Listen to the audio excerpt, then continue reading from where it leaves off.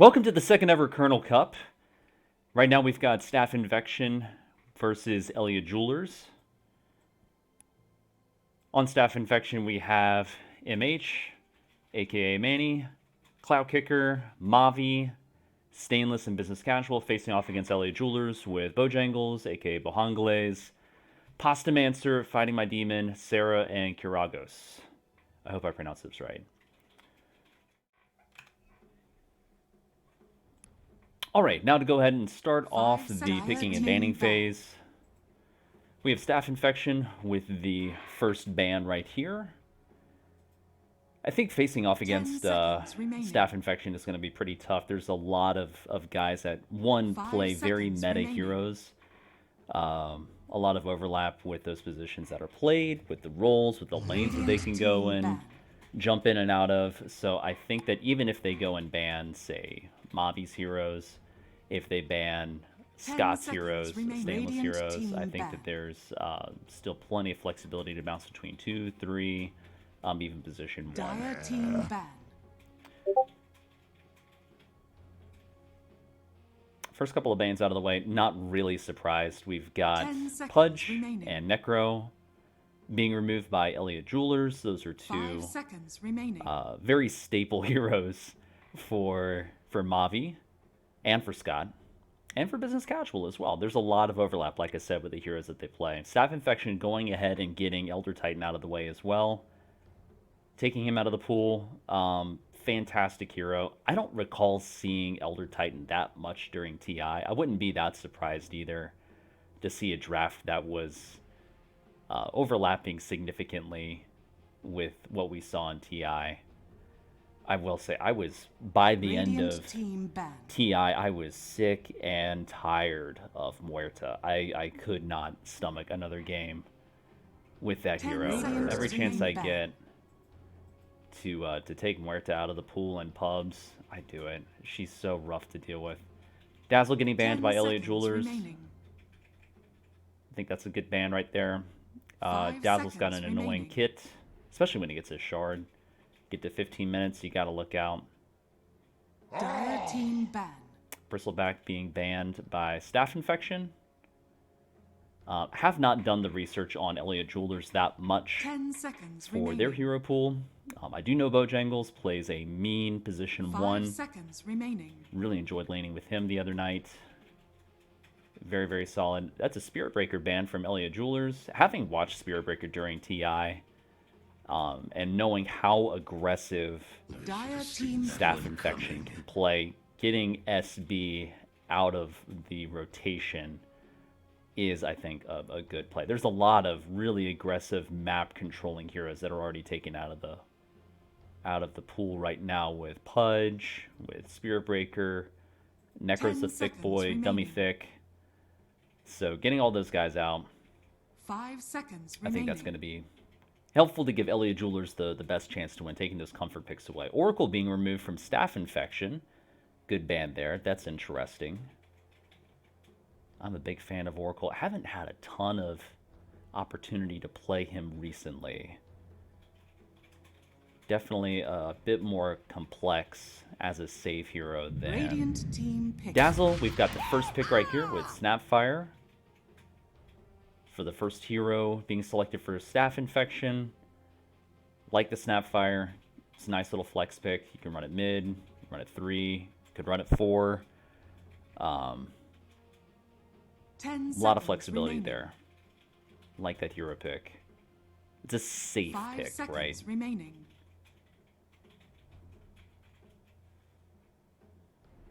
Elliott Jewelers eating into some of their reserve time already. Got to be thoughtful with this first pick.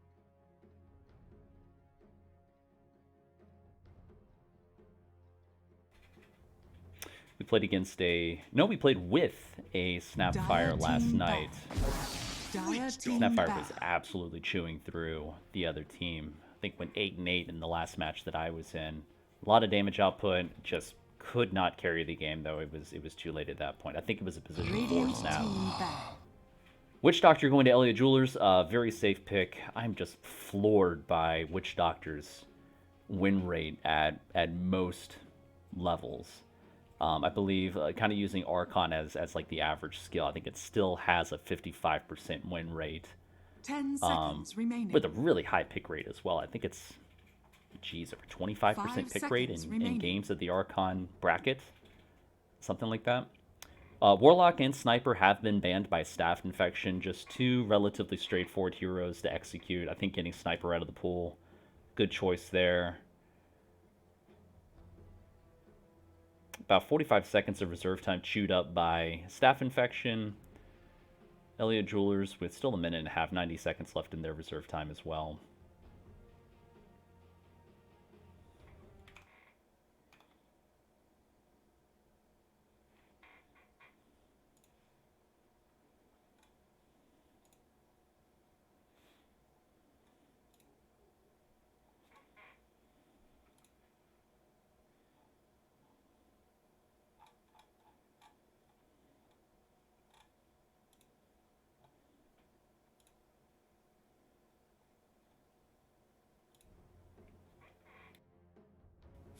Kernel Kup was banned during that last segment right there. Elliot Jewelers going and taking Kunk out, not even making him an option for Staff Infection. If I recall, not too many of the SI team plays Kunkka. I know Scott, I know Stainless has hacked it on Kunkka before. We were chatting earlier. Not a comfort pick for him by any means, but it's escaping me who else would play that hero. I like the Tree and Protector pick for Jewelers. A lot of sustain right now. You've got a couple. You've got the disable the consistent disable from Witch Doctor. You've got a big counter initiation ability from Tree and Protector. Really like that pick. Bounty Hunter. That's an interesting pick. I believe the last time I saw a Bounty Hunter, at least in games that I was playing with the EAFD group, was, I think it was Chris, the C Squad running Bounty Hunter as a position 1. That hero does not work in a position 1 capacity. it does not fly. Which is kind of a bummer. It's a fun hero to go and throw on position 1 with Janata. Dawnbreaker as the third pick. That's got to be a position 3. Kind of having some insight, some insider knowledge on who plays what. So I think that's going to be a 3 Dawnbreaker. 3 Dawnbreaker, 4 Bounty Hunter. That's going to be either I think it's going to be a 2 Snapfire. I could be completely wrong on this. Interesting choice. I think you can flex a lot of these picks so far for Staff Infection. Kind of move them around where they need to. For Elliot Jewelers, it seems pretty cut and dry. That's a 5 Witch Doctor. I'd assume that's a 4 Tree and Protector. Back in the day, I played with a couple of guys who ran Tree and Protector mid regularly and dominated. Unsurprisingly, they were Ancient Divine level players, so they were really, really good. So they knew the matchups and played to that hero's strengths really well when the matchups were favorable. But 2 very safe picks, solid picks for Elliot Jewelers so far. I like where their head's at. 30 seconds left in reserve time, though, so that clock is getting eaten up.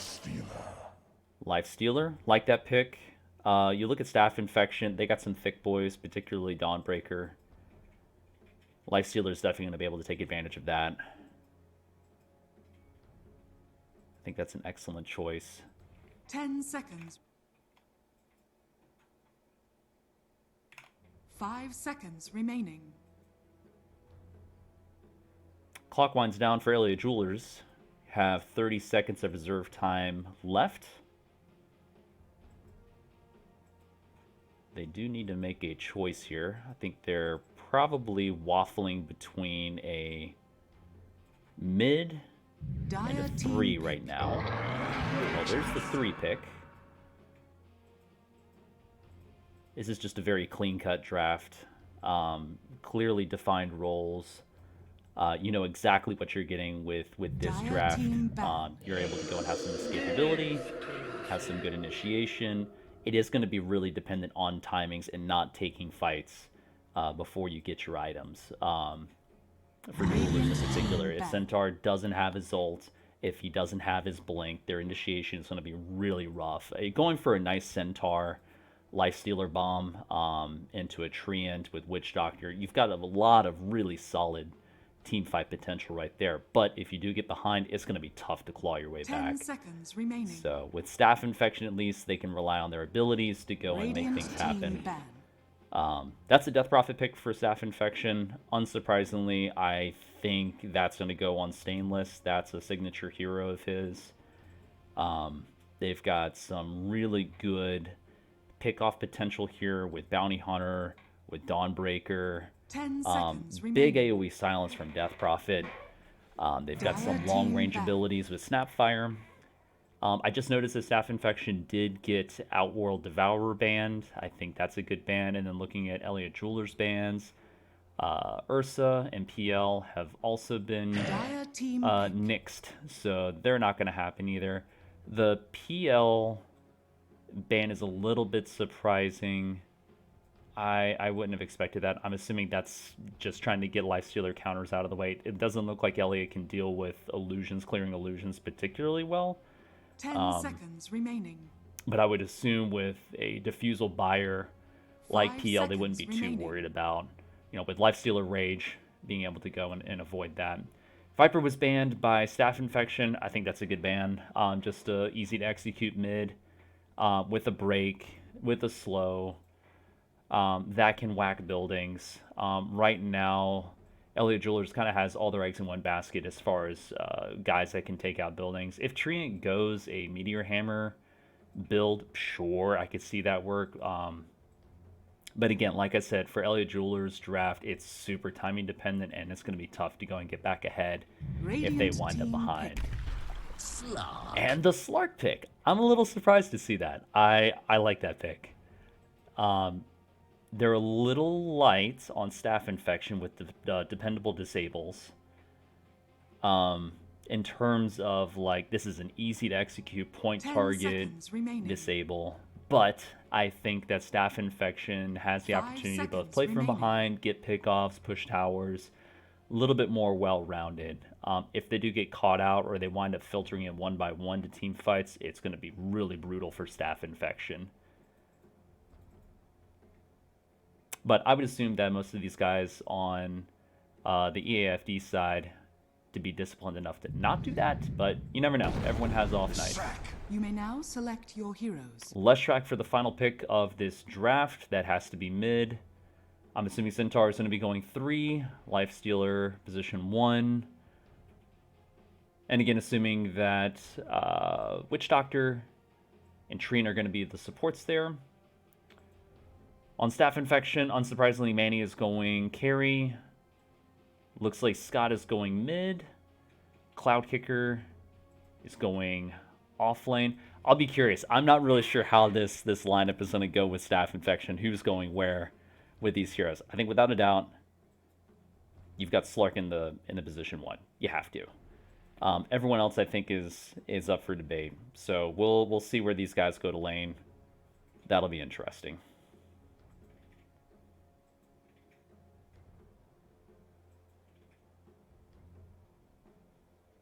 A lot of tower pushing potential here early with Staff Infection. I think you have to keep your foot on the gas once you go and get a foothold as Staff Infection. They're very much kind of a snowball-y team. Once Slark gets his first item, gets some farm, and then starts stacking up kills, that's going to be the time, especially with DP's ult up, to go and get that push on the tower. I think they have to take advantage of that, keep their pedal to the metal. Look at that previous match, a loss with 21 kills and 9 deaths. I think I was in that match, and Manny was a monster.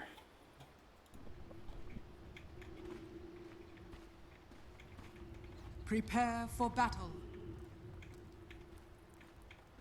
And Staff Infection going and filtering out of their base already. Let's go ahead and pull this up for net worth. Take a gander here. We want C-Squad.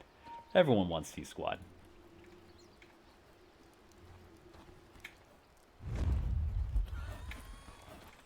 And we got a smoke already by Staff Infection looking for that first blood. Smoke breaks already. Leshrac has jumped. He's in trouble, getting a couple of whacks in here. That's going to be a quick death. Cloud Kicker getting that last hit. Smothering Leshrac right out of the game. 30 seconds to battle.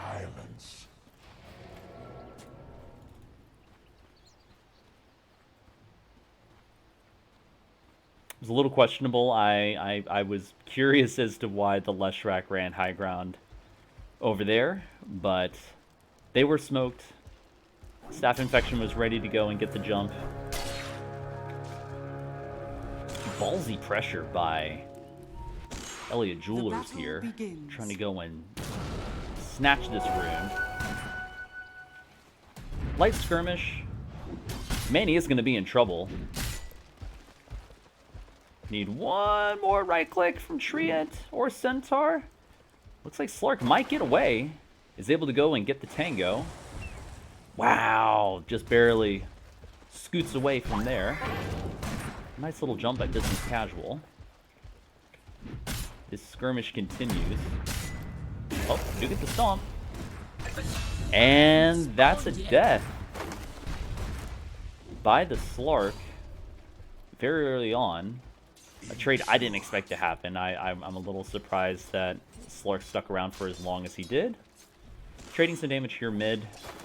We've got Stainless and Postamancer, the Leshrac and the Death Prophet. In the opposite lane, looks like we have Witch Doctor. And who's our other little buddy over here? We got Lifestealer, got Bojangles, Hero Ghost, against Mavi on Bounty Hunter, and Cloud Kicker on the Dawnbreaker. And that's a kill on the Treant Protector over in the safe lane. Kill did not go to the Slark. Snapfire getting the last hit on Treant. Treant sauntering back up. Death Prophet already putting some pressure on mid, taking a bit of HP away from the Leshrac there. Cloud Kicker is raking it in at this moment at the top of the net worth chart.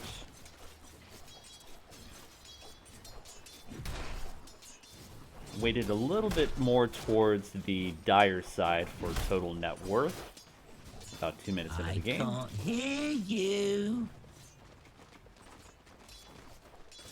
Bit of chaos happening up here. Slark getting chased down by the Treant through the woods. Gracious, Treant hits so hard. Nice little cookie there by Snapfire. Bailing out the Slark. Not sure what he was doing over there. Off on his own adventure. Like Bilbo Baggins in the Shire.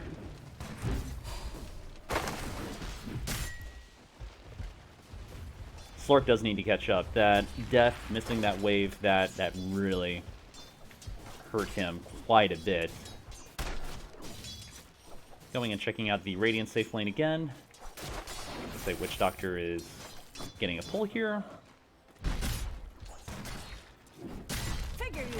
Continuing the trade right now. This is really tough in the dire safe lane. Uh-oh, that's a cookie that probably didn't need to happen. Oh boy. Got you. Just barely hanging on for dear life, but nope, he slips away. Good night, sweet prince. And while that was happening, Mavi also got the kill on Witch Doctor down here. Probably while Witch Doctor was getting the pull. Getting the D ward, blocking the camp there in the safe lane. Cloud Kicker still going and raking in a hefty net worth so far. Staying atop the charts. Looking pretty solid. 3.5 minutes in right now. Yeah, this dire safe lane right now is trying to trade, and I just don't think that's the play. Nice little cookie there by Business Casual. Getting some right clicks in. Ooh. Yeah, soaking some right click damage from Treant at this point in the game, that is rough. Does not tickle. Looking at items on Death Prophet, nothing too shocking here. Leshrac has an empty bottle. Extra ward right now. Not really too much action going on mid. Knowing Stainless's playstyle, Scott's just going to go and push the tower, get that map control, take away the middle of the map, Radiant's middle tower and then is we'll under likely attack. go and try to support other lanes as soon as he's able to go and get that tower down. There is a sentry in lane. Witch Doctor's able to get vision on Tate there. Witch Doctor laning the Maledict. And I don't think there was enough damage dealt in order for the Maledict to go and take him out there. Yep, and he survived. Good little heal there from Treant on the Witch Doctor. Oh, getting a right click on the Courier. That's going to be a problem.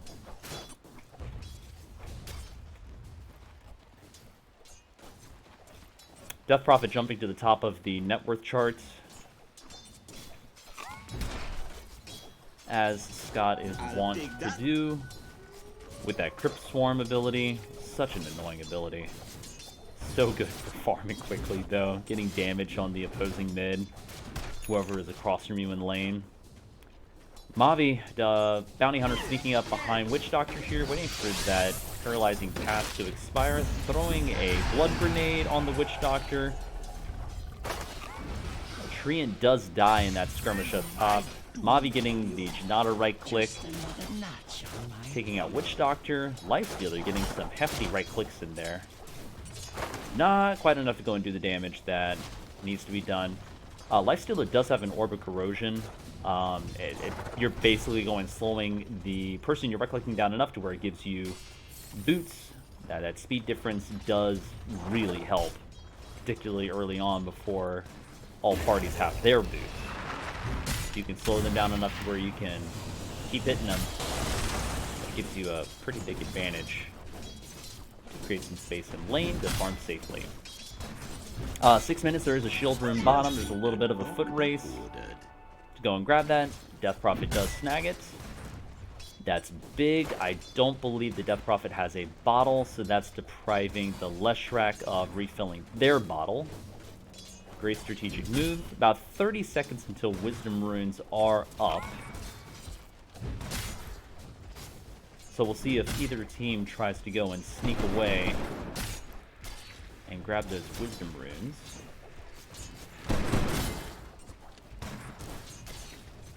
Centaur, there's a little bit of a swing in net worth right now towards the Radiance. They're doing a great job of staying in lane, getting farm. Nice stomp there. Treant's going to be in trouble here. Well, they got us. Sarah getting the kill there on Business Casual. Deleting the Snapfire out of lane. Tough lane for Slark and Snapfire so far. Centaur's got a couple of levels in Retaliate. I almost call it Return. Does make it hard to right click. Especially with how their HP pool is at this minute mark in the game. They're not hardy enough to go and trade effectively with 2 points in Retaliate at this point. Lifestealer getting the kill on Cloud Kicker. That's big, especially with Cloud Kicker dominating the net worth for the first handful of minutes in the game. So big kill by Lifestealer right there. Nice job by Witch Doctor going in and keeping vision up for the most part. That they've got a couple of sentries in lane. Tate is doing his darndest to go and keep vision off himself. Leaping fearlessly into that Centaur. Got a rotation by Mavi top.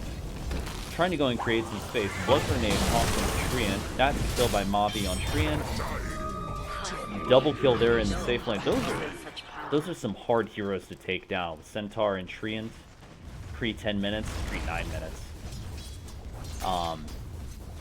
Slark really losing a lot of his HP there. Mavi also losing a good chunk. And almost like I predicted, going and really controlling the mid lane and then rotating to a different lane to go and try to take a tower. Stainless does rotate up here with her ult. That's a fort on the Radiance side. Do have a TP coming back in. Centaur is going to try to defend this tower. No blinks, obviously. So I don't know that they can do anything other than just watch their tower go down. That's a rotation back top here by the Witch Doctor. First tower gone at 9 minutes. A tithe to the impurities. Taking a look back down in the Radiant safe lane. Let's look at the item progression here. There is a dust on the Lifestealer. Good pickup by Bojangles. Does have Face Boots. Has Orbit Corrosion. If Lifestealer honestly wanted to just right-click any one of these guys, does he have Rage available? He sure does. If it was just one hero in lane, could just right-click him to death. I'll take that. Do have a Leshrac making a rotation bottom. Ooh, almost got the Earth Split. Great ult by Centaur there. Running for their life. Mavi's trying to go and make something happen, trying to get the Janata right click on the Lifestealer. Doesn't quite happen. A lot of low HP. Very chaotic down here. Let's see who winds up on top. It's not the Radiant. Not today. Running for his life with the Infest pops back out. Witch Doctor coming to the rescue. Mortimer's Kisses. That does take out the Lifestealer. Excellent initiation.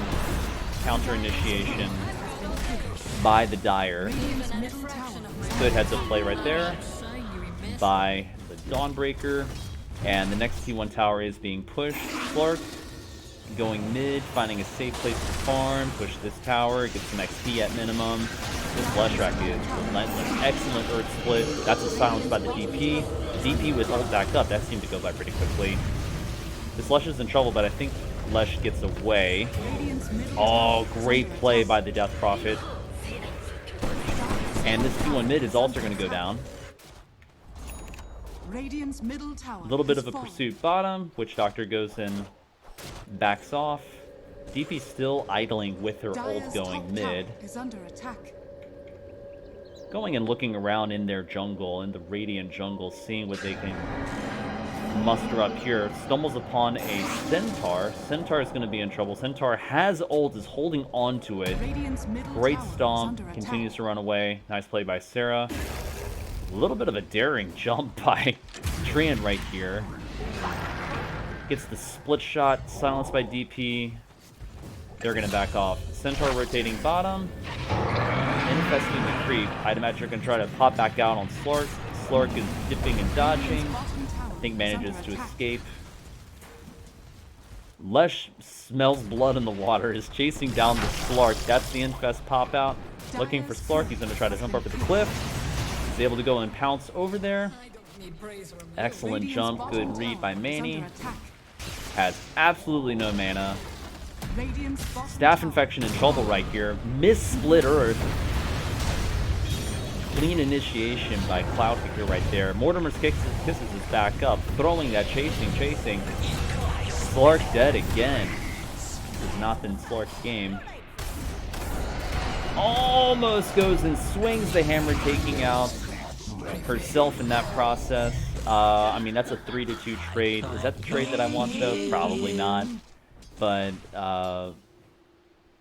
Elliott Jewelers did lose both Lifestealer and Lesh and Centaur in that exchange, while only losing, I'm assuming they're 3 and they're 1 in that fight. I think that was the sequence, so I think I make that deal. I don't know. The ideal scenario is to not have any of your cores die in a team fight in an exchange like that. So Lifestealer's still staying relevant. Nothing is out of reach at this point. Death Prophet is pulling away though with 6,600 net worth at 13 minutes. So that's pretty rough. That's going to be tough to overcome. All of the Radiant lanes are pushed in. The noose is closing. Centaur trying to go and get the jump using Stampede. Trying to chase down Slark here. Death Prophet using her ult. AoE silence. Counter initiating. Closing the gap on Leshrac. Leshrac, big dead. Goodbye. And Centaur having to run away. Not really able to do much. Centaur item progression at this point does not have Blink. Is very far away. Lifestealer running. I don't think the Silence is going to be able to go and pin down the Lifestealer though. They still have the T2 up. I think they'd be better served to just try to go and push the tower. Staff Infection really putting this pressure on thick. This is hard. This is hard. I don't know that Elliott Jewelers has too many options other than just try to rat. They haven't taken a T1 yet. Decent fourth there, almost took out Mavi. Leshrac does need to be careful. You do have some backup from Witch Doctor right there. DP is TPing out, just heading back mid. I think that's the safe play. Her ult's not back up for another, 85 seconds. That's going to be down for a little bit. Centaur has his ult back up in 15. Is wisely splitting the map up right here, trying to go and take the T1.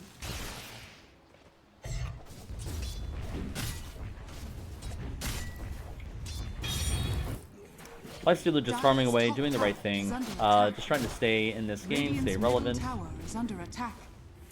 Dire are hunting right now. Oh, that is such an unfortunate route. Missed cookie right there. Centaur ult gives Lifestealer the chance to go and get away. Looks like Lesh is going to go and pay the price, though. Trying to go and give as much damage before being removed. Big team fight right there. I think Clark dies in that skirmish. Sure does. But it's like, would I trade my position 4 for their position 1? Probably. But that's another uneven trade in lives right now. You've got 3 for 1. Again, that's not sustainable. You know, you got to be a little bit more measured with how you're approaching this team fights, and this is just not going Elliot Jeweler's way. Let's start jumping back in, trying to go and de-pressure that mid T2. D-push is pretty admirable on the Radiant side. They've got some options there. It's a bit limited. But the Lesh does go in and give them that little bit of D-push. There is going to become a critical point, though, where the Lesh is not going to be able to handle all the lanes that are simultaneously being pushed. And that top lane has a little bit of breathing room, but mid and bottom, big danger.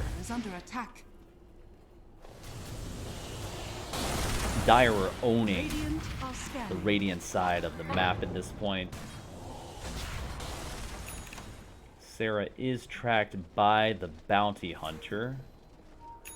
No vision put down in the triangle on the Radiant side, so Bounty has been free to roam.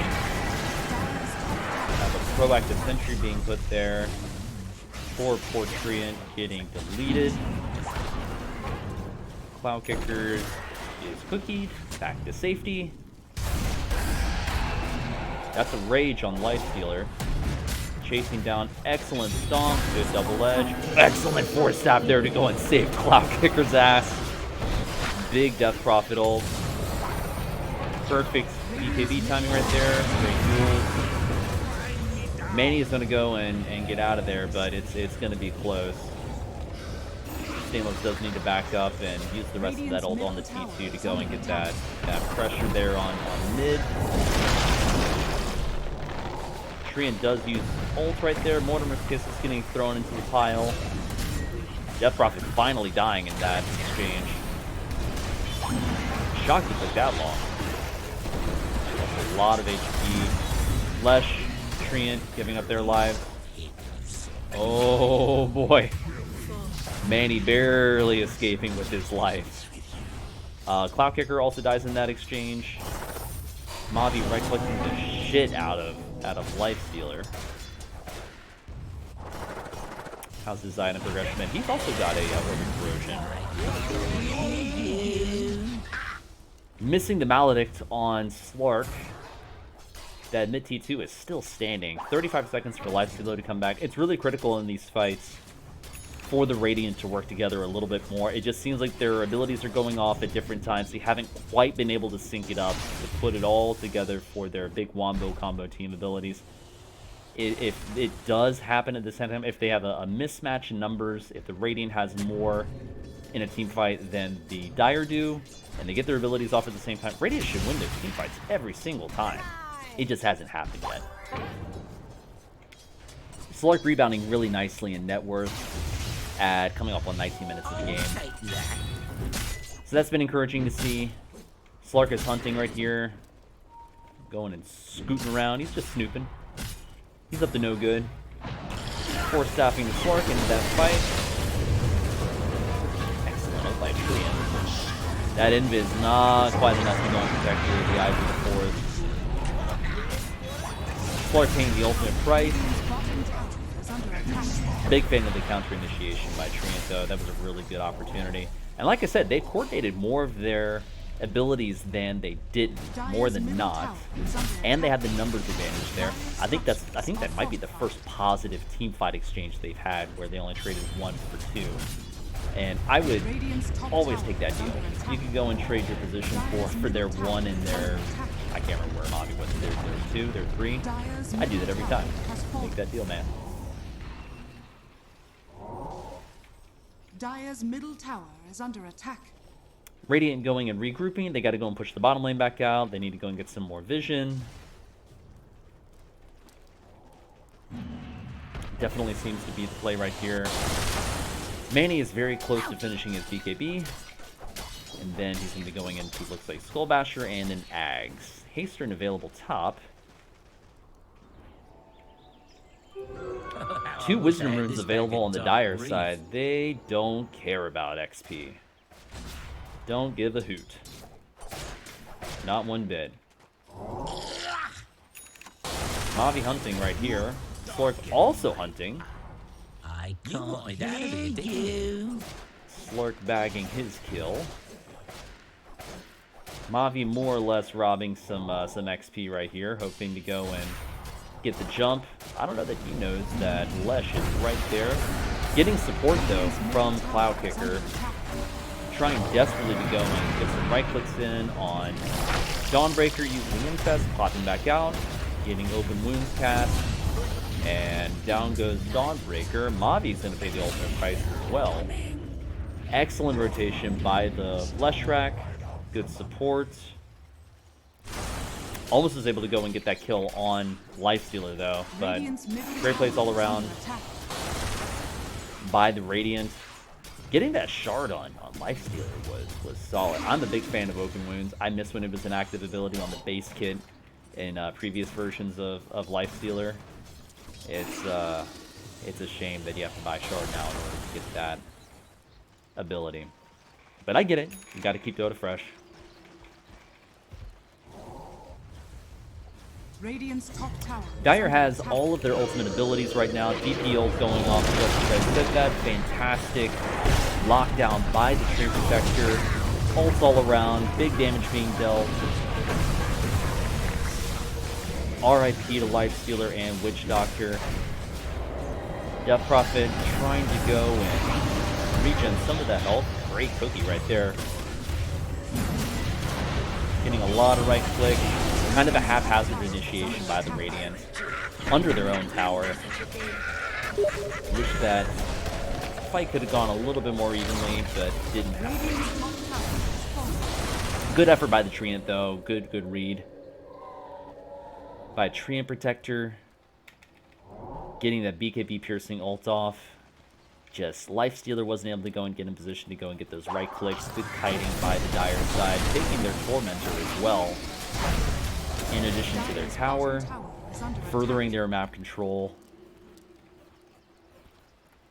Yeah, this is looking pretty insurmountable for the Radiant side. Let's take a look at the item progression for the cores here. Lifestealer does have 10 stacks on Deso. Has the Orbital Corrosion, but not really much else to speak of. Looking at Slurk though, he's already got his second item, has Echo Saber, BKB, isn't too far Dire's bottom tower is under attack. from his next item, probably heading into the next item. Looking at Death Prophet's item progression, looks like he's going to go ahead and grab the Kaya. Yep, that's a pretty good pickup. Taking a look at Lesh's items, already has Kaya. I really like using Vampire Fangs on these casters as well.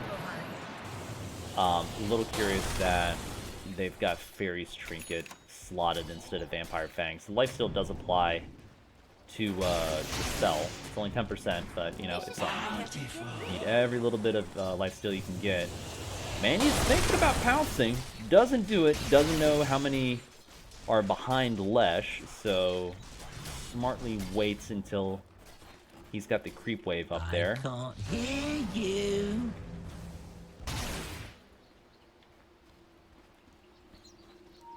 And we got a bunch of lads in the jungle from the dire side over on the Radiant safe lane. Looking to go and probably get that last tier 2 tower. That is most assuredly the play here. Yes, bounty. Death Prophet absolutely murking it with 13.3k net worth. Radiant's bottom tower is under attack. Have a team fight right here. Lifestealer raging, trying to get the TP. Gets out safely. Good timing by Bojangles there. Pushing the lane in, getting some breathing room. And also managing to not die while creating more space on the map. Well played, Bojangles. Train Protector is strapped for cash, has a Wizard Staff in the old inventory. Looking to get their first item. I do see that Treant has a Blink queued up. I don't know if that's the item. Centaur already has a Blink, and she doesn't have a utility item yet, it looks like. Treant doesn't have a utility item at this point, so I don't feel like that's the play to get a Blink. But we'll see. I could be wrong. Maybe this is the game-breaking item that swings it back into the Radiant favor. Roche getting chipped away at right here at the nearly 26-minute mark. Slark grabbing the Aegis of the Immortal. The Aegis. Big kill on the Lifestealer bottom. That's definitely going to help secure that tier 2. Down there. Goodbye, Lesh. Valiant attempt to go and defend their position 1. Wasn't quite enough.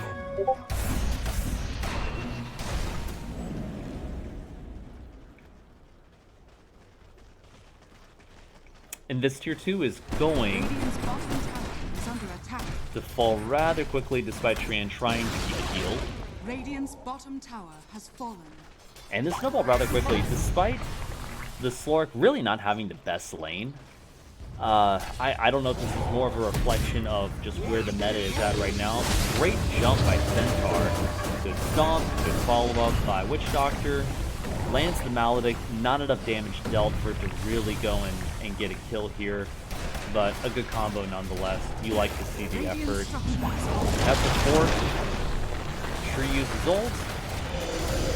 Locking down the Dire, getting some solid right click.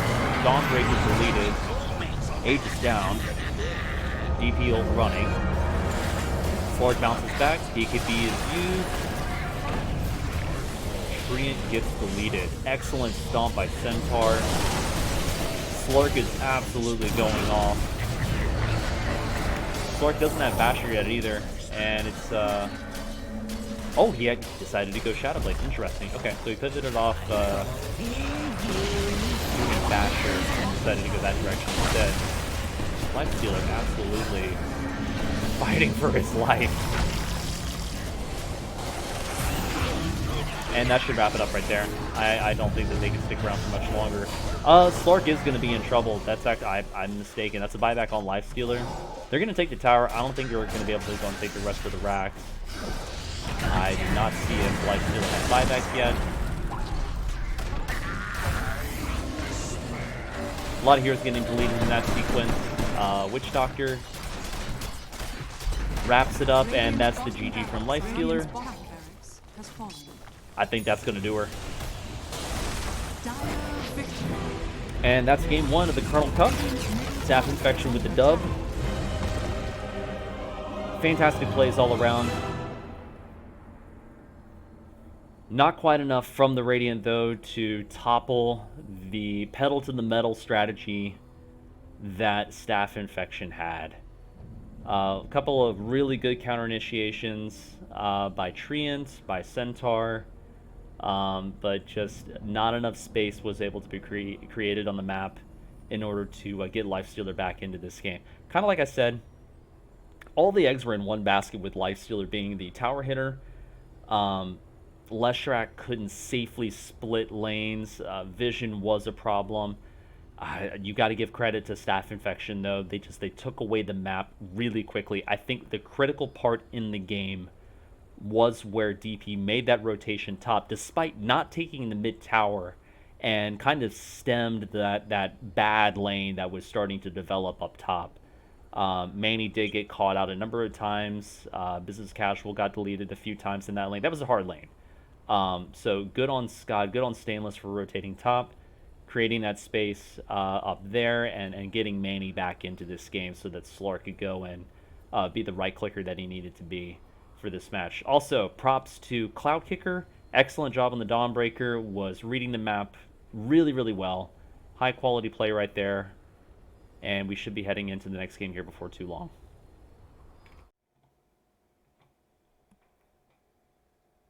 All right, let me go ahead and bring... Who wants to come on stage? Tate, you're muted. Give me your thoughts, brother. Yeah, I thought I'd check it out. That was a fun game, gotta say. My thoughts though. I think we won on draft, to be honest. I think our draft was much better. I kind of had like a little bit of insight, knowing who's playing what. I kind of know everybody a little bit more, but I think ultimately we just played well. I never played Bounty Hunter, so that was fun. Yeah, y'all had a couple of really good flex picks there. I was curious where the bounty was going to wind up. I think between the Snapfire, the bounty, and the Dawnbreaker, I was like, I honestly don't know where you guys were going to run it. I think that gave you a really good advantage. I think with the Radiant draft, one, you needed to be ahead in order for that draft to work, and two, all of them had to be together and get their abilities off in sequence and not have an uneven matchup in numbers in order for that to work well, for their draft to work well. So there were a couple of those fights. I think there was one fight at about 28 minutes mid where that happened, where Radiant was able to go and string it together with their abilities, and they had the numbers, and you saw their wombo combo go off. But that was not something that was going to work if they didn't have the numbers and their abilities all go off at the right time. So No, exactly. It seemed like they had to hit their all their stuff to be able to have Lifestealer to be able to do damage, And I don't know what happened with Leshrac, but Leshrac just didn't seem influential. Like it seemed like there was a chunk of damage missing from their team, and so we were able to just Leshrac's pretty good against Slark too, and it seemed like Slark could just kind of do whatever. Yeah, even though Slark ended up dying quite a few times, it's still just a free game for him. Absolutely. Yeah, that rotation by Scott top is what really got Slark back into this game. Taking tier 1 top. Yeah, knowing Scott's tendency to go and want to take the mid tower before he rotates anywhere, I think that kind of threw the other team for a bit of a loop.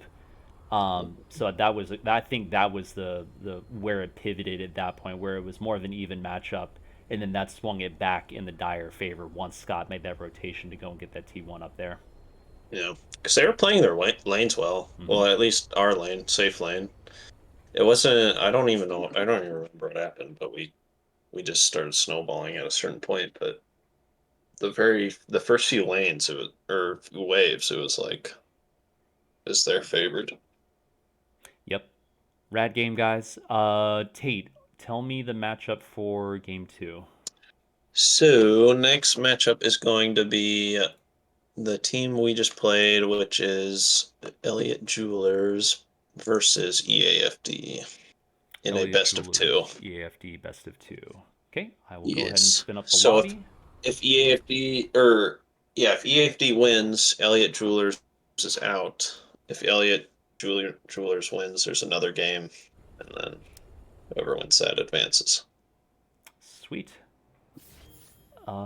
By the way, I think I had a couple of requests to stream on Twitch. Looks like we're ready to go. All right, and we're back.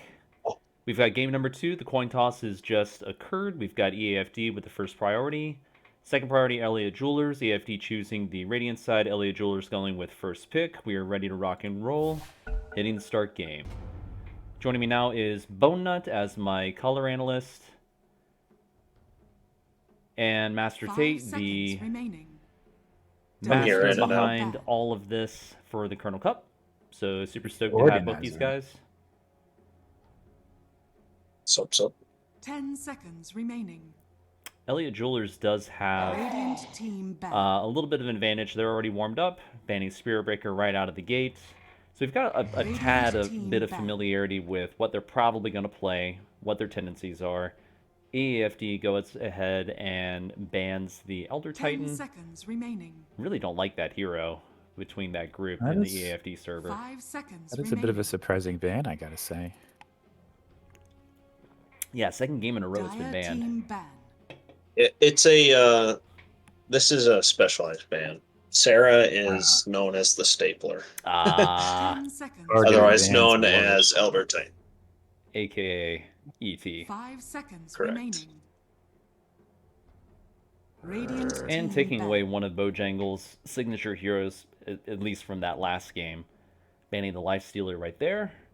Dazzle also out of the 10 pool. seconds remaining. Tate, any insight on the Dazzle ban there? 5 seconds remaining. Honestly, no. I think it's a Jordan ban. I don't know why they would know Radiant that. team Maybe ban. last Kernel Cup. But Jordan bumped 305. He usually plays support 10 and specifically seconds save remaining. supports. So Yep. Dream. Dazzle's just. I mean, those are two meta bans right there. Is Hmm. Spirit Breaker, Yeah. Dazzle. Yeah, Stream from EAFD does occasionally play Dazzle as a hybrid support core, but I would agree in general those are just two strong bans. We do have LC getting removed from the pool. About a minute 50 left on the reserve time for EAFD. So I'll be curious to see Dire what team ban. goes down. Interesting. That's a Bojangles ban. Is it? Okay, does he have a lot of games on Necro? He's my Necro brother. 10 Yeah, him and I are we stay in touch about Necro updates and everything. You're on Him all and the I- same Seconds Reddit threads, remaining. all the same support Exactly. groups for Necro players. Yeah, we ping each other about Necro updates and whatnot. So Nice. Heinous expected. repulsive stuff from those two. exactly. You have your Google Just- alerts set for any Necrophos updates. Yeah, pretty much. You We got have the RSS feed set up. We That's got right. the Instagram feed set up.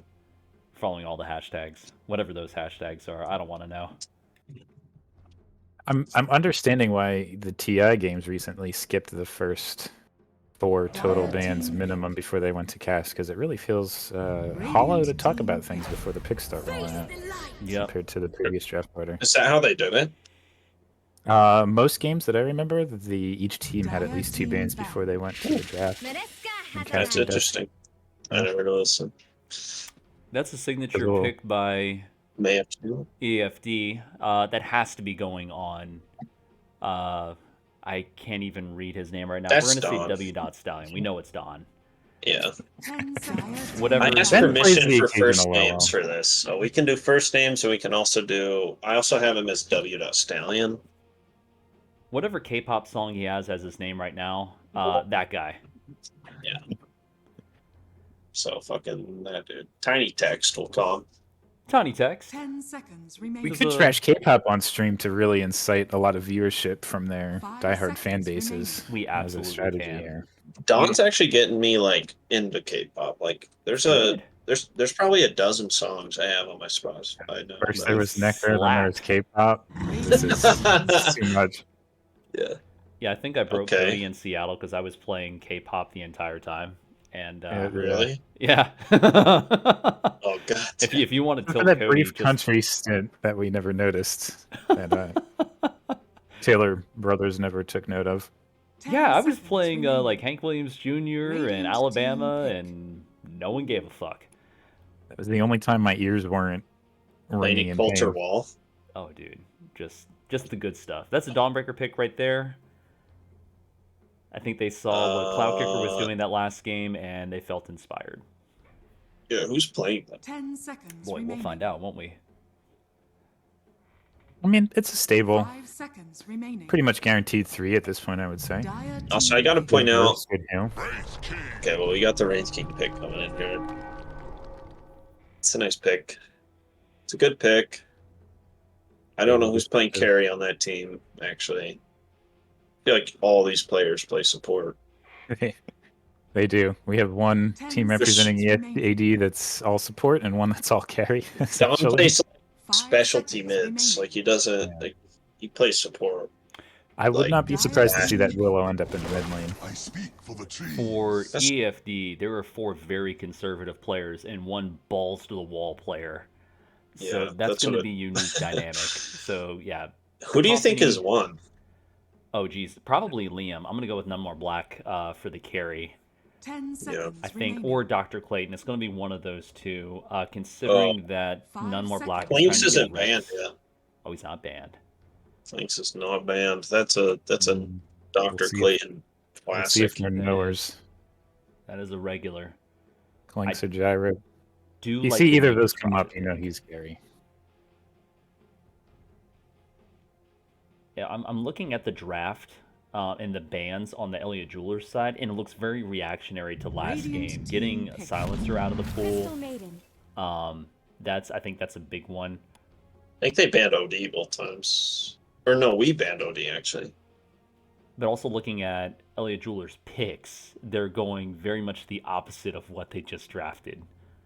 They went very team fight, group up oriented, and now they're doing the global kind of like, you know, we can be anywhere, we can react, be a little bit more nimble. Yeah, this is going to be not doing that. Spectre ban would be smart, I think. Otherwise, it's going to be a. Oh, true. I don't know if they would do that. I feel like that's too much. I love that synergy. See a hero, jump him with 3. Just go. Let's go like Spectre IO. Just double up. The Disruptor pick. See, Jellypuss isn't in the game, so like I fully expect every time there's a Disruptor pick, I'm like, oh yeah, that's Derek's hero. Derek's not playing this game. Shout out JP. Shout out JP. I'm on one of these. Ben's throw down the Disruptor here and there. It could be a cacophony. He does. He's been known from time to time. Now, hey, you know Elliott Jewelers. Is there any chance that NP is a carry, or is that a guaranteed 4 at this point? Tell us. This is a support. Oh. Okay. Yeah, that's a 4. That's a 4 profit. I like the Spectre pick if they were looking at that global lineup as an answer. It's a 3-4-5 that they got going on the Elliott Jewelers. I was thinking profit 5, seeing the CM. So does that mean Wraith King is offlane? I would guess so, yeah. Mid Wraith King. I like Wraith King as an offlaner. It's kind of counterintuitive. It feels like the wrong way to lane. He's very weak for the first 2 levels, but if you take the skeleton, I guess it's his W, first, and you get your 2 hits at level 2, you take this. Well, you take stun first, then you get skeletons, and then at level 2 you have a power spike immediately, where you have the stun from your first level up, and 2 last hits get you the skeletons that you immediately just and Disruptor or carry. Yeah, and he can help with that Disruptor, but it's not 5 great. seconds remaining. Like, I don't have great lockdown between Willow and Disruptor. Yeah, I'm a big fan. I like Wraith King as the Elliott Jewelers draft so far. I like their draft a lot better than the EAFD draft at this point. I think EAFD has the potential to come online and dominate, but if Elliott Jewelers can keep their foot on the gas, I think they can take this. Especially if laning phase goes well, you get some map control, you're good to go. EAFD's map can get really small really quick if they lose a couple of towers, and there's just not enough farm to go around for a Wraith King and a Spectre. At the same time, I've seen games where, I think if Razor's their carry, you cannot do this to Razor. But I've been the victim of Wraith Kings who just are unkillable and march down lane with skeletons hitting your T2 at minute 7. So, but I agree. I think their lineup has the answers for that right now. I think the outcome of this game... Razor just links you and clicks you. He doesn't care. 100%. I think the outcome of this game is going to be less if EAFD wins as much as Elliott Jeweler just loses the laning phase. Elliott Jewelers at this point should win it. They just have to execute it. Well, and to remind you that Elliott Jewelers their back is on the ropes right now. Like they got to win this game, or else they're out of the tournament. So Yep. they got to win 2 in a row just to make it to the finals. EAFD just has to win 1. That's a good point. Yeah, because it's double elimination, right? You lose 2 games. That's it. Uh-huh. Dire team Oh, that's back. brutal. I hadn't thought of that with that bracket layout. Mm-hmm. So looking That's at how I the, laid it out with just the 3 teams. that Yeah, makes sense. so you're coming in hot because you just played, but you're coming in with additional pressure of where Yeah. you're at. It's a cool structure. I 10 like that. I seconds see. remaining. I'm looking at the last couple of Sniper bans on the bans is a EFD little side. awkward. 5 seconds remaining. Yeah. I'm not sure. I guess they're trying to protect the Spectre, Dire team maybe, but That makes I don't. sense. Yeah, Spectre and Wraith King plus. I think that's just a comfort ban. You know, nobody likes to play against Viper. Kunkka ban, that makes sense. Actually, that doesn't make sense. Why would they ban Kunkka? That's a Silver Edge carrier. They actually could have probably used that. I think they're just banning mids 10 Yeah. seconds remaining. that give them a lot of team fight. Who plays... I don't think anyone plays Kunkka 5 on the seconds EAFD remaining. side, so that's Yeah, no, I think they're missing everyone who plays a Kunkka. curious ban. Yeah. I would say that's we're banning generically Yeah. without knowing the team real well. No, exactly. These teams don't know each other very well. Gotta pull up that Dota buff, man. Pull up that exciting. open Dota profile. I'm gotta still load your wondering app. if this is. I'm still wondering if this is a mid Dark Willow, but I feel like they would have. Well, no, I guess if you're I think they're giving the holding it. Spectre as a counter pick too, it's got the flex opportunity, as you said. Super long, tiny name, K-pop name has been known to play the Willow mid and occasionally pull out all the stops. Radiant team pick. Pull out the stops. God save us if it's the Oh shit! Wind Waker. What is that pick? I Mid-range, love or- it. It's chaotic. It's That's crazy. gross. I'm Okay, upset. so that's a nature's 4 for sure. So that's a 3-4-5. 10 That's seconds our remaining. 1-2 at the end. I don't know I- which one's which though. Hope that 5 this seconds Alk remaining. just That's goes ZT off. Postomancer on the Alk. Yes. Sarah on the Razor. Yes. By the way, I loved how aggressive Sarah played. She gave no fucks, dude. Yeah. That was fun watching her play Centaur. Razor, no pun intended, is a staple pick for Sarah. It is otherwise known as Sarah Razor. So we'll see how this goes. I like how Elliot Jewelers is representing FT Hog. Shout out FT Hog. Best US West guild out there. Best bulge in the game. And best fucking bulge of the pro double 10 out of player. 10. Time This is XP. endless inside jokes. Jakiro. All right, so we've got essentially 3 I'm- supports. I'm concerned with this EAFD lineup. Yep. Me too. Yep. Sarah Razor. As you called it. That's a So- 1 Alchemist. I was gonna say we're thinking mid Razor. Or sorry, no, that's a 2 Alchemist. Oh, okay, interesting. Fighting My Demons is sticking with the tree theme. Does she only pick she only pick tree related heroes? Who? Fighting My Demons. Oh, that's Elliot. That's yes. Elliot No, only picks I have tree no related idea. heroes. No, that's not right. cannot Actually, help- I'm gonna say that's right 10 just to piss him seconds off. He remaining. only picks 3 heroes. Yeah, because wasn't he on Trina last game? 5 seconds Yeah, he was. remaining. Hell yeah. He's just playing 4 in this lineup. He I plays 4 a lot recently. love it.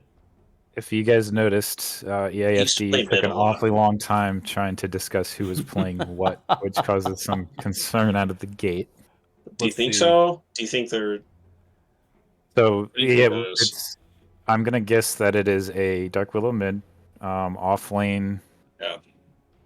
Wraith King, There's Disruptor. no I way. hope Spectre with Jakiro as the hard support.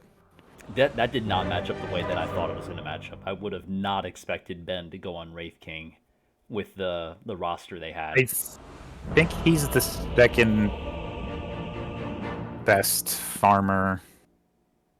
I can't remember ever seeing Ben play mid outside of like 2 sniper games. So I'm not shocked by that. Oh, that's fair. Prepare for battle. All right. So Ben last game, puts on his overalls once in a while and farms out. So it makes sense. absolutely. I do know the last game that Elliott Jewelers did get smoked on. They did give up first blood. Let's see if they try to play a little bit more aggressive out of the gate this time, or a little bit more cautious. They actually do get the smoke right out of the gate, though, so they're learning from last game. Either it's a knee-jerk reaction, or they're trying to go and adapt. Let's see what they wind up doing. Yeah, we had a good first blood on them. Yeah, that was solid. I was a little I disappointed. think it's very that Laney- smart. Oh, this Spectre's in trouble. Yep. Liam's in trouble, has Oh, no idea what's coming down the pike. Oh no. He's still high ground. He's still got a chance to get away. He does go and catch a little bit of a glimpse of Razor right here, running for his fucking life. Q. He had Q to try to escape down the cliff in a real jam, but I think that should have been a kill had they stayed a little bit grouped and committed. Exactly. CM was smoked there for a bit longer. So was the NP. I think if they coordinated a little bit better, they could have gotten a kill there. They would have had to press together as a group and have those root abilities, those lockdown abilities. Might still get a kill here. Nope, he dodges. It's a great ward. Deep ward. That's ballsy. Spectre is shrouded, being locked down. Unstable Concoction goes and takes out the Spectre here with 15 seconds into the game. Fighting My Demons getting the last hit on that kill. Nice play by Elliott there. Hanging out. I think he had the read that they would have left by now. Seems like a normal assumption, but not the case. A little bit of an unfortunate sequence there for the Spectre. Managed to dodge that first smoke. Still wind up dying. Huge bummer right there. Another Sprout getting landed on Dr. Clayton bottom. Trading some right clicks with the NP. Throwing a Thunder Strike on him. Both of them using some of the regen early on. The one surprise too, looking at the laning setup, we had the wrong read from the draft. It is a mid Dawnbreaker. Yeah, I think that works out really well though. Looking back top, Mount is going and getting harassed pretty steadily by the CM. CM is completely out of mana right now, doesn't have a Mango, has a Clarity, no levels in the Arcane Aura right now. Bojangles just barely avoided stunning himself with the Unstable Concoction at the last second through a full blast over a Cacophony. But NP at the top of the network chart at this point, minute and a half into the game. Pretty boring lane on the Radiant safe lane side at this point. A lot of damage being traded back and forth on the Dire safe lane though. Unstable Concoction getting charged up. Gets a full blast landed on the Jakiro. Jakiro getting rooted. Right click, and CM getting that kill. For all your power, you were cut down by a gust of crisp air. That Dire safe lane is chaotic as hell. Yeah, right now the EAFD safe lane is getting smoked, as they say. Yep.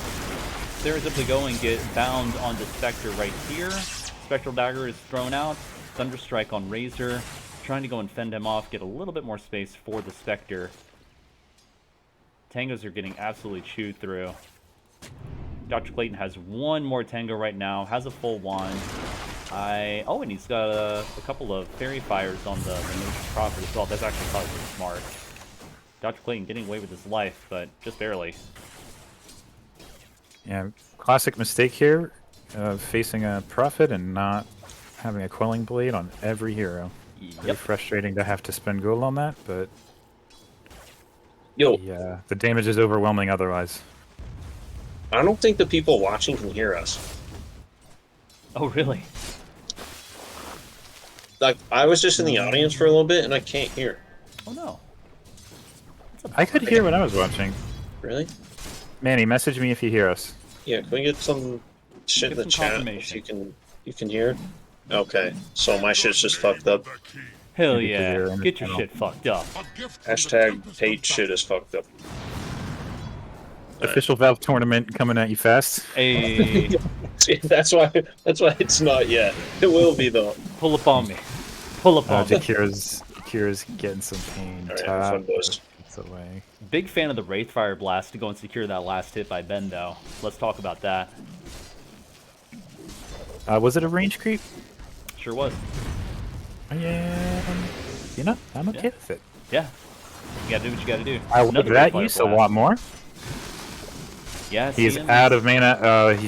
So this comes from reps. The mango into releasing the skeletons there might have been enough to secure the kill or at least send her home. Ooh, so that's a good point. Slight misplay, but likely just a result of unfamiliarity with the hero, and to some extent the role. Yep, that's totally fair. CM does have her Tranks. One more Tangle left. Alk has a little bit of regen left, no TP. Chikiro has a wand, a little bit of regen left. Wraith King does have that blood grenade. I'll be curious to see if they're able to leverage that to get another kill here. CM does pull the lane, so they should be coming back towards the Dire Tower. They got a couple of range creeps here, shoving this in. Razor has jumped to the top of the chart here. Nice glimpse to go and get that Razor back. Spectre running away. NP does have teleport. Let's see if he goes and decides to use that. Salve being used by the Spectre. I think Liam gets away scot-free. Just barely. By the skin of his teeth? Does Spectre have teeth? We don't know. Teeth. Teeth. Ghost teeth. If he has teeth, he got away by the skin of those. So right now... Little Casper teeth. Oh, that's a big kill right there. Just as I was about to say, the AFD game is going to need to go through the Wraith King as the only one having a decent lane. And then he gets dead. He loses his life. Large dead.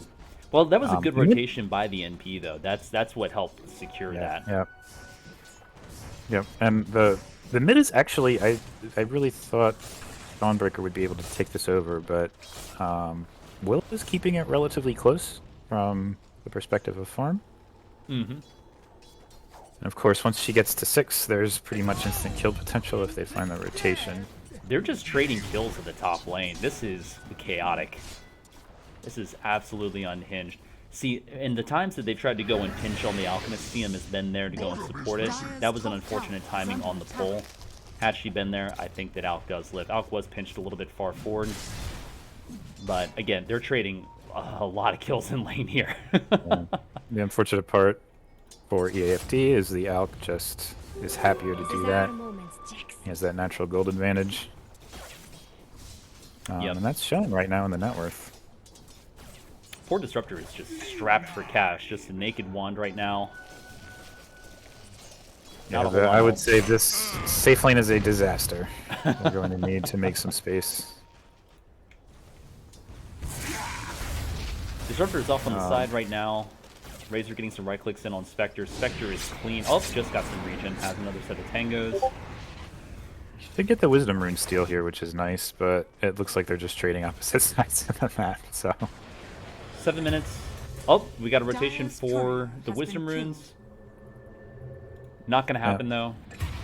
Each respective team managed to get their own Wisdom Runes. Well, they got the other team's Wisdom Runes on both teams, right? So it works out. Yep. Radiant's top tower is under attack. Good play by Elliot there to go and hold that creep wave so they can go and push the tower. Nifty little sprout to hold the wave. Look at the item progression here. Radiant's top tower is under attack. Oh. Big fight top. Landing the stun on Bojangles. The Wraith King dead. Gets away. Very impressive. And that's a double kill. Great rotation by Don there on the Willow. Like you were just saying, Cody, Willow was going and keeping pace on mid. Made that big rotation. That's huge. Yeah, he's going to need to rain terror on the map. Gonna need some space. Spectre is fucked off to the jungle. This map is getting smaller for him. They've still got their tower, but it's tough to lane against a Razor at this stage in the game for a Spectre. It feels like they're at the point where they need to ward up the jungle, get the Spectre deep in the camp. Yeah, Disruptor does have 3 levels in Dispersion, which gives some catch-up factor, but I think you need to almost ditch this wave, set under the tower to deny it as long as you can as Disruptor, and get the carry elsewhere. Painful to leave that early, but Great sprout by the Nature's Prophet. Queuing up that unstable concoction. Monster kill on Raid King. Dawnbreaker does jump in. We've got 4 Dire top shoving that tower. That tower is just a skosh above half health. Really going and trying to take advantage of the space they've been able to create so far. Get a quick tower. There against this the tower is all but guaranteed. Radiant structures are fortified. Akira TPing top. Mount trying to stave off this push by Nature's Prophet. Macropyre is dropped. He'll succeed in killing the creep wave. A little bit harassed there by the CM. She's putting out some damage here. Looking at her skills so far, she's putting 2. She's 1-2-2 at this point. Big fan of that. I like that skilling. I don't know about you. I usually put my first level when I'm playing CM in Frostbite, and then I go into Arcane Aura, and I don't max Crystal Nova until a little bit later, just for the harass value. You say you don't know about me as if I would play those peasant support heroes. Look at that glimpse. But I agree. It's they do have a team that can make good use of the mana, so Absolutely. all in all, I like that. That was a big kill by the Radiant to go and get the Disruptor back into this game to get a little bit more net worth and take the Razor down a couple of notches before she gets too out of hand. Yeah, unfortunately, the CM is approaching the net worth of Spectre, which is not where you want to be, but it's not what you want. It's a chance to start playing your way back in off any kill like that. Absolutely. I love this ward that the Dire dropped in the top lane to know when they can aggressively shove that tower or back off. Yeah, that's a good call. That's a good observation. Looks like Alk is going for a Radiance. Has their face boots. Has their soul ring. I haven't seen a soul ring build on an Alk in a long time. That's kind of a throwback build, I feel like. Honestly, I'm trying to think of the heroes that would have a soul ring. The only thing in my repertoire would be DK. Great teleport by NP. Razor getting that kill. Yeah. Excellent use of teleport. Dr. Clayton glimpsing for his life. Has just 1 tick of HP left. 1 right click and he's big dead. Dawnbreaker chasing. Running out of space. Good night, sweet prince. Yeah, he had a chance to maybe get through the portal there, but probably just running directly into the Roche pit. Yep. Would have been the best and only play there. Yeah, getting the deny. Big aggressive play by Liam. Trying to get the jump on Nature's Prophet. Doesn't happen. He's going 1v3 at this point. Those numbers don't line up. That's a tough play. Bringing Jakiro down, but I think they're going to need at least 2 more heroes to do anything, and the tower is already gone. So, that's the second Radiant tower to go bye-bye. as we feared, the map is getting small fast. Getting real tiny, getting real crowded. Is it the Hogs? It's the Hogs and EFD, right? That's right. Yeah, they have themselves in a pretty solid position here. And the double obs in lane on the Dire side. It's just, as I commended that first ward, I must have missed the second one that got dropped right next to it. Jeez Louise. Insulted. I'm not even playing this game. Mount dies there by a monster Razor. TP by the Nature's Prophet back out. Likely going to go try to teleport back in and grab this Disruptor. He can afford to do it. They've got map control. It doesn't even matter. See if he can Spectral Dagger back over the cliff. Uses one. There's the teleport from the Nature's Prophet, trying to go and pin down the Disruptor. Doesn't happen. Like we just said, not a lot of vision on the Dire side. Not a lot of safe places to farm for the Spectre. And getting run out of the camp next to your T2 mid feels bad. Absolutely. He did get the wand off at the very, I think, practically same server tick to live there, which is nice. And they get a bit of mid pressure, but they need to find a way to get Either the mid or top tower, and I'm having trouble seeing what that play is at the moment. Alchemist closing the gap on getting that Radiance. Very, very close. Dawnbreaker just beating the tar out of Shakira mid despite dropping Macro Pyre. I think that's going to take care of the creep wave. That should preserve that T1 mid for a little bit longer. I think that's the play, but regardless, you don't want to be dying. Yeah, and the scary part is this Alchemist can get Radiance and doesn't even need to join. He just gets to continue farming. Absolutely. Quite some time. That is big scary. Glimpse on cooldown for another 7 seconds, so if Alk decides to go and try to get the jump on him, this Disruptor's in trouble. Going and queuing up the Unstable Concoction, getting the kill on Disruptor. Doesn't have. Glimpse DD on Dawnbreaker. Trying to make Wraith made a good choice to just walk away once that ult came in. That's right. Let's see if the Dire can go and steal this back here. That is a Radiance on the Alk at this point.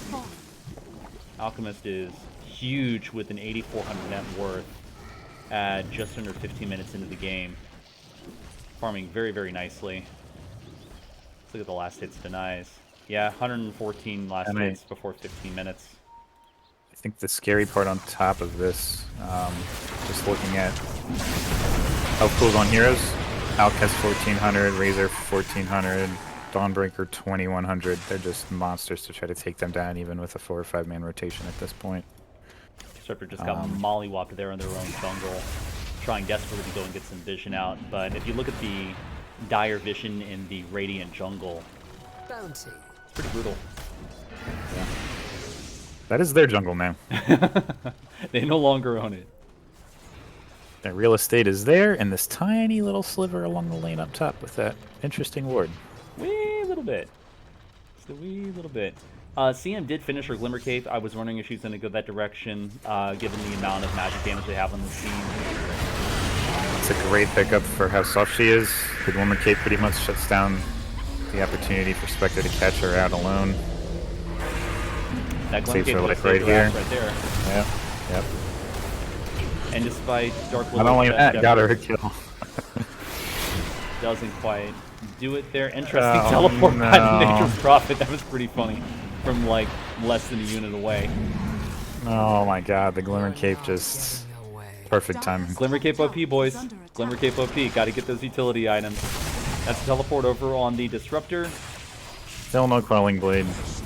Isn't able to go and get the denied by the neutral creeps. That sucks. Going and removing the sentries from their own jungle. Nature's Prophet is on top of it. Does have that medallion and has a casual cornucopia. Just lets him stay moving around the map, getting that health and mana regen. Nice play. Yeah, and he drops that. It just negates what little armor's flying around here. And NP most is of going. these players. Sorry, go ahead. I was gonna say that the minus armor on, you know, the three, the mid and the 2 supports here just devastates them at this point. That -6 is most of the armor pool on all those heroes. So yeah, again, great timing on that. Smart item. A lot of people don't think to pick up an unsexy item like medallion. It's not fun. It's no red pew pews, right? It should give you a color on something though.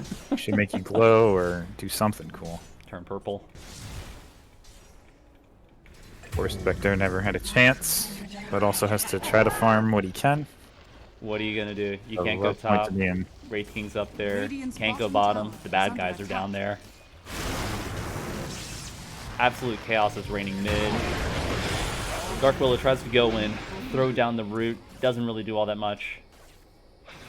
5-19. It's feeling like this game is decided unless something dramatic happens. I think the Radiant need to go and regroup, try to get a smoke as the Dire are pushing one of their towers.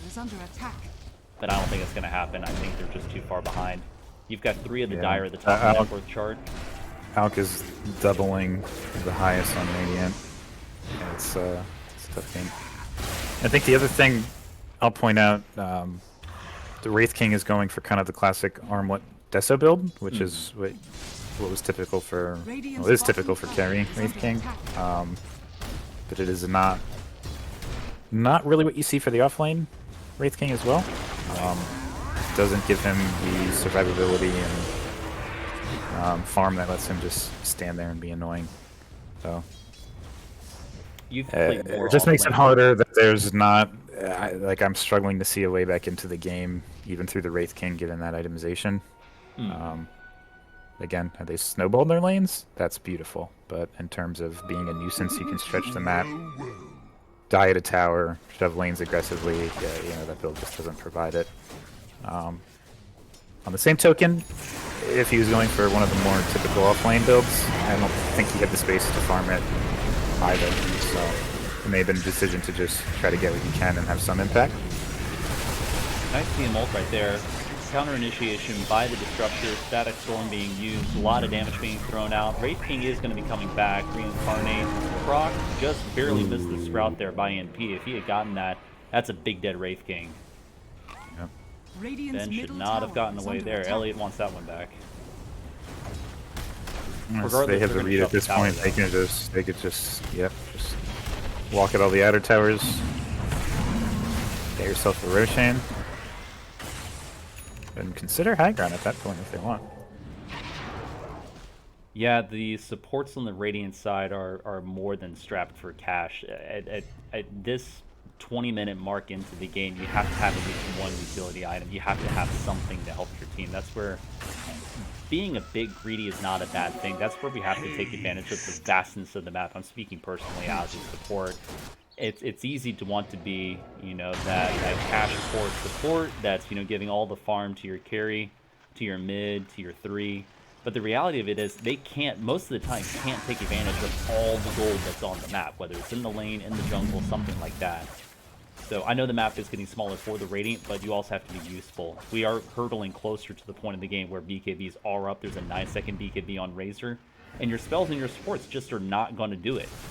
You know, you can't stand around for 9 seconds while they beat the shit out of your core. So they did get one tower chop, which opens up the map a little bit. I was going to say this is the point where I'd like to see Willow almost playing the opposite side of the map, trying to cut waves behind the enemy. You'll die for it, but it would give space to the other two cores. Frankly, the only way back into the game. But that's hard when you don't even have the mid tower down yet. exactly. It makes it very difficult to move in that space and accomplish that task. But they did get the top tower that gives them some room for Spectre to start living in their jungle. The game is in that state where you might die for it, but it's at least creating space for the rest of the team and kind of delaying the game if you can occasionally cut the wave and live in that top part of the map and force them to rotate and deal with it. The trick is going to be for Alf to go and get slowed down on his item progression. Right now he's almost to his 3rd item, and that's going to be really difficult to overcome for a Spectre to start so far behind that farm. Yeah. I mean, Dire are going and taking Roche here at 22 minutes. It does seem like a play. He just put on the gas. Alk is farming. They don't really need him to take the Roche. Yeah, I think they could have taken all the towers with those 4 and then gone Roche, but securing it first certainly doesn't hurt. It opens up your timing to go high ground, so I like the move. I just saw that Elliot silenced Roche. He's got his orchid. That's pretty funny. There's something else, I was a former Nature Prophet enjoyer. Haven't played them as much after the rework instead of a boost in. One thing I noticed that I saw them doing there, and I've kind of picked up on recently, is just how ridiculously good Sprout is at farming. Yeah. I had a bad habit of turning into trees with a classic Prophet, but if you just sprout a creep camp, pull another creep camp to it, it almost wipes it. It's pretty ridiculous. Yep. Yeah, because let's look at this. The Sprout damage is 32. The interval's half a second, so... 6 seconds. That's pretty rad. 64 damage a second for 300 some damage. Like, It'd be way better for the 69. yeah, you're right. Honestly, come on, dude. Oh, come on. But yeah, I mean, it explains how in a game state like this, by all rights, they could just back off the Prophet and farm the jungle and be obnoxiously huge in another 10 minutes as well, if they chose. But putting pressure on, and I like that. Cody, what if we talked about dust and detection are OP, and that has not been picked up this game? Especially when you know the Glimmer Cape's out. Killed your core, saved her life twice. Can't do it. They had a chance there for a pickoff on the CM. If they had a sentry down, if they had a dust, particularly on the Spectre, because he can jump in anywhere, that would have been an easy kill. Disruptor does get picked off mid as they're pushing the Q2 bottom. Yeah, the noose is closing right here on those Radiant. kills are, again, those kills are what could get Spectre back in the game, so missing that opportunity hurts definitely. And at this point, Radiant is fully out-leveled by Dire. The CM is higher than the Wraith King and Dark Willow. This hurts to watch a little bit. And Alk does have a fresh BKB on tap, along with the Razor Aegis. So just talking about that profit farm, like I said, at this point, he's above any of the Radiant heroes too. The Radiant doesn't have any real flash farm wave pusher. Nope. Which makes that Kuka ban look good, right? That's the kind of hero that would have kind of been able to delay with this and deal with it to some extent, even if the game went in the same state. Yeah, I mean, this is a game that Elliott Jewelers had to win, and they executed. Whether this was a canned draft or not, like this was one they already decided on, it's going really well. So like we said, me and Tate all agreed that the Elliott Jewelers draft looks really good. If you're ahead, you've got a chance if you're behind. The other draft, or EAFD, doesn't really have a chance. You had to be on your phone the entire time. The Willow Ags is online, but like it just doesn't matter at this point. The damage just isn't there. Waiting for the GG. And there it is. One last quick comment. I love this ward on the left. They're not even letting Radiant have the opportunity to go get a Wisdom Rune. This one right here? State. Can you see my ping? That one. Yeah. No, do it again. Give me a ping. Can I see your pings? I hear your pings in. That's your pings. So. That's weird. Kind of unfortunate. And Elliott Jewelers live to fight another day. This is double elimination, so they've got one more chance to get kicked out of this tournament, but they win and advance. That was a good game. Looking at the graphs is... I was going to say I'm surprised how close it was for how long, and then I had to be reminded it was only a 25-minute game. So, yeah, it was kind of a stomp. Tate, any surprises with the draft that you saw? That was very prototypical of Elliott Jewelers. That's a very much their draft. The CM, the NP, the Dawnbreaker, the Razor. And those two global heroes never even died. They got to do whatever they wanted, really. I don't know. I watched like half of that. It's like, what happened? Like, how did they win? The Elliott Jewelers or EAFD? Elliott Jewelers, how did they win? They just kept their foot on the gas the entire time. They traded a lot in the Dire safe lane, quite a bit. It was back and forth there. Had a couple of rotations to go and support Elliott Jewelers, and it just snowballed from there. Razor never, I think, had a bad fight. The one time Razor died, I think, was a fluke.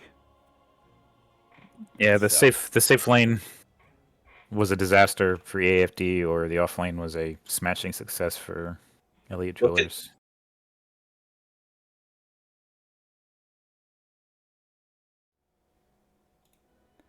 And we are back. Are you streaming? I am. Or whatever? Cool. Sure. Hello, Twitch. Welcome, Will. Well, it's not on Twitch. It's just being recorded. Maybe we can post it on Twitch later. Do a VOD. Whoever wins this moves on. That's all I know. No, they're asking like first pick versus second pick versus Radiant versus Dire or whatever. What about it? Do they just follow the coin flip? Yeah. All right, hitting the button.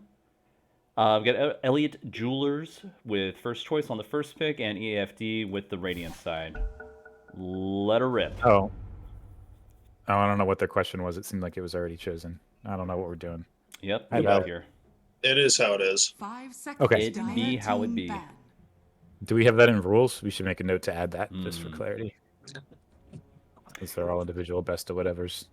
Elliot 10 Jewelers with seconds the first remaining. ban. I am guessing That we're going makes to see a lot of the same bans, maybe 5 some similar seconds picks. remaining. I would expect Team the AFD picks to be very different than last Radiant game. team ban.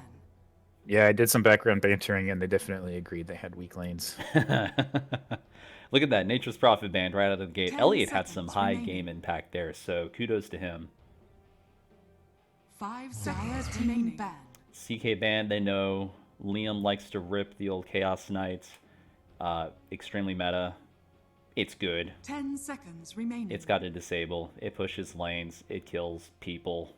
5 seconds Good hero to ban. remaining.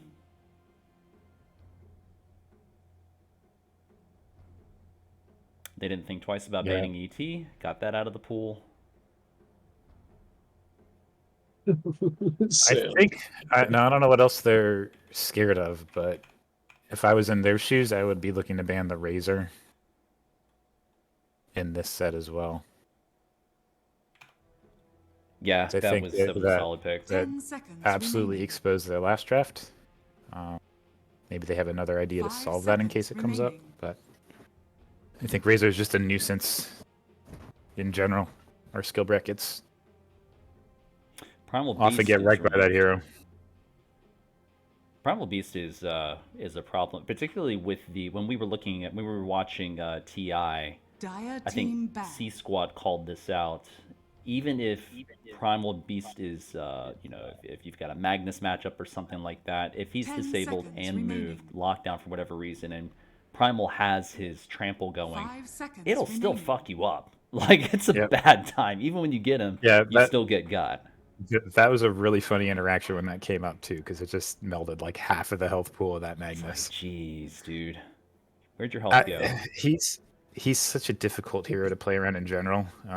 I know it's happened in my games. It happened at TI where he could be losing mid at level 5. He can still rotate and kill both heroes on the side lane. Yep. And he's got a 30-second BKB piercing Dire disable. team Just Big what? scary boy. Big scary boy. Radiant Dawnbreaker team is taken out of the pool. First pick of the I haven't game even is played it. Spiritbreaker. I like it. And they did ban Razor, by the way. Great ban, especially after getting lit up by the Razor If it, and the There's a Indeed. strong I- chance that's mid. I just want to pat myself on the back because I feel 10 smart for seconds calling that. remaining. Even though it was super obvious, I'm still going to pretend I'm smart. Nice 5 butt, seconds Cody. remaining. Heck yeah. You said there's a chance that could be a mid Spirit Breaker, Tate? Yeah, I think so. There's a Interesting. chance. I don't think it. I think it's a flex pick. Nice flex Yeah. pick. Dire team ban. You don't want that to be your mid, but it could be mid. I like that. Already a much stronger lane. Beautiful. Just automatically, that's better than any of the previous lanes. Poison Touch, Shadow Wave. That's so well. So well. Again, a flex pick. 10 I don't seconds think they're going to remaining. flex it. I think it's going to just stay position 5.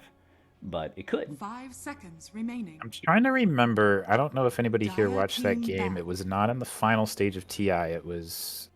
Or maybe it. No, I think it was when Nouns knocked out TSM. They had a game where they paired a Dazzle with a Phantom Lancer, Yes. and the heal bombs were disgusting. Yes. Like- You've got the slow. He You got just- both slows. 10 Plus seconds Diffusal Blade whenever you remaining. get that online. And then the Shadow Wave. Holy cow.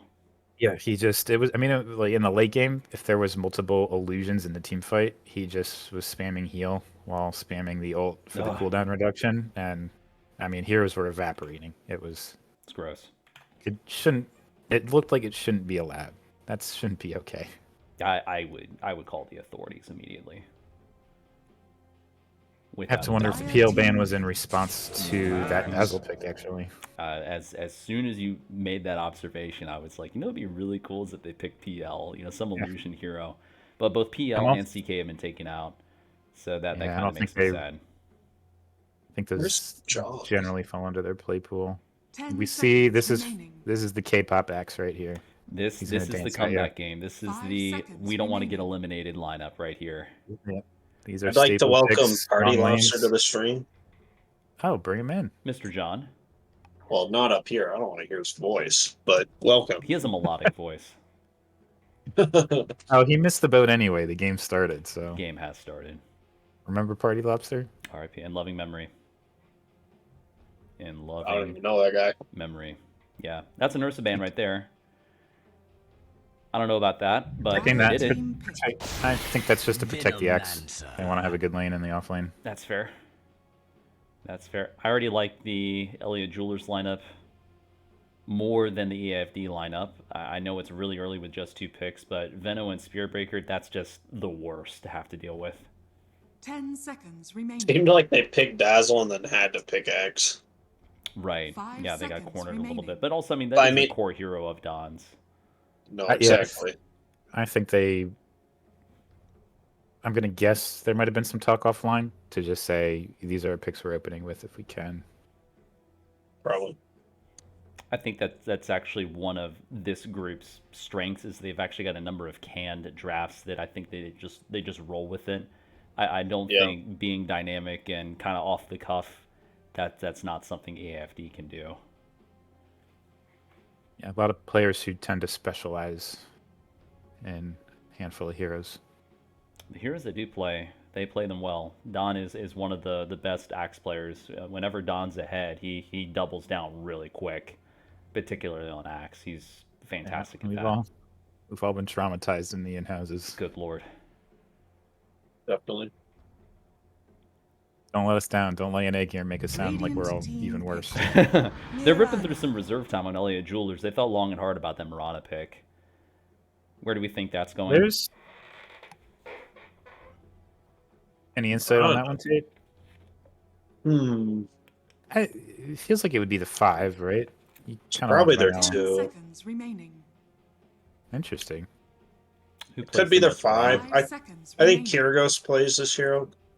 And then I also think it might be played mid by Tostomancer. Radiant team pick. We'll see though. I don't Makes totally know. sense. Clockwork, that's an interesting pick. They got double melee right now. I'm assuming that's going to be their off lane. That's probably a cacophony pick, right? Yeah, I think so. Mount is I wouldn't- drafting I was for gonna say- EAFD. 10 I wouldn't be seconds shocked to remaining. see Mount play that as a 5. Really? I 5 think he picked seconds himself remaining. Dazzle first. I tend to agree with that. I'd be Could be. interested to see where these lanes wind up. Very defensive right now, at least in the opening minutes of the game. Super defensive, yeah. I like the synergy of the Marana ult and Spirit Breaker, though. That gives you a lot of opportunity to connect and surprise people on the map. Mm-hmm.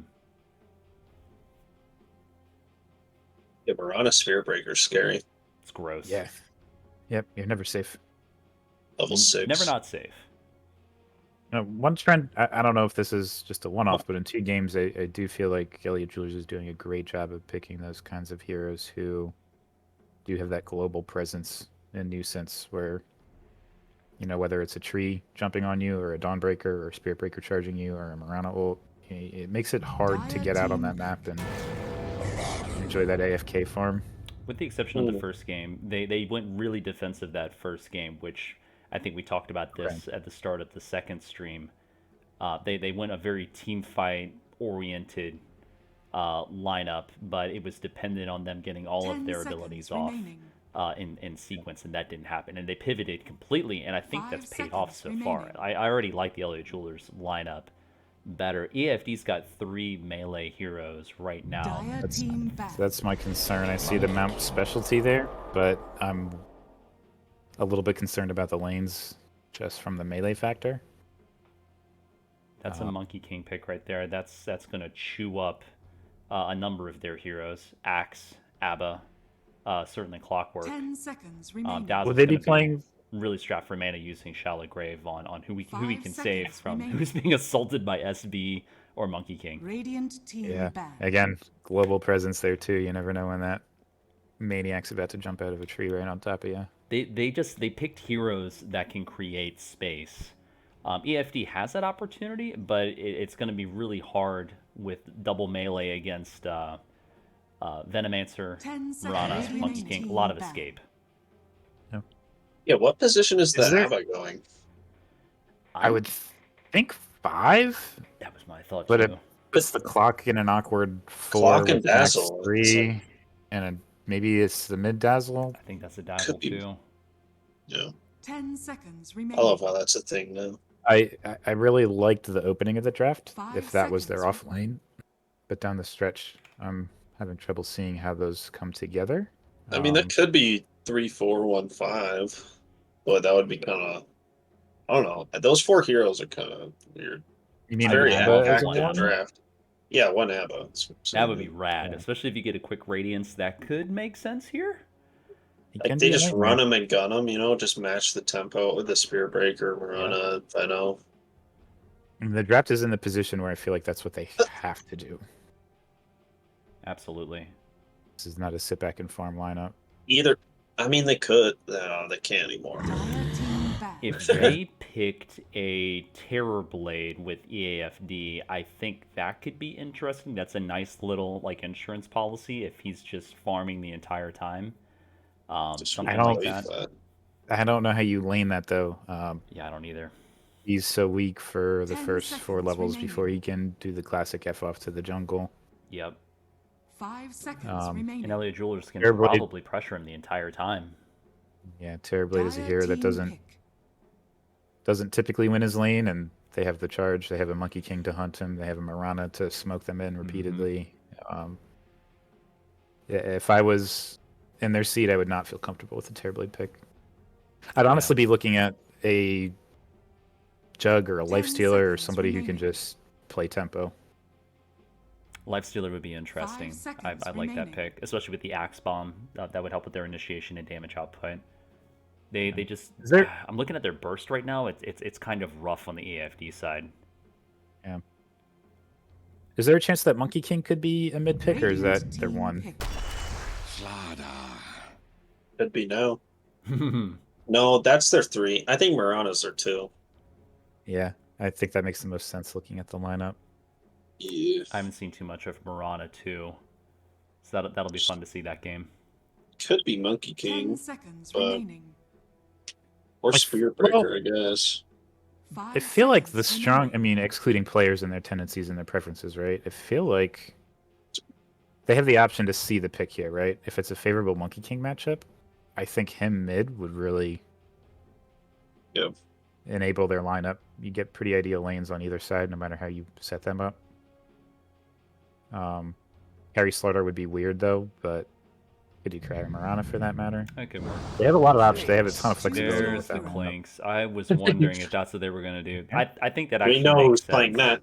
Dazzle mid, right? That's a tough Clinks pick into a Slaughter, though, I gotta say. And we know Sarah is gonna play aggressive. She's gonna get Corrosive Haze on the Clinks. That's a Dazzle mid. Yeah. I think Ben's playing mid. I think you're right. That's interesting. I don't see Liam play too much Clockwork either. So, like Cody called it, that's Mount on Abaddon. Of course, Don is playing Axe. And I Yeah, I'm think. not- Go ahead. Sorry to interrupt. I was just gonna say I'm having trouble seeing the logic in the Clockwork pick at that point in the draft. Again, maybe it's something they identified they just wanted it to try to be a playmaker, but They don't got a lot to put into Ox or anything. right. It just feels a bit redundant with the Axe, and it doesn't really answer the 2 prior picks. So that one's a strange one in their lineup, but we'll see how it plays out. I'm sorry to interrupt again, but I believe you were calling out who was playing what, Josh? Prepare Nope. for I think battle. it's really going to come down to will Elliott Jewelers be able to keep their foot on the gas, win team fights, and will EAFD be able to find the farm that they need and extend this game long enough in order to make their their legion of melee heroes able to win some team fights. Yeah, we see a smoke on EAFD to start this time, so I'm curious if they're gonna try to answer what happened last game. There's the smoke. Running through their jungle, trying to meet them bottom. Mount finally goes and gets smoked as well. Monkey King is Oh no! hopping around Oh, here. No! Look at that shifty tree. Oh, they're pinging him. They saw That it Monkey move. King is in trouble. Gets Gets the Battle Hunger. Great arrow. Not quite enough to go and discourage them taking the Monkey King in How'd that they fight. find the tree? He That was moved. pretty If funny. he just didn't, Oh, if he he didn't moved. move, yeah, if he just stayed still, I think they never know. I mean, who That remembers tricky the boy. choose positions? He almost right? got it too. Oh, that's so funny. If he just sat there and broke the whole smoke, that would have felt so bad. Elliot.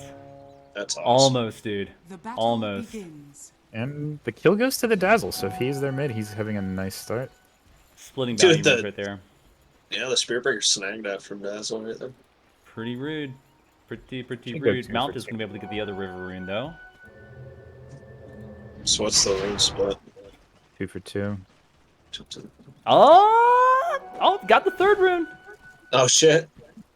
That's a really Oh, solid start for the wow. Radiant. This is not what I would have How did- expected. How did he get that one? He's just faster. What Just a a fast wild- boy. Spirit Breaker mid? You called that. I did not expect that. From the Unique moment safe you said lane it until now, I configuration.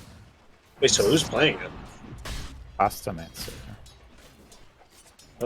We've got Axe Clock in the safe lane. Not the lineup I would have expected for the Radiant side.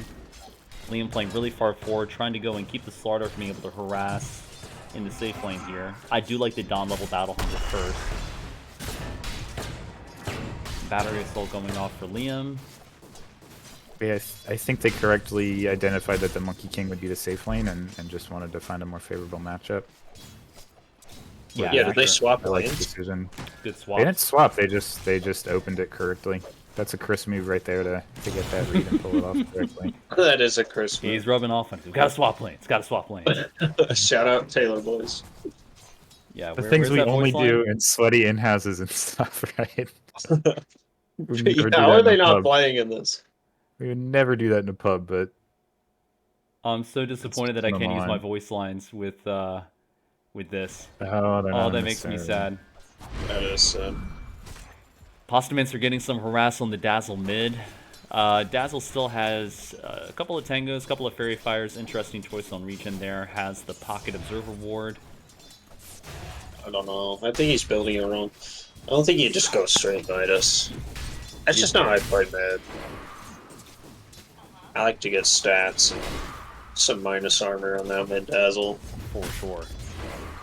I have to say, even with the lane swap, right now Dyer is winning the trades here and the farm, I would say.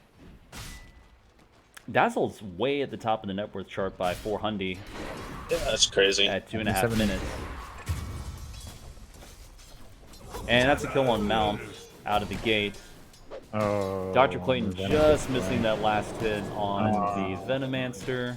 Gets the Jingu stacks on Clinks. Honestly. Not looking very Hey, good good. for him. That's a He's TP back crazy. in. He'll See if do he it. can turn. Oh. Oh!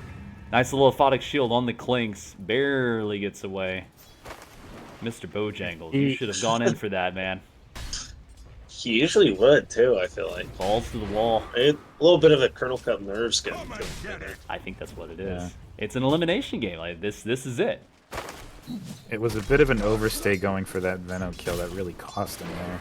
A lot of HP got knocked off there. It stinks to see him get away with one hit, and then the stick, and then you take a bunch of damage, and that's a feels bad moment. Not I worth- understand going for it, but You know, with Rana does Glory have a on the naked line, wand you gotta right play now. safe.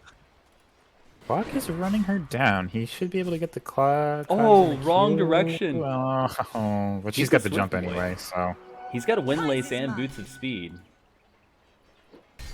He's I mean, making if her he cogs, sad. He just weeps, though. Charges down by Postamance. I feel like that would have been an opportunity to go and try to charge on the clock. Oh. Great arrow mid. Landed on Beautiful Ben. arrow. Ben's It's not in gonna trouble. turn I it think he's in. going to be able to get away, though. Does have Shadow Wave. Oh, this is not good. He's able to go and lock in the Spirit Breaker. Yeah, his Spirit charge is Breaker on is cooldown. having trouble going and getting away right now. Battery Assault is going. Poison Touch was not used during that sequence. Doesn't have enough mana for it, but is able to get Shadow Wave off. Sarah is free farming bottom right now. Axe rotated, it looks like.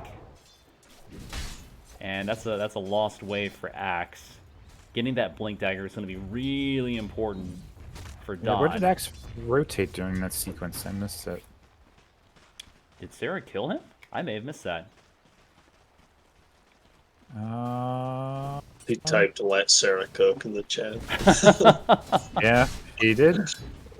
I'm not surprised. Sarah plays really aggressive and saw an opportunity when there was a Yeah. mismatch. and did the thing. This feels bad top. Oh no. Radiant's top tower is under That's a attack. dead Dr. Clayton. Going, gone. That tick damage from Venom at this point on a Clinks is rough. Plus the corrosion from Monkey King. It's just Yeah. a lot. Good quick orbit corrosion with the boost speed. You can just chase him down. If you have vision in lane, he's not going anywhere fast. You just beat him to death. Yeah, tough lane top. That's pretty brutal. Nice slithering smash there by Sarah. Battle Hunger cast by Axe. At this point, I don't think if they're 2v2 in the Radiant safe lane, I don't think there's going to be any kills. There's got to be a mismatch. There has to be an opportunity in order for something to happen here. We just got too many thick boys or an escape for something to happen. Yeah. I think we're waiting for level 6 on Axe for anything to really pop off down here. That's right. He does have his Ring of Health. He's not too far Got it. from his Vanguard. Shout out to Tate's smoke detector, still going strong all these years later. Yeah, it's like the battery somehow is out, but it lasts for a year after it's out. Huh? We're starting a Sorry. GoFundMe for some AA batteries for Tate. Yeah. So somebody tell me this. Click on my Patreon link below to go and ship in. Yeah, there'll be a donation link after the stream. We got some action happening bottom. We got Mirana caught in Cogs. Charging. Wow, there it is. Go and jump out. Was she waiting for it to come off cooldown? We got charge on Axe. Axe is going under the tower. Doesn't fucking matter. Spearbreaker going in there, trying to go and get the dive on Clockwork. Not looking promising at all. Nice slithering smash. Gets the F out of shield off on Clock, dispelling that stun. Nice little reaction by Jordan there. Good rotation. Let's hope they clinch and go and stay safe a little bit. SB He's quick with the shields. Yeah, no, fantastic dispel right there. Meanwhile, the scary part is Monkey King is just free farming this top lane. Link's is playing very safe while that's going on. Gotta play responsibly.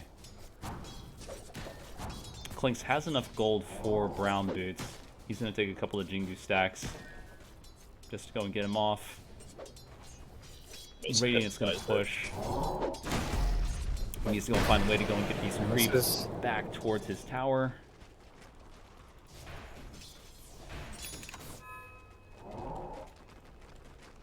If I was Clinks, I would grab that Wisdom Rune right now. He needs whatever levels he can get. Needs to get his invis as soon as possible. His skeleton walk. Mid is still remarkably close, all things considered. So that is the lane going well for Dire. I gotta say, Yep. Ben has always been one to think Brilliant. outside the box with his itemization. The infused raindrops and Midas with brown boot. Not an item grouping that I would have thought to pick, but maybe it's working here.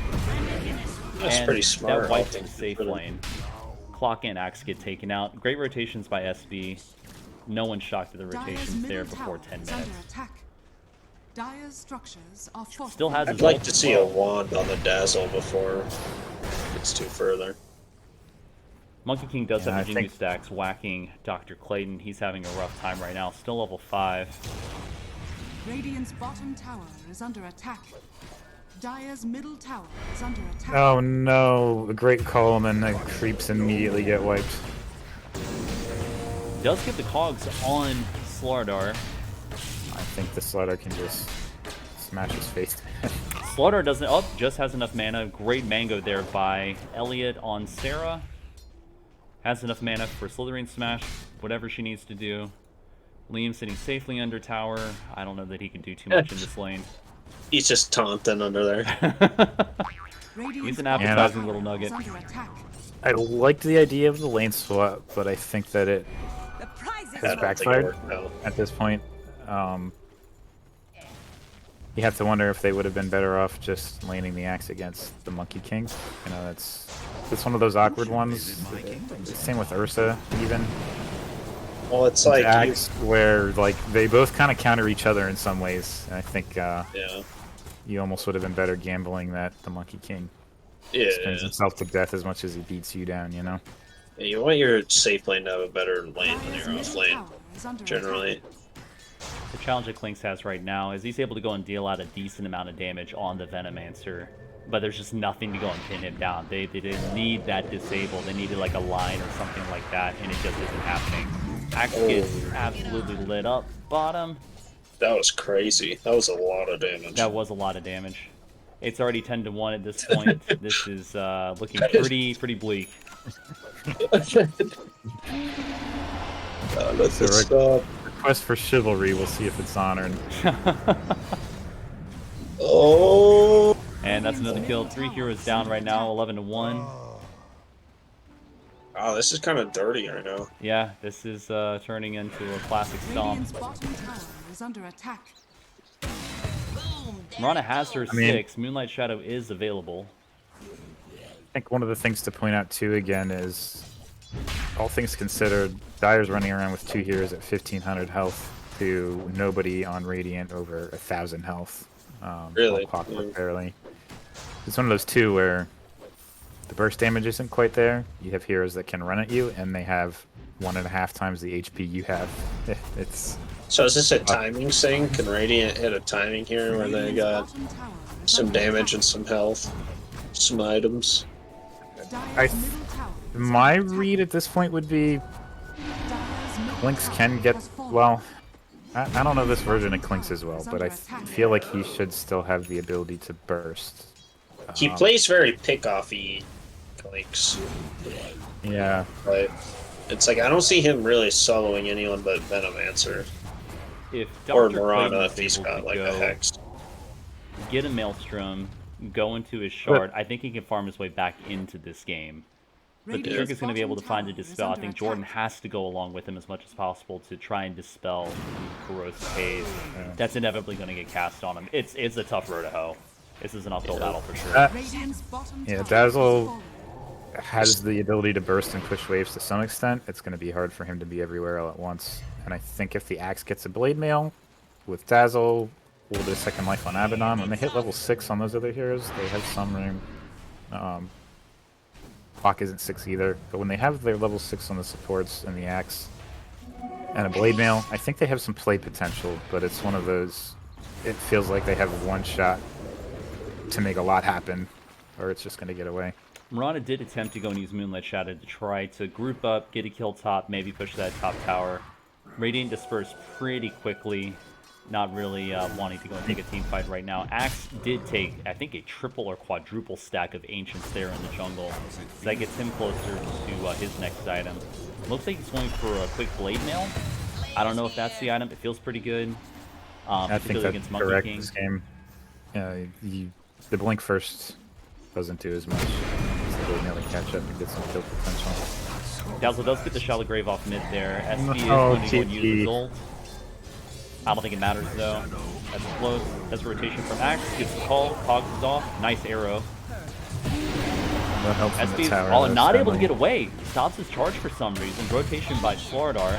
Getting the Starstorm off. Dealing a massive amount of damage there. Tower damage on the SP, but does manage to get away.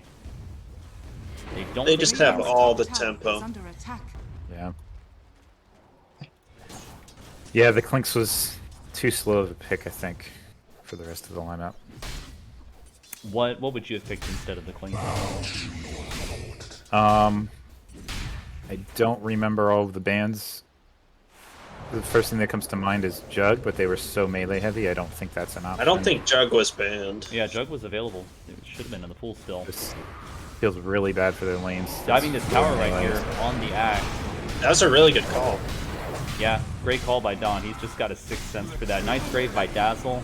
I think they're going to be able to get away here. That is a Battle Hunger that is still on the Slardar. I mean, that's as good as they can ask for. This, Right? yeah, this is perfect in their position. If Good you can defense. stall these out. That tower still has full health. That goes and keeps a little bit more of the map visible and available to the Clinks to keep farming. His next item, he's going straight into Deso. I don't feel like that's the item to try to get back into this game. But if he does want a rat, which that's going to be tough against an SP, and so much of their team is able to move around the map, that seems Monkey like that King is is- Clinks' plan, is to just try to rat push towers, or just try to be a Monkey damage King dealer is- behind the scene. This Monkey King is just terrifying right now, though. Someone said in the chat, it's like, will he be able to get a Lincoln's? It's like, Lynx definitely needs a Lincoln's this game. It'll help with the mana regen for sure. He's ripping through mana like crazy. And especially Dr. Clayton's type of links, like he wants to play externally from the team and get those side towers and sort of play his own game a little bit and then come back from team fights. So he needs that protection from Spirit Breaker. That makes sense. And just the general protection from Slardar. That's a good point. I There's have so seen a much- Klink's Lotus Sword before. That does help with the mana regen. It's a bit defensive, but I have seen it work pretty well. This is a charge here on the Klinks. I think Klinks is going to be in Pretty big dead. trouble. Dust is cast. Ult is used by SD.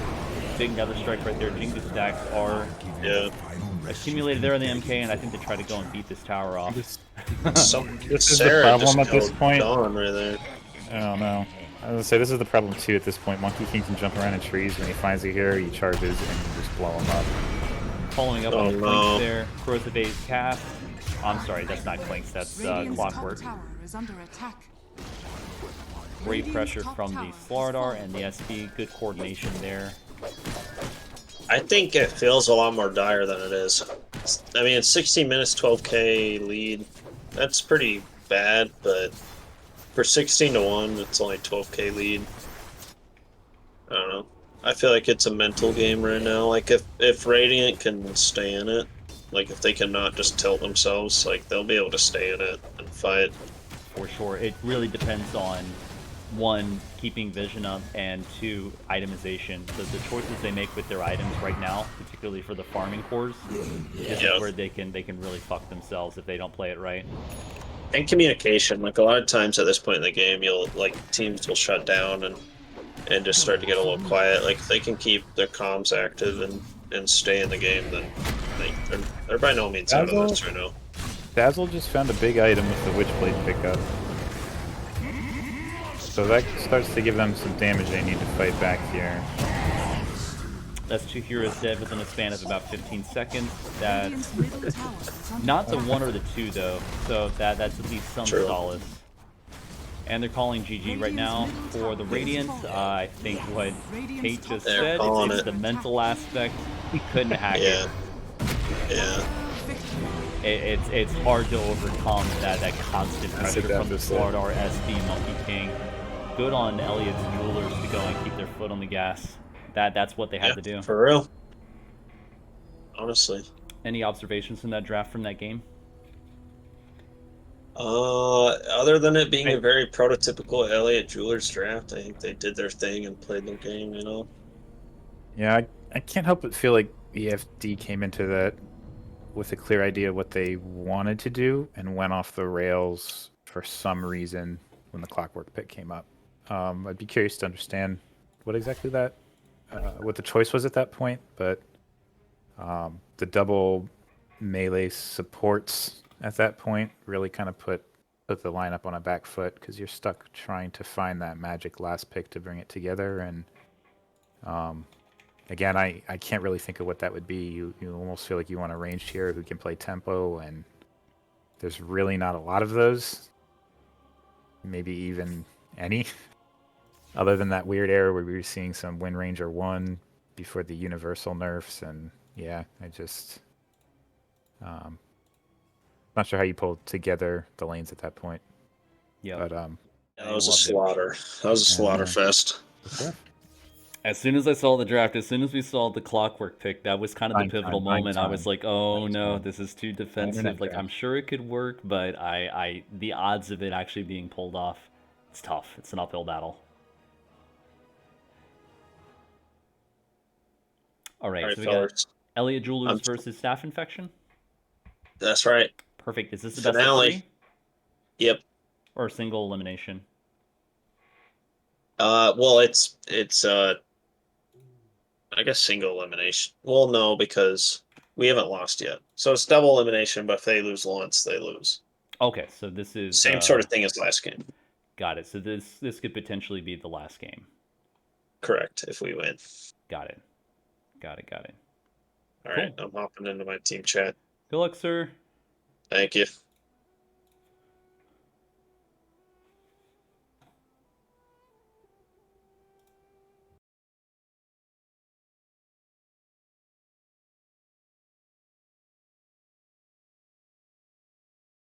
I think this is going to be a really solid game. I'm excited, so let's go ahead and get this started. We are waiting for Staff Infection to go and make their choice on whether they're going to pick a side or they're going to... There we go. They pick Radiant. Let's go and let this rip. Joining me is Mount as my co-caster. Excited to have him on. And I am stoked for this exciting series. You know, I think this has the potential to be a very good series. While I am, you know, tempted to say that Staff Infection has the edge, I think Elliot Jewelers definitely has some strong lanes that they could play around, specifically their mid and their POS 1. What are your thoughts?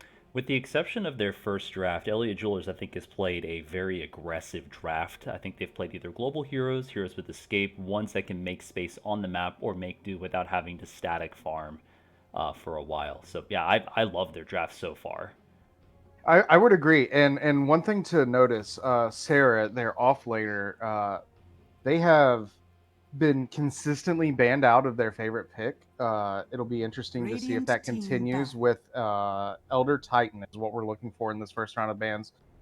If that doesn't go through, I think they will be more than willing to pick that up and be honestly. I've seen them play it before, and it is wrong. Yeah, 100%. It hasn't really mattered at all. Like whether she's played Slardar or Razor, it hasn't really seemed to have affected how she's played. She plays very aggressively in the face of who's ever in the safe lane. I've been a fan of her play style so far. And I think that's how you have to play in this meta, because there's just so much map to kind of just, buzz off and go farm on your own. Definitely. And we, would be amiss not to point out the Necro ban coming out from Elliot Jewelers. This is a very, very targeted ban for those who do not know. Mavi, who is putting on our gracious host for this Kernel Cup, is prolific Necro player. And so it'll be very interesting to see if they choose to ban out his other very strong hero, which is that of the Pudge. Absolutely. Yeah, that has to be coming down the pike as well. There's the ET ban we were just talking about. ET ban. Yeah, I'm going to show you my surprised face, and the Witch Doctor ban as well. That was a pick from the first game. I don't feel like it was used terribly effectively, but still, Witch Doctor's a hard hero to play against in this patch. Very, very true, and there is that aforementioned Pudge ban. Razor coming through for assumingly for Sarah, though this is a pick that can be played in multiple positions, but definitely does enjoy their time against the more melee carries, which, this is what Staff Infection assumes that Bojangles, the one player on Elliot Jewelers, likes to play. Yeah, Elliot Jewelers does like to play their right clickers. I do know that Bojangles loves his Weaver. He's a fantastic Weaver. He does like to play more of a farming kind of a carry. This is a Scott staple pick, the Razor. He loves the Razor pick, so this is definitely going on Stainless. Yeah, you think this Razor just out of the gate is going to be a mid lane Razor no matter what? I don't know if it's going to be a mid lane Razor. I do think that it's going to be a Scott pick, because I think Stainless and Mavi can switch back and forth between who plays position 2 pretty seamlessly. Who's going to play position 1? Yeah. That's my question. I don't know that answer. I would be willing to guess that Bonut would be the pick. Bonut, who has been joining you on the cast, but unfortunately was called in as a sub, is a consistent one player. I do know that he prefers to play more ranged and farm dependent carries, but it'll be interesting to see.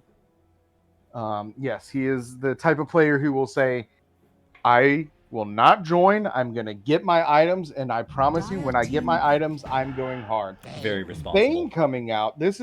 I love the Bane pick as a 5 player. It is a very strong, it provides you lots of catch. It provides you a strong lane partner to give that more farming focused one position an easy lane. It is a squishy pick, though. You do have to be aware of your positioning. With the Dawnbreaker and the Mirana, they can close that gap quickly and make you pay if you are pinched up too far in the lane. So hopefully they do use that effectively. Looking at who might be playing the Bane, I think they'll be fine, but it's still a risk. He's gonna catch some damage. Oh yeah, with the Venge, look at all this gap yes. closure. Gap closure, and also, as you mentioned before, some pseudo global presence. Obviously, the Dawnbreaker having that global presence that Elliott Jewelers have been playing with, but Mirana with the Moonlight Vigil or Shadow, excuse me, will definitely be able to do some good work with moving the team around and to keep up that aggressive style. Very true. Yeah, they're definitely playing to their strengths with Elliott Jewelers, going and picking heroes. They can move around the map well. Pick the team fights they want to with the Dawnbreaker, counter initiate. They've got lots of that. I love the Venge pick. I've got a pretty big soft spot for Venge. I play her in either a 5, a 4. I've played her in a 3. It's not great, but you can do it. So it's a nice little flexible pick there. What are your thoughts on Dragon Knight? I personally am a big fan of Dragon Knight as a pick. Dragon Knight is one of those heroes. Is he ever going to crush the lane? Probably not. But he provides you good lane pressure post 6. That first ult can just take the tower no matter what matchup he is in. If he's in a matchup he can play aggressively, he's going to go more into that queue. But if it's something he needs to just sit back and farm, pump up that E, pump up that health regeneration, just sit back, absorb the pressure. Coming from League of Legends as I do, we call it playing weak side, and he does that very well. 100%. And looking at the bans here as well, the Slardar was taken out, ET taken out. I think these are comfort picks for Sarah. They have to respect the off lane that they're throwing their way. So I think those are really good picks and bans so far. I do think that Staff Infection is missing a little bit of burst. They've got some good sustain. They've got some good, not sustain. They've got some good damage over time. They've got some good tank. They're thick boys. What do you think that Elliott Jewelers and Staff Infection need here to round out this draft? Well, so it's really interesting what we're seeing coming out so far. The reason why they are actually banning out 3s, normally you would think Dawnbreaker would be that 3 position, but Elliott Jewelers have actually already played that Dawnbreaker as a mid laner. So that is something easy to remember. For Elliott's Jewelers, I would actually like to see, I want to see something that Bojangles can just pump out that consistent damage on. Maybe something a little bit more early game focused. Honestly, he played the Monkey King in the previous game, and I would be interested in seeing that again. As for, I think you're hitting the nail on the head for Staff Infection. They are missing something that can just burst things out. What would be an interesting pick, given what we've already discussed about how they like to play on Elliott's Jewelers? I think a Storm Spirit. Ooh, I do like that gains access to their supports. This isn't to talk negative against Elliott Jewelers, but their supports are the weaker players on their team. I think that is easy to say. Sure. Bojangles and Sarah and Pastomancer have been amazing so far. So I would like to see something that can get way deep on the lines, take out those supports very quickly, get an odd fight where that Razor and the Dragon Knight can pump out some consistent damage. I think that would be very huge. So looking at this lineup so far, I'm picturing that Razor is probably going mid. So it looks like Staff Infection may need a 1. That probably is a 5 Bane for Jakiro. I could be wrong though. It could be a safe lane DK. That is very true, but I could see the Razor going safe lane, especially into a Tide Hunter. It does fairly well. Is able to suck him off and then just survive through anything that he does. Dragon Knight also could move there, but I agree 1 is the most likely.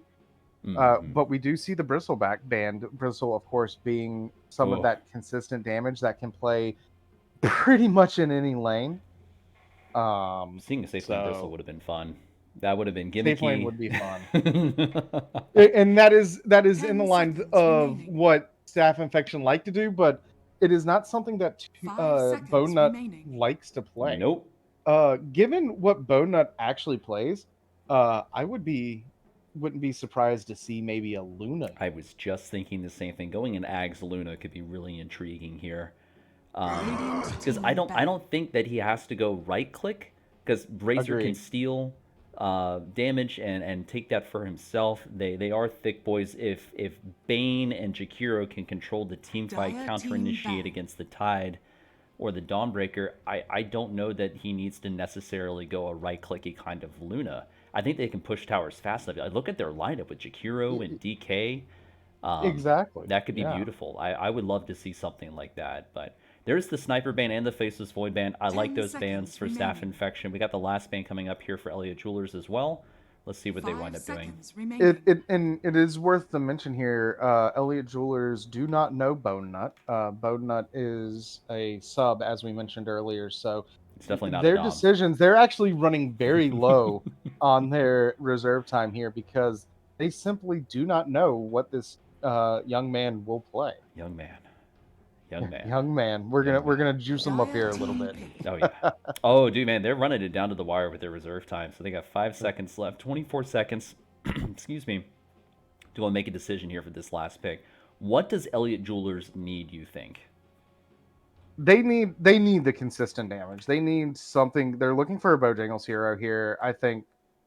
And I wouldn't be surprised. Let's look 5 quickly seconds through. remaining. Lifestealer. I know Bojangles plays Lifestealer. He likes Lifestealer. It could be a Radiant good team pick here. Weaver. Ooh, Ah, this but is a the signature Weaver. Bojangles hero. There it is. There it is. It is. How do you feel about Weaver? I think it rounds up. It provides that consistent damage. It also provides some safety because we do know Bojangles will probably be the 10 focused person in seconds this remaining. within their team. He is that thing that is providing 5 anything. seconds remaining. Tidehunter, big beefy body, gonna provide you that engage, but that's about it. Unless, do you think we could see the fabled all right click Tide? You may now select your heroes. I like that Lifestealer pick, actually. That's intriguing to me. Now, here's the thing. Going back to what you were saying about the Weaver, itemization is going to be super important here. If the Weaver does not go a defensive item like a Lincoln's, Bane does have that BKB piercing Fiend's Grip.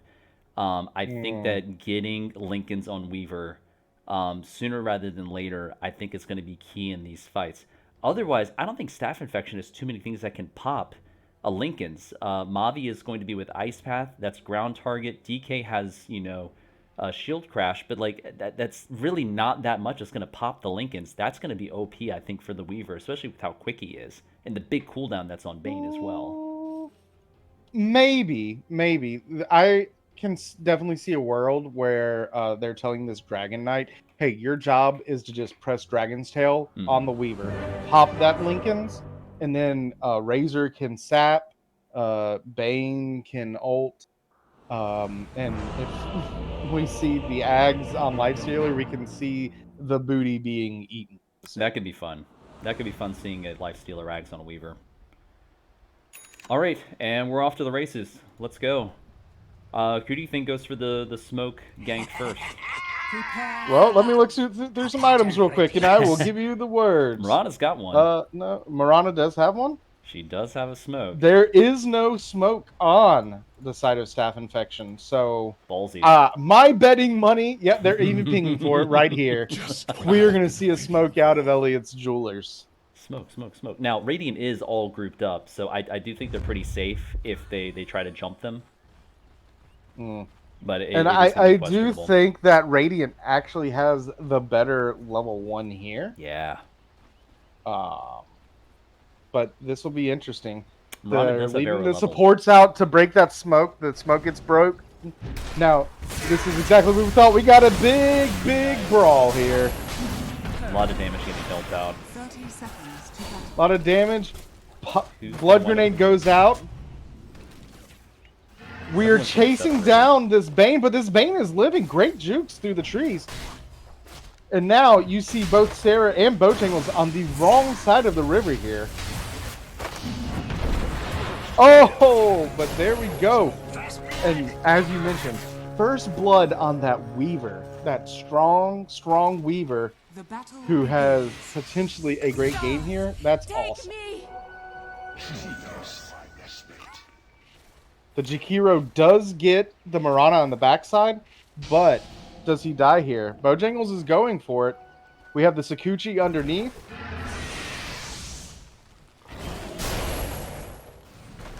I don't think we're going to see anything come from this. No, yeah, this is where it ends here. They need to be getting towards their lane. As we said, Bojangles is a very farm, I wouldn't say dependent, but farm-heavy carry player. So he needs to be getting towards the lane, which he does. Nice little grief tip there from Mirana. Very sweet. Very those sweet.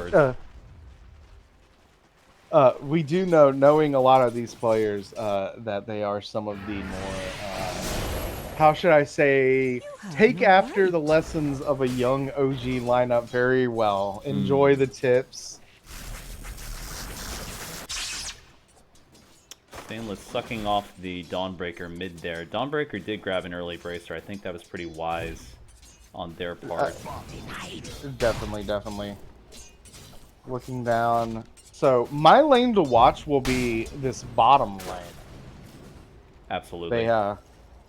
You have the wild card in Bone Nut and Business Casual playing on a Bane who I don't think, and you can correct me, I don't think I've ever seen him play that. Nope, and it is a little bit risky having a blood grenade on the Bane, especially at this point in the game with such a small health pool against these guys. You get a gush, you get a anchor smash, and he's dead. So, like, what's happening right now? Yeah. Get that fairy fire off. Absolutely. And he does that have a is the stick. power. True. That is helpful. And You have that to have brain that. sap. Brain sap will keep him Look relatively at this topped up. DK's health, though. Top. They're really chipping away at his health. Jakira must have stepped away for a bit. That's a big stun. Really keeping his health down. Does he have any levels in Dragon's Blood yet? He's got 1 level. He has 1 level. Look, I think, as we were discussing, this is one of those lanes where I think you're just looking to get all your points. Maybe you get a value point into Breathe Fire just to have some farming capability, but ultimately you're looking more to just get levels into that Dragon's Blood. You're never really going to be able to kill this Weaver. You know, she can just Sakuchi, or he, I'm not sure of Weaver's gender. It's a bug. It's a bug. The bug will Sakuchi away, Yep. and you'll never really catch them. Yeah. Oh, but we get Mavi stepping up here. Ice Path backwards, smart move, but Sakuchi forward. Oh boy, Tate's in trouble here. Bojangles went for the kill, but not anything's coming from it, and he might have put himself in the dying area. Fairy Fire. Good fairy fire use there. Yeah, you know, that was a great Fairy Fire usage. I was looking real quick if the Dragon Knight had a value point into that Breathe Fire. Instead, he went an extra point into the Dragon's Blood, which I think is smart for the lane overall. But I bet if he was wondering if he could have that Breathe Fire, what could happen? Right. Scott's doing a good job of keeping Pasta Mancer at arm's length, just with the static link going off occasionally in the plasma field. He's really not able to step up that often, and it's controlling the wave pretty well too. It's rough for mid there for the Dawnbreaker. If you look back here at this very valuable ward placed behind the tier 1 and bottom lane, it spotted the Orb of Venom being brought to this Lifestealer. Mirana able to get a courier kill, which she immediately tips the Lifestealer with, again, talking about the loving Radiant's middle tower is under attack. loving taunt. But I hear a TP. Mavi is here. Perhaps they are looking for a kill in this bottom lane, but we get the pool.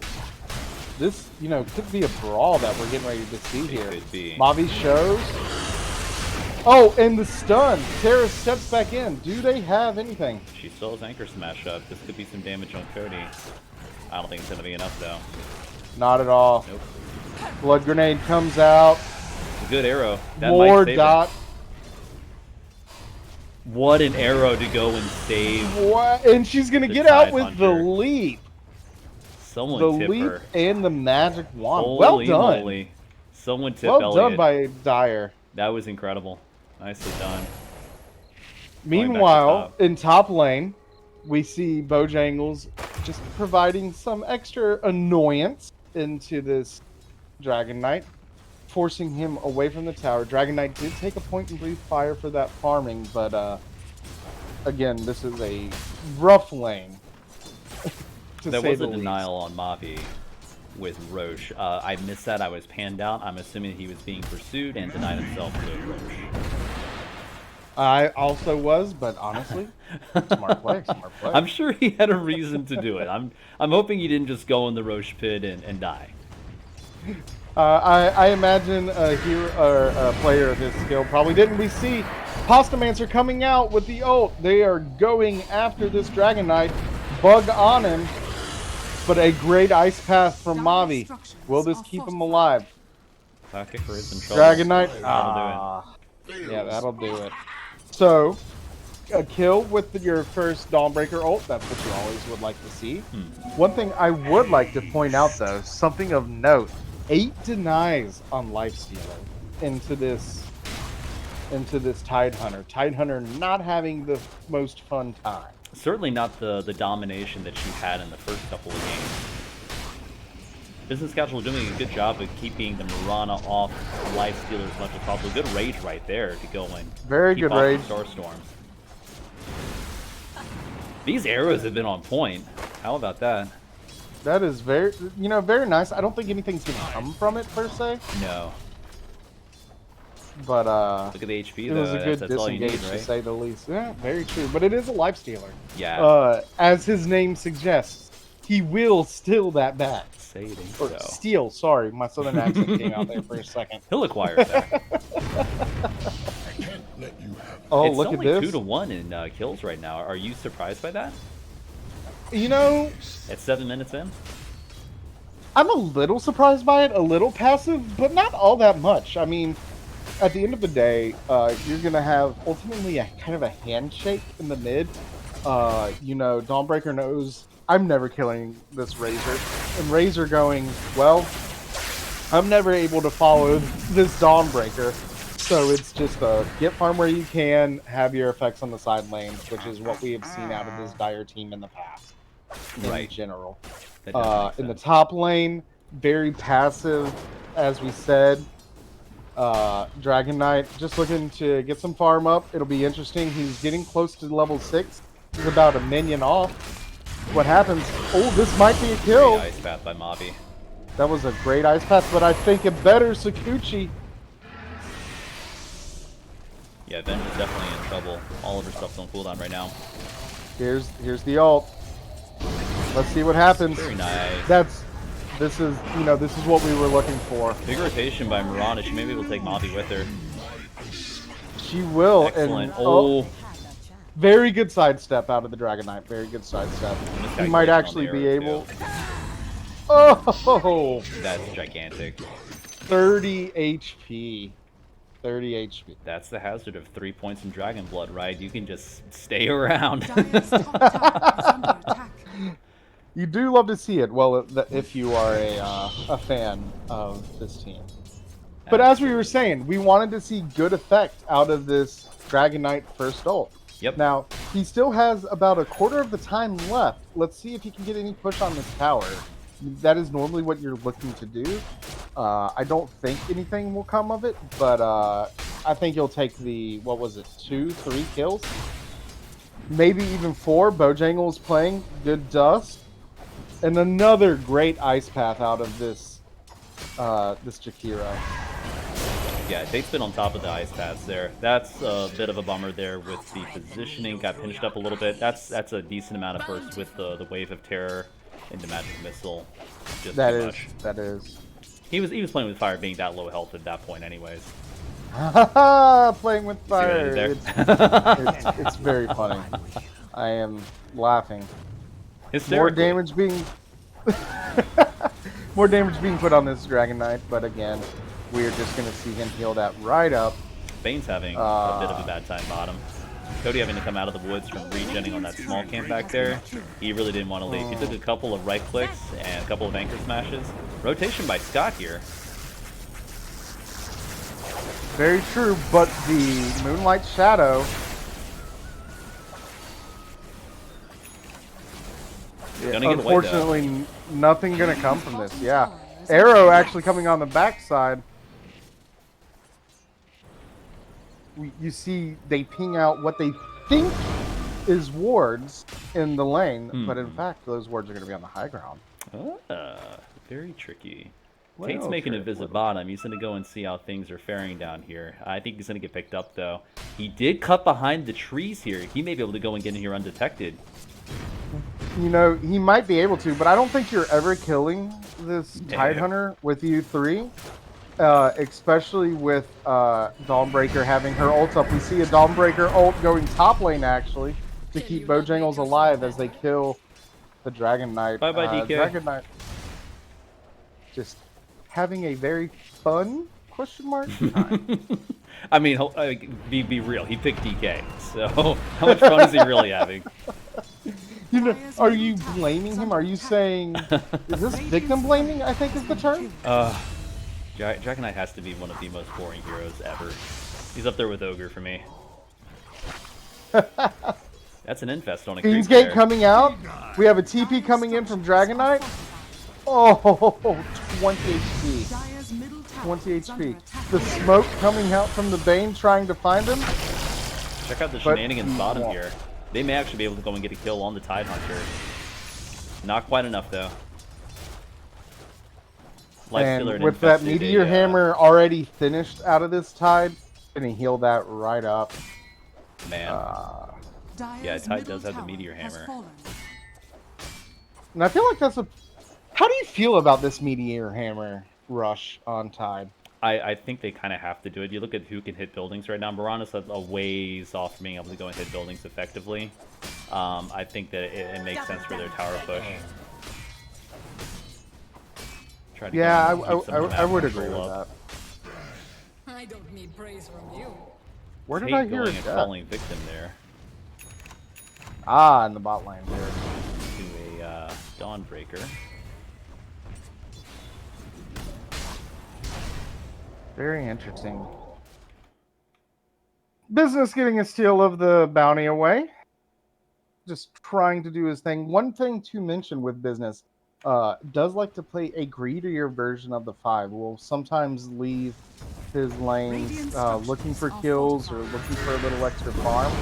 How do you feel this game playing the Bane, playing that way? Do you think that's something that he can do, or is it something that he just needs to stay with? Yeah, I think that there's enough space on the map. That was actually a really good kill by the DK. He's taking advantage of the space that they're giving him.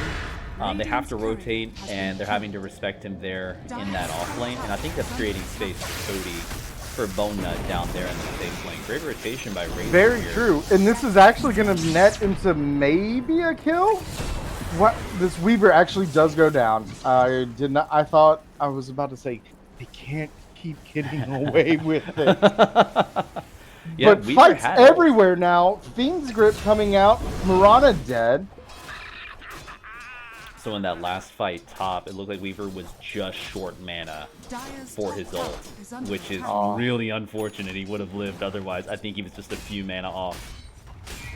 That is very unfortunate. What a you know, fun to mention or think about. It's a little hard to build this game, but a Diffusal Blade does work against the side of Elliot's Jewelers. I just don't know who could really be the one. You don't want to build that on Lifestealer pretty much ever. Oh, wait a minute. Fight bot lane. 3-man, good ice path. We are getting just whack, whack, whack away from the Lifestealer. That's a swap. But a great That's a good swap. save. I think Ben's going to pay the price here, though. Someone has to pay for all the bodies they got down there. There we go, yeah. Venge doing the right thing as a support, saying, I've got you, Mr. President, Right thing get down. at the right time. Well played. But here we go. Dawnbreaker sneaking up behind, though, bottom. Yeah. Interesting. Meanwhile, this is spotted, but we do have the Razor coming down bottom with a shield room.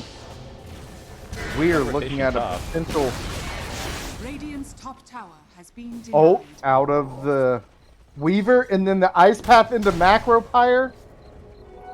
Dawnbreaker making a jump here, coming in top.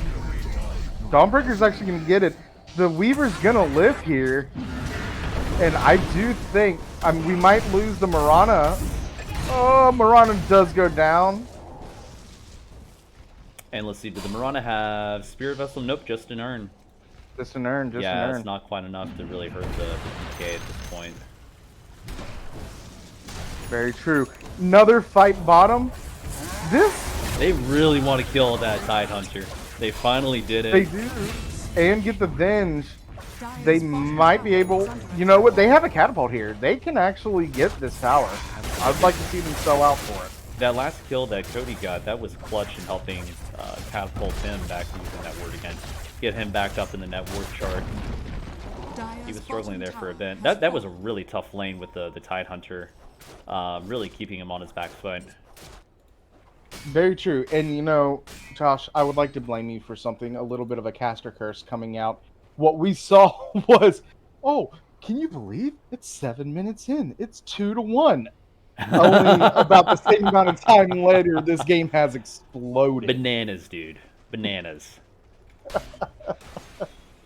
Now, as the diehard sacrificial 5 player, heart in me screams, I want to see more stacks. I want to see more stacks, specifically for this Weaver. This Weaver had not the best time top lane. This Dragon Knight actually very high on the net worth list at this point. Weaver kind of feeling that pain. He's got to find a way to claw his way back into this game. Yes. And yeah, to your point, he's only at 5,400 net worth, 17 minutes in, and DK has got 8K. Scott's not far behind him on Razor. That's pretty brutal. Very brutal, very brutal. And like as we said in the draft, he is their source of consistent damage. You're not going to be getting that from any other member on their team. Oh, early arrow. Just a second too early. It was a good guess though. That's tough. Good blink by the DK. Good blink by the DK. Better leap from the Mirana. The goodest. Oh, that dust was just a few 2 seconds late. Sorry, business casual. Meanwhile, Mavi getting some good pressure here on this mid-tier 2, but this is where his grave will be made. Yep, RAP Tate. He might be able to get away. Nice jump. What a TP! That was incredible. That was a good meteor hammer by Sarah. She almost got it off. Would have stopped Tate, and he's big dead. I just want to point out how the Radiant are doing a great job of moving around the map and just creating space for Bone Nut to get back into this game. Very true. This is where a global fight comes out in the mid. Big Ravage, big Ravage. Macro Pyre comes across 2, and it is importantly keeping the Weaver outside of this fight.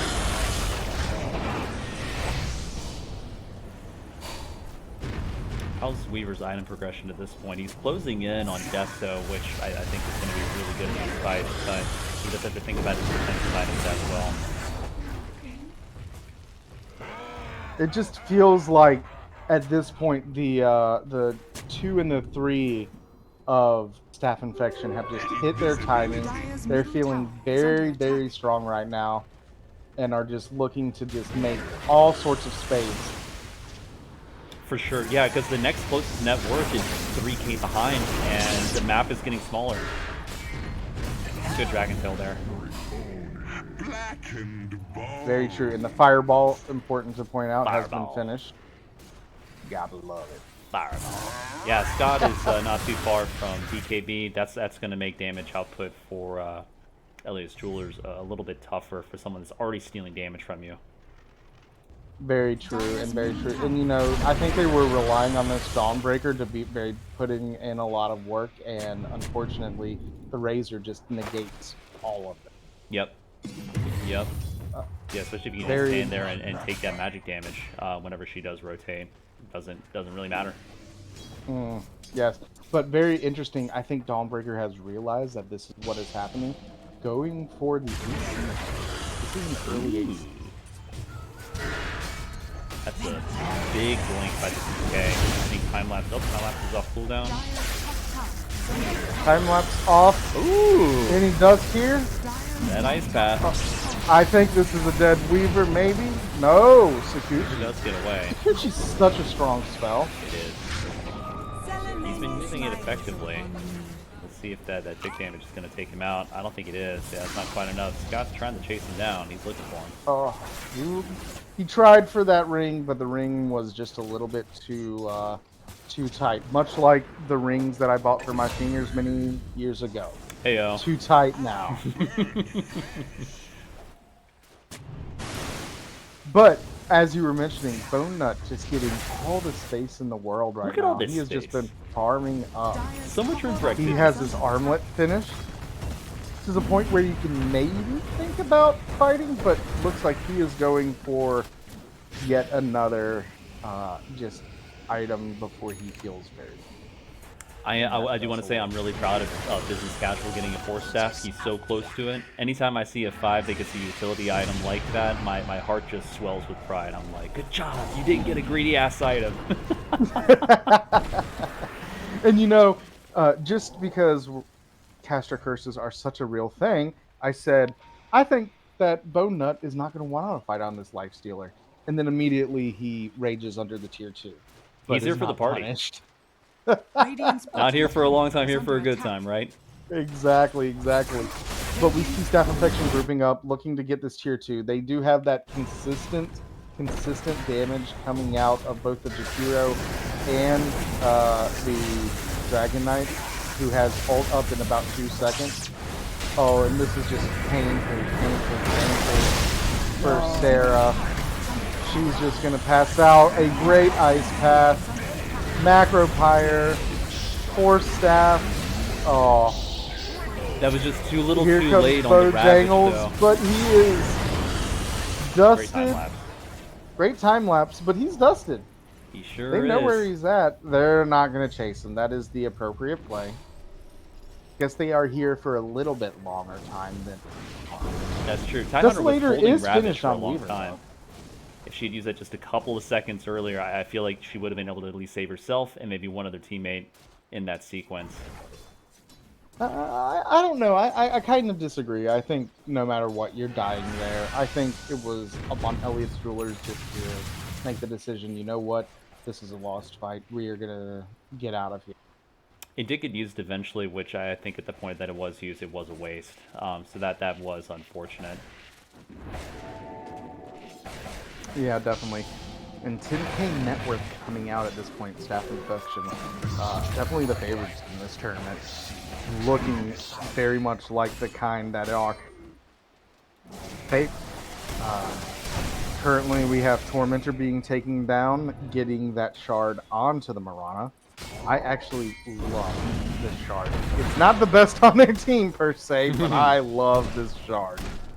I don't know if I told you this the other day. I was playing a game with Derek, and he had not played Dota since the Tormentor had been added. I told him to go do the Tormentor with me.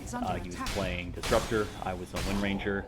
I said, hey, I think we've got enough HP to go and make this happen. I focus fire the Tormentor, and poor Disruptor melted immediately. He was completely baffled as to what happened, why he died. All he knew is that it was my fault. And 100% it was. Oh. Another great time lapse out of the Weaver, but it does send the Weaver all the way back to base. Not fun, and they will be getting this tier 2. At this point in the game, what I am telling my team, and I don't know. Oh, hold on, we have a big fight. Massive macro and ice path. We see Dawnbreaker ult coming around and seeing nothing. It's so sad. He is enfeebled. He is sucked, and he is dead. Huge loss fight for Elliot's Jewelers. I mean, maybe you're feeling okay. You got to get the 2 supports, but you still have just no room. If I am the Weaver at this point, where I'm trying to go is actually into the enemy's jungle. I'm trying to go into Radiant's jungle get some farm. You're still feeling probably an item behind. He is going for that Lincoln, as you mentioned. So that is a smart play. He needs a disable to go and get the skill. It's not going to quite be enough. So close. And I think his ears were burning. He heard that he needed to get a Lincoln's while we were going through the draft phase. That's his next item. Oh my goodness, he was actually in the audience. That is a cheating. I'm kidding. Good players think alike. Good players think alike. Hey, yeah, there you go. There you go. We see Lotus actually just finished on the Dragon Knight. Dragon Knight in that very strong state now where he is just going to be that frontliner for your team.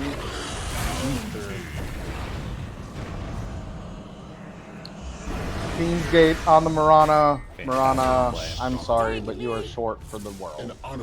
Very, very dead. I will say, I think at this point, with Business Casual's itemization, I probably would go Aether Lens rather than going into Glimmer Cape. I don't think he needs to be defensive. I think he can try to keep the foot on the gas and being able to cast Fiend's Grip, being able to cast Nightmare from further back. That's pretty big. He's got some thick boys in front of him to protect him too. So going Aether Lens makes a lot of sense. I feel like on paper. I would agree. I would agree.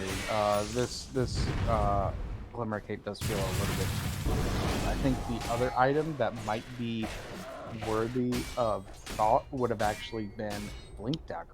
Allowing you to stay very back from the fight, being able to blink in, force staff a teammate out, blink in, get off that ult would be something interesting. You're right, you want to keep your foot on the gas, but that is what the Jakiro here is here for. He's out. We have almost max point in Liquid Fire, we have the Liquid Frost, he just gets to take all of your towers alongside this Dragon Knight. I don't know if you saw that very responsible Lotus Orb that was cast with that max arrow. You do love to see it. We see the fortification coming out in a Ravage into 4 into the Dawn ult. This might be the play that they need. Elliot's Jewelers putting in some work. The Lifestealer goes down. Dragon Knight goes down. Wow, that was a massive play. Well done. Yeah, the Ravage into Dawn ult there was absolutely clutch. I don't think they could have been grouped up anymore, even if they were RP'd. I mean, that was like lined up miraculously. I loved it. Very true. If you actually look at the fight recap, wow, what a just swing and the damage. We said this Dawnbreaker not going to provide a lot of damage in terms of overall, but when you get that big of a Ravage into that Dawn ult, 4,000 damage from that fight. Leading the way. Wow, that was. I think that is the play for sure. They go straight into the Roche. Weaver almost has this Lincoln's too. He's 400 gold off. Yeah, this is actually a scary point for Staff Infection. 28 minutes. Yeah, this is a critical point right here. What Staff Infection decides to do in light of this Aegis grab, I think is going to determine. It's either going to be a slog, or they wait it out, and they try to go for a pickoff as soon as Aegis expires. I think this is a farming Aegis. I think you're still looking to finish that Lincoln's. At this point, it is still a strong team. You had that big fight, but everything went your way. And so you're just looking to continue farming up. There is a point where this Weaver can just take over the game. I just don't think it's happened yet. And to that point, Tormentor taken by Staff Infection, getting the shard to the Bane, that Brain Sap becoming AoE into all of these melee ranged heroes. Oh, that is just painful. Looks like Weaver's going to be going into Scotty next, which I think is definitely the item for their team with the Lifestealer with the DK. Makes a lot of sense. Yeah, I like what this Weaver is doing. As we said, just continue farming up. There is a point that I think you just out carry all of Staff Infection. Staff Infection's lead, they were at 10k, already being cut in half, down to 5k. If you look at the graphs, Dota Plus really starting to swing in the favor of The old Elliot's Jewelers. It's not nothing. It's not nothing. Not nothing. It's significant what that team fight did for Elliot's Jewelers odds. So good on them for taking an effective team fight like that with their backs against the wall, with them banging down the door to their T3. Very true, and you know, this is something to point out with the heroes that are hitting your towers being a Dragon Knight and a Jakiro, your dragon friends there, dragon buddies. The Dragon Pals, they're not the best at taking high ground. And so, you know, that is the struggle that we're going to see Staff Infections coming up into, is trying to break into this high ground. In fact, I think we're probably saying, guys, we need to get this Aegis. And so not only is this an effective Aegis for the Weaver to just continue to do his job, but it denies it from the team that really needs it to go high ground and nets them a tier 2 in the bottom lane. That was a critical blink there by the DK. Almost got caught out. I did want to point out the Jakiro is not that far from getting his Zags, which does turn his Macropyre into pure damage. That should help that push on high ground quite a bit. So he must have heard you. And he's like, you know what? We suck at pushing high ground. How do I go and change this? It's either going to be Hurricane Pike, which could help, but it's a little one-dimensional. Or you go and have a massive AoE ult light Macropyre with pure damage. I think that's the play. Pop the Lincolns there. Very true here. We actually have Bone Nut with the flank, but I don't think we're going to see anything come from this. To point out, Bone Nut not going for that Ags, instead went Basher into Sange and Yasha, SNY. Bean Script is for another 90 seconds. I think that's a pop that. Another big Ravage, but the BKB was going for Stainless. He is going to survive through that. But they are still turning it. I really think that play was just massive at their tier 3. Yep. They are actually taking the lead almost. I mean, 1K, but 1K at 32 minutes is nothing. Teams are even at this point. And Elliot's Jewelers putting in work. Yeah, that was a solid team fight there. I do want to also say that Lightstealer did not toggle his armlet at all during that team fight. Did he have SNY finish too? He did not. He did not. That would have helped quite a bit, having that Lightsteal anthem. Yeah, he is about 1,000 gold off of the finishing the Yasha for that SNY. So, still some time. And with this Aegis, we said it was a farming Aegis, but 29 seconds left. Elliot's Jewelers say, you know what? You're not ranked. You don't know what you're talking about. We are going to push this high ground. We feel strong. Now, I don't know if I agree with staying for these racks. Yes, I think it's a daring. Everybody run angle. Mount is still available. That is the Aegis. That did get popped.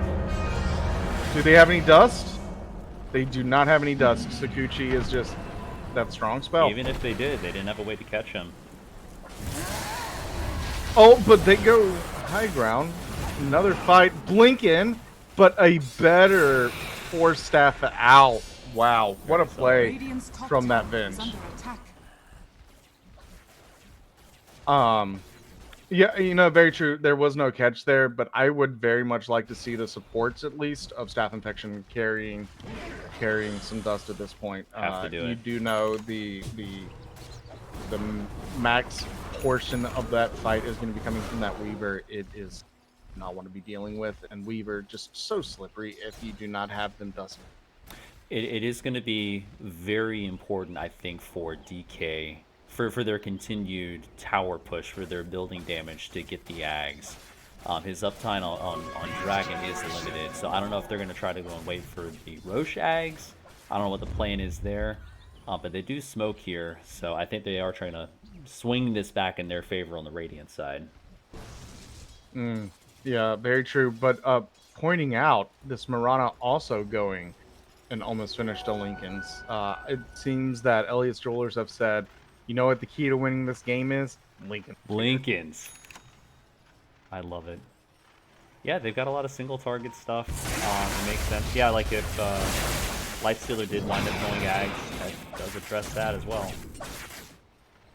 Smart play from the Mirana. Breaks the smoke and then leaps the opposite way. But a team script coming out, but there's that Ravage again. Sarah saying, you know what? I may not have had the best lane, but I know how to play this out of lane. I put myself in there and I press R. Look at those Radiant Heroes melting. Big dead. Wow. I think that's going to do her, man. I think this game is tied up neatly. Put it under the Christmas tree. It's done, man. And it is important to point out that while this was a do-or-die game for Elliot's Jewelers, this was a game that we could see Staff Infections lose, but still win this tournament. And so they were able to, test things out a little bit. They could afford it. Yeah, they could afford the L to go and whiteboard a little bit sandbox here. And, I think they know what they're up against, what they need to play a little bit differently in order to address this play style they're working with. I would agree, but I'd be interested in your thoughts. What do you think they need to do in the next game? Not to say that they can't come back in this one, but we do think it's over at this point. What do they need to do? I think they need to find a way to keep Sarah from getting online. I mean, I don't want to go and be too hyperbolic here, but I think that her impact on the game was as much as Collapse and PI. I'm not calling her Collapse, but in terms of the three's impact on the outcome of the game, I would argue it's because of her that they're back in it. So you need to find a way to either keep Sarah down. I know you can't be all places all the time, but I think they paid too much attention to their two. I think they gave too much respect to the Weaver early on in the game. They need to give Sarah the respect that she deserves because her game impact was undoubtable. Very true, but I'd actually like to see a little something that maybe is seen as sacrilegious. I would consider leaving the Elder Titan up, saying, you know what, we know this is what you want to play. And we know we're going to just play in it. And then pick something, say an Oracle that just says, I don't care about your burst. I am going to make this person live, and then you're not a hero anymore. Sure. And so that then gives not as much of a team fight impact. Lincoln's finished on the Mirana, but it will be popped by the Bane. And Mirana gets sucked off, but she actually makes it out. Big fight coming on top again.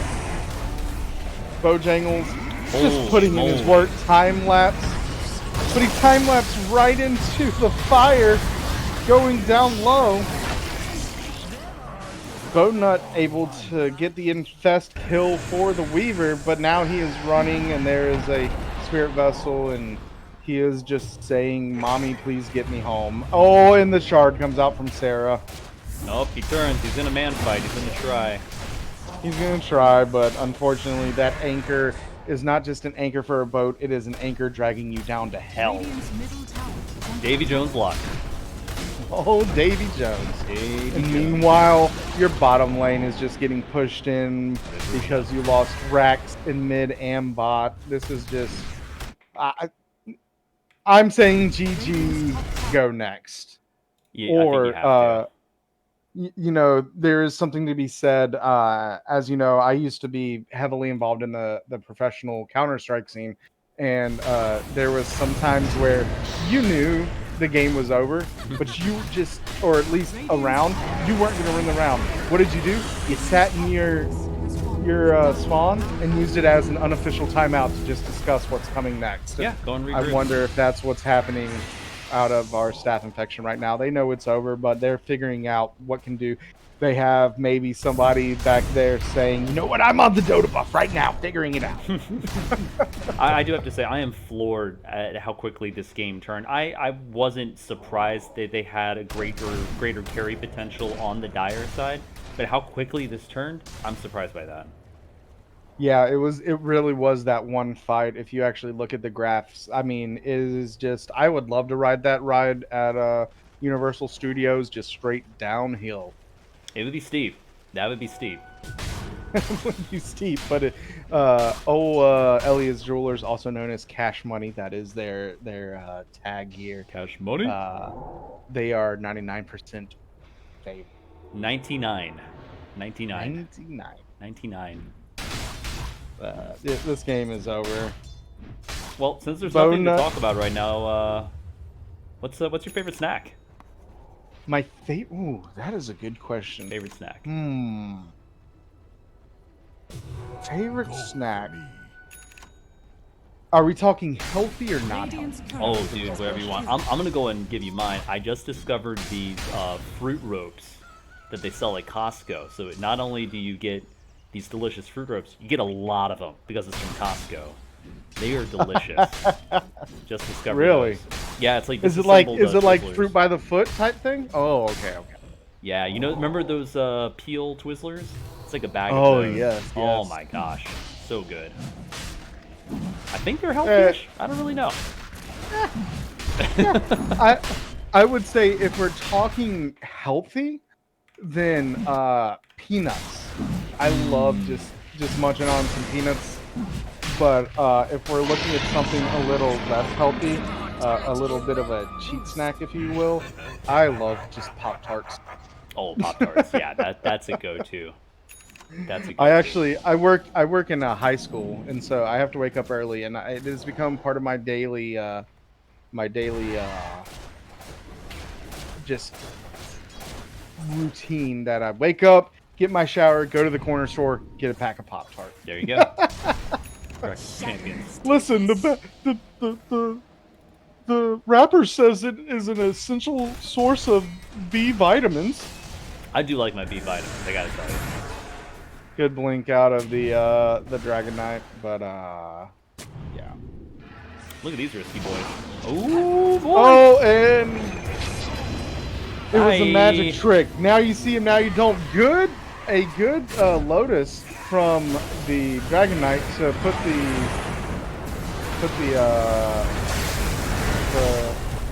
hook.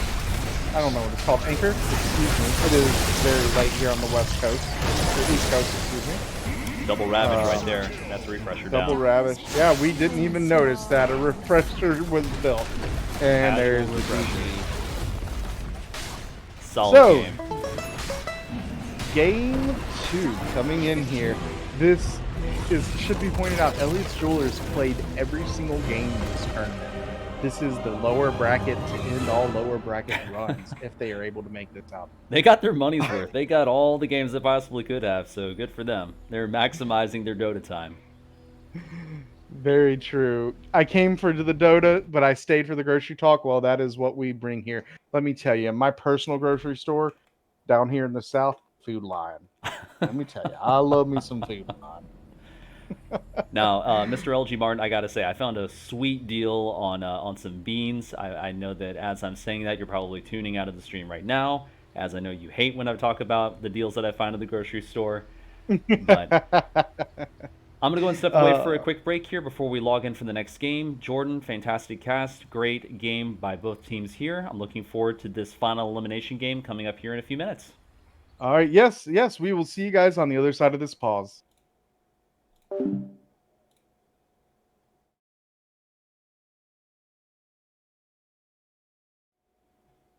Oh, good morning, good morning. All right, I think we are back here for the final game. This is the elimination game. Mr. Jordan, are you back with me? I am back with you, and in fact, I am coming with a little bit of secret news that I got there. Secret news? Ready? Expect to see the Sarah Elder Titan. Oh! And in turn, maybe, this is a potential, this one's a little more shaky, but we might be seeing a Necro or a Pudge coming out from the side of Staff Infection. Oh, buddy. We're getting some signature heroes out here. And I'm going to share a secret with you, Mr. Mount. I ate a burrito during that 5-minute break. Oh. I feel 10 times better. I was so hold hungry. on. We this is a very important thing. Screw the bands. Hit me. What type of burrito? It was a good one. No, I mean like chicken, steak, like listen, it's midnight here on the East Coast. I can't eat anything anymore. I'm gonna ruin my sleep. Burrito access is limited at that time. It is. Oh man, dude, so there was a new place I tried around the corner, and it's fantastic. Is this it was the carne asada vegan burrito spot? It was vegan spot? next door to the one. I got some carnitas from the one nearby, and then I popped over to the vegan one after that. Dire team 10 out of 10. Gotcha. Both are fantastic. It's right next to my dog's groomer, and I haven't been in there yet, but I'm glad I went there today. 10 Nice. seconds remaining. sir. Well, Yes, sir. Well, now that we have had those secrets put out 5 into the open seconds here, let's remaining. talk about these Team bans. ban. There is no Necro. We will not see that come. But But we have not seen 10 Elder seconds Titan ban remaining. yet. I think we might hear Sarah just scream with joy if this comes through. oh, I really hope he doesn't scream. Ear splitting. Absolutely. I'm wearing headphones. I'd rather him not do it. Well, we will see. Meanwhile, Staff Infection getting rid of the global presence again. Dawnbreaker, they said, you know what? They think Dawnbreaker was the Radiant problem. I'm not team sure ban. I would agree, Hmm. but Dawnbreaker out of there. Razor, get out of there. But will they 10 ban? seconds remaining. Well, actually, I was going to say 5 the seconds DP, but I remaining. don't know if anybody on Elliott Jewelers actually plays. I don't know that they do. I haven't pulled their Dota buffs to see like their top played heroes or most successful heroes. I think we've got a pretty good sense for it at this Dire point what team they're ban. probably gonna play, but I am intrigued by the Dire Razor team. ban on staff. There's the punch ban. Come on, But- guys. But Radiant Elliott Jewelers team did pick. say, and is it here? Yep, they said they wanted to pick the Nature's Prophet if it made it through. And so, I think you have to. global, here we come. That Nature's Prophet, so annoying.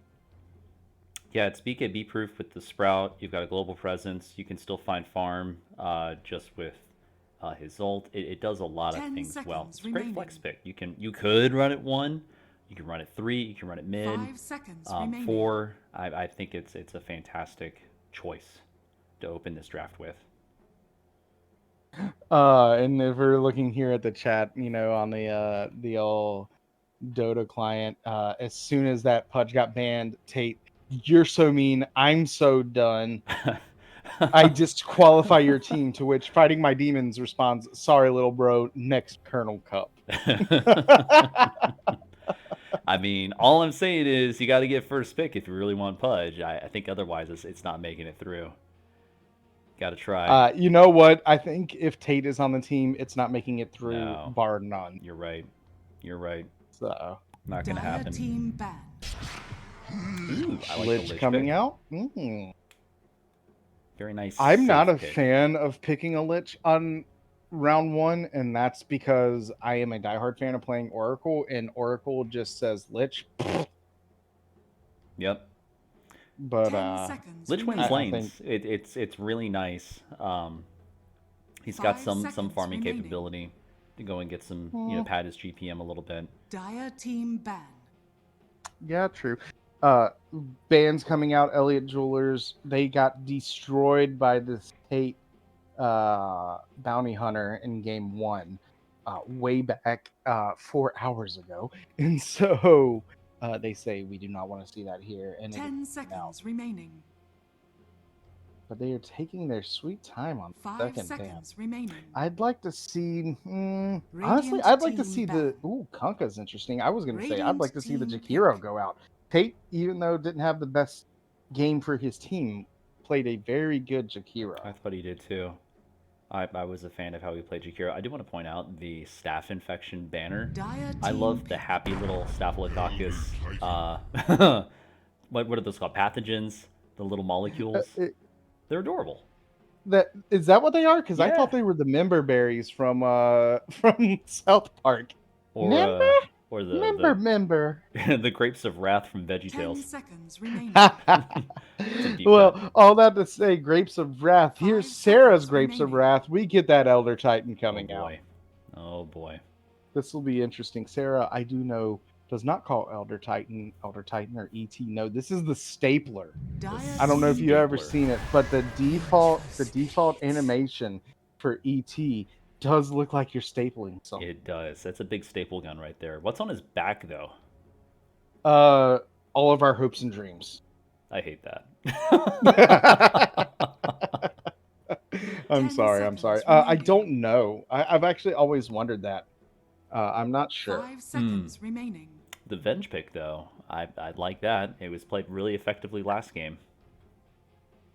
Very true. And also, is a pseudo counter to this lich if you play smart, because you can just swap the chain frost away so it doesn't bounce it. Yoink. So, very interesting. I think I'm honestly perplexed, excuse me, by this Kunkka ban. I don't know anybody on the side of staff infection who plays Kunkka. I don't know why you're thinking about it. Stainless has been known to play. I think the Kunkka ban is to prevent the trance from getting Radiant just team wiped. pick. That would do something. Very true. Very true. Also, Bonet's been playing Kunkka some more recently. He's been spamming that mid. Gotcha. Well, you know what? I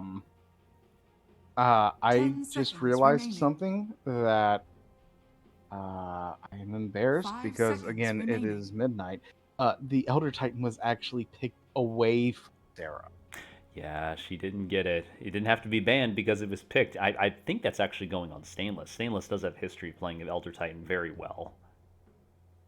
That'd be interesting. Elder Titan, of course, that hero Radiant that team can pick. honestly play 3, 4, 5, maybe even 2. Obviously, not going 3 with a Sand King being, but very flexible pick.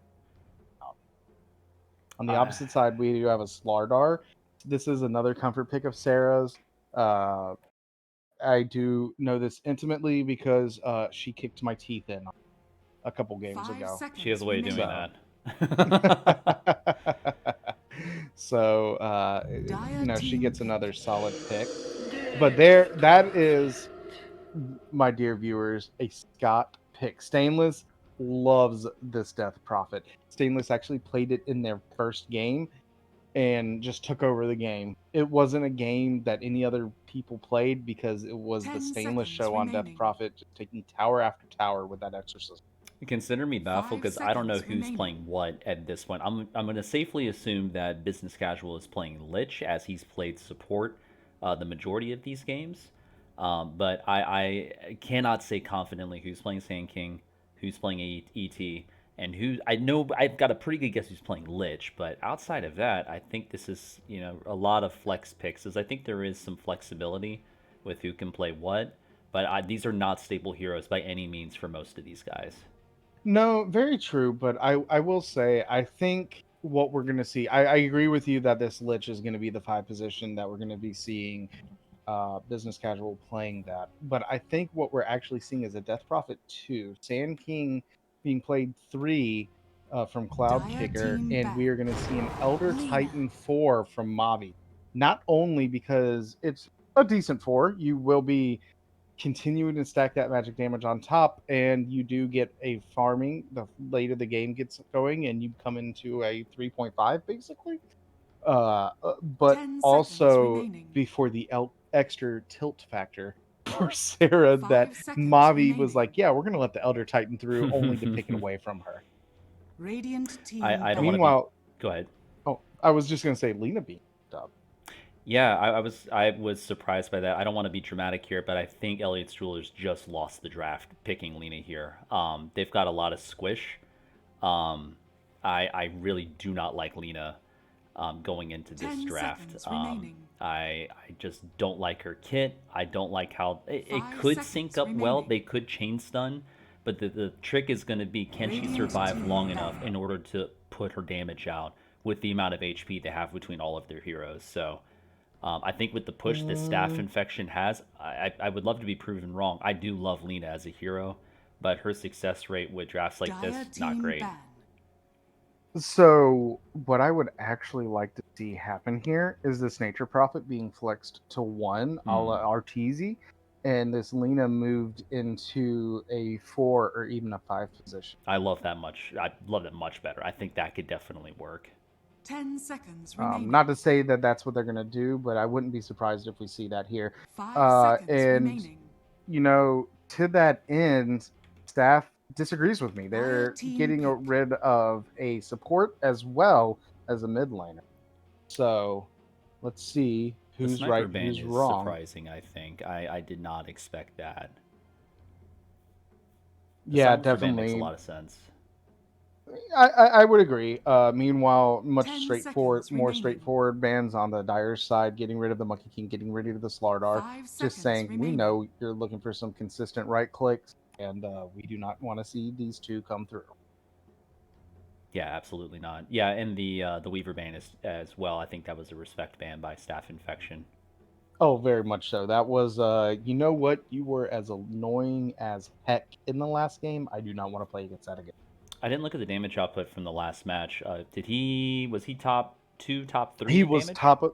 he was top of the game, Top of the heap, with yeah. 46,000. He melted So Mavi Radiant in 2 team right pick. clicks towards the end of that game. He was just a skid mark. well, looks like we are not getting what I thought with the Nature's Prophet going 1.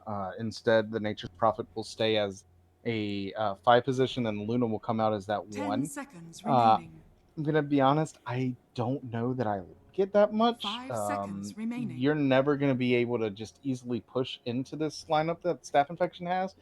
Meanwhile, you are short range. You are not somebody who your glaives are not going to be doing too much work. The fight is going to be fairly spread out. Um, I don't know. Convince me that this was the right pick. I don't know that I can. I think where this game gets decided is if Staff Infection can execute with their heroes. And this is a classic Scott draft where he picks the right heroes for the right time. But not everyone is able to play their heroes to the best of their abilities to match up to the opponent. So I think that's what we're going to see. Mavi, I think that's a good match for Elder Titan. Cloud Kicker, I know that he plays a pretty good Sand King when he and I played esports tournaments together back in the day. Obviously, Scott is well versed on DP, and Bona plays a mean Naga Siren. So I think that these guys can execute. It really comes down to making it all come together in these team fights. So I'm excited. Very very true. This is a game where kind of the reverse of our last game. Elliot Jewelers is on a clock. It feels like at Yep. the end of the day. I mean, Luna does have that late game push, but ultimately, I do not think that she will be able to put out as much damage in that late game into this dire lineup. Meanwhile, Naga Siren, I mean, is just notorious past couple patches for saying if the game hits X amount of time, I just win the game.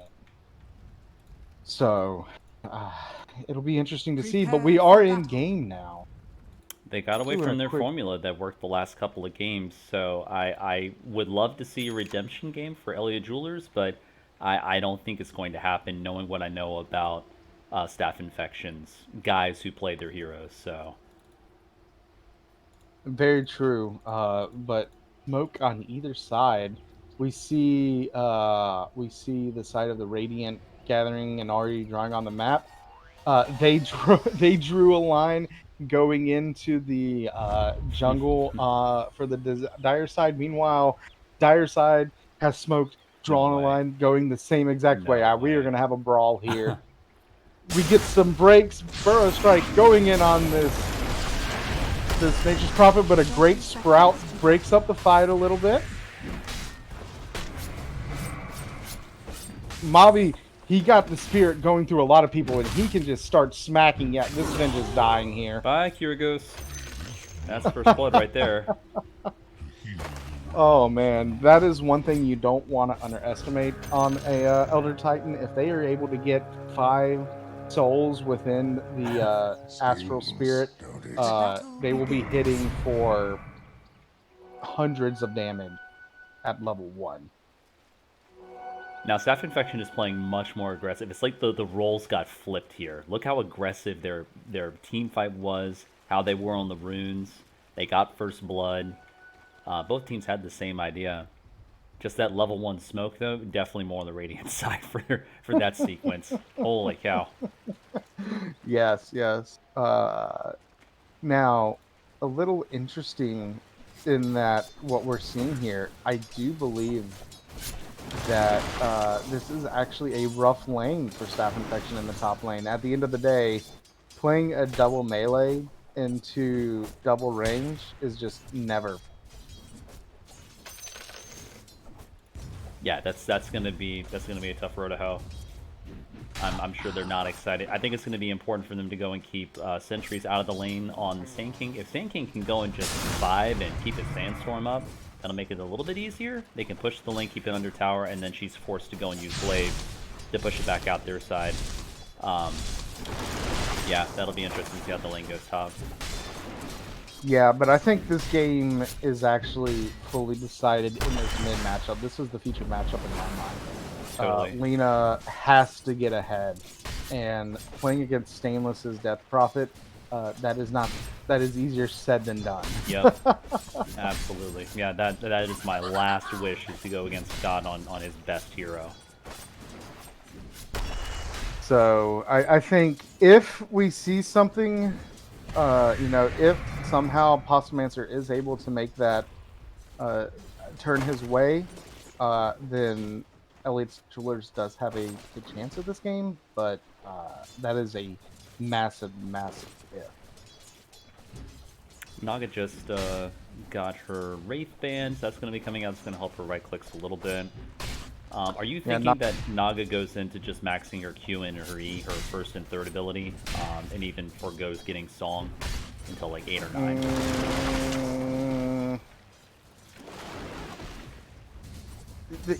It's hard to say.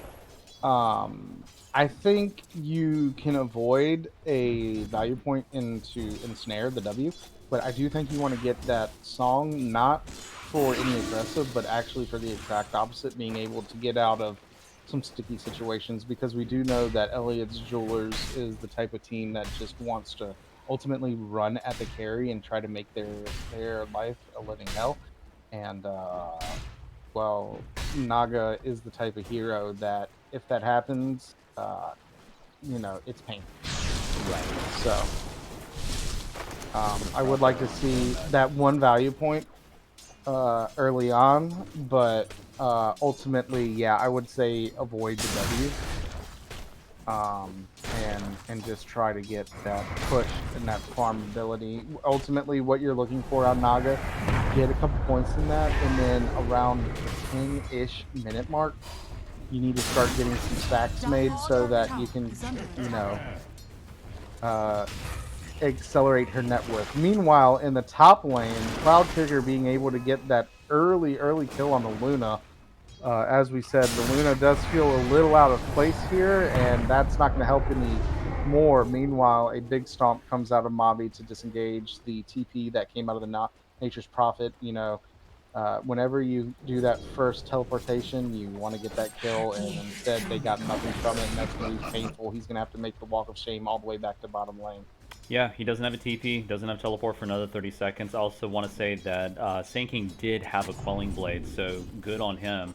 Got through all of his regen, but like we were talking about, they didn't have detection in lane for that Sand King, and they just had that chip damage on the Luna. They were able to dive the tower, get the kill. Sand King follows up with the Burrow Strike, and that's it. Yeah, in one thing that is maybe not well thought out by the average viewer, but I'm sure is being well thought out by Elliot's Jewelers, given their propensity for this Elder Titan pick, but the natural order is just such a strong spell. I would like to see, normally you go multiple points, if not max this W on Elder Titan before you start going points into the natural order, but I would love to see some real early levels within that, because it just puts in so much work. Base armor reduction 40%, base armor or magic armor 40%, and it just goes up from there. That's so massive. It's huge. Yeah, especially as this goes later into the game, those percentages really matter. Luna again. Oh my goodness. Yeah, this Luna's gonna die. Luna's game is officially just hard. Yeah, being down 3-0, 5.5 minutes into the game for Luna, it's rough. It's nowhere close to our next item either. Yeah, this is gonna be painful. Much like both sides, you should be looking to, key supports should be looking to make stacks early and often. Both carries gonna need to be finding their way through this jungle sometimes. That's a missed Slytherin smash right there by Sarah. That doesn't happen often. Also, Business Casual, hearing the advice probably of his teammates, maybe tuning into the cast and listening in the audience, did get a Quelling Blade for that Sprout. So, look at us. We're learning. We're adapting. We do love to see it. We do love to see it. This Sinister Gaze is actually putting in a little bit of work into Sarah under tower earlier, and now Sarah on this Slardar will get tanky eventually, but right now is a little bit squishy. Meanwhile, a rotation top out of this Lena, and you know, I love to see this, said, I'm not going to be able to get much done against this DP mid. I'm going to go top, I'm going to get some kills. But the Exorcism does come out, and this tier 1, you have to imagine, in mid lane, not long lived this world. Nope. And up until that rotation, DP was actually behind, I believe, in XP. Great kill by Cloudkicker. He's just so good on tanking. Great kill by Cloudkicker. Better stomp from Mavi again to just say, Cloudkicker, go in, tanking, get this kill, and then I will get you out. This is a position that NP has not, or Elliot rather, has not been in, I think, in this series. He had to rotate mid, soak some XP, whereas I think the last couple of games, he's just been chasing kills in that off lane. He doesn't have that luxury right now. I don't know that they can get a kill. They haven't been able to get their combo off effectively, especially with the Lich getting that Sinister Gaze off. Very much so. This Lena actually coming back up to the top lane, looking to get a little bit more work done. It looks like Luna has said, I have enough of this lane. You know what? I'm going into the jungle. Please leave me be. I need my items. Yeah, you have to get those items on Luna. I don't think she even has a mask. I don't. I believe you're right. And you know what? She was just at 0 gold. She wow. Yeah, she is very, very far behind. Great stomp up top. Nature's Prophet. Yeah, this Nature's Prophet. It almost feels like it was a baited pick. They did know that he loves to pick it, but you know, not feeling so effective.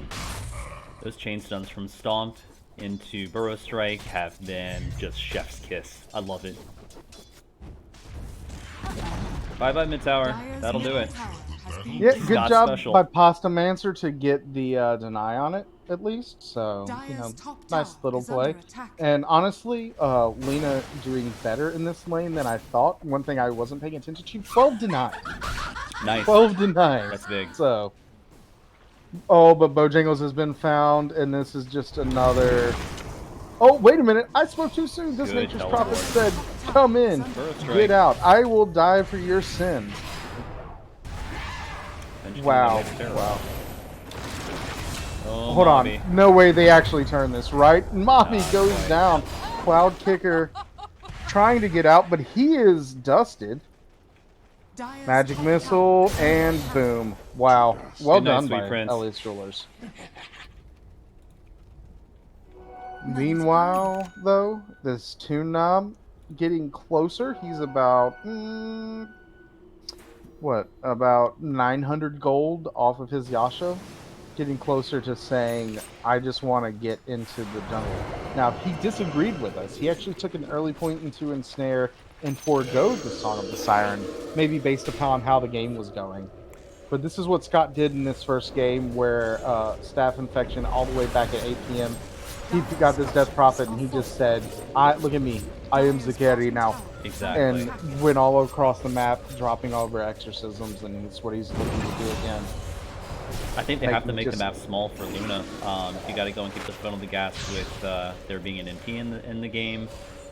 They're not as global as they were in previous drafts, but I do think it is the right thing to do to make the map as small as fast as possible against LA Jewelers.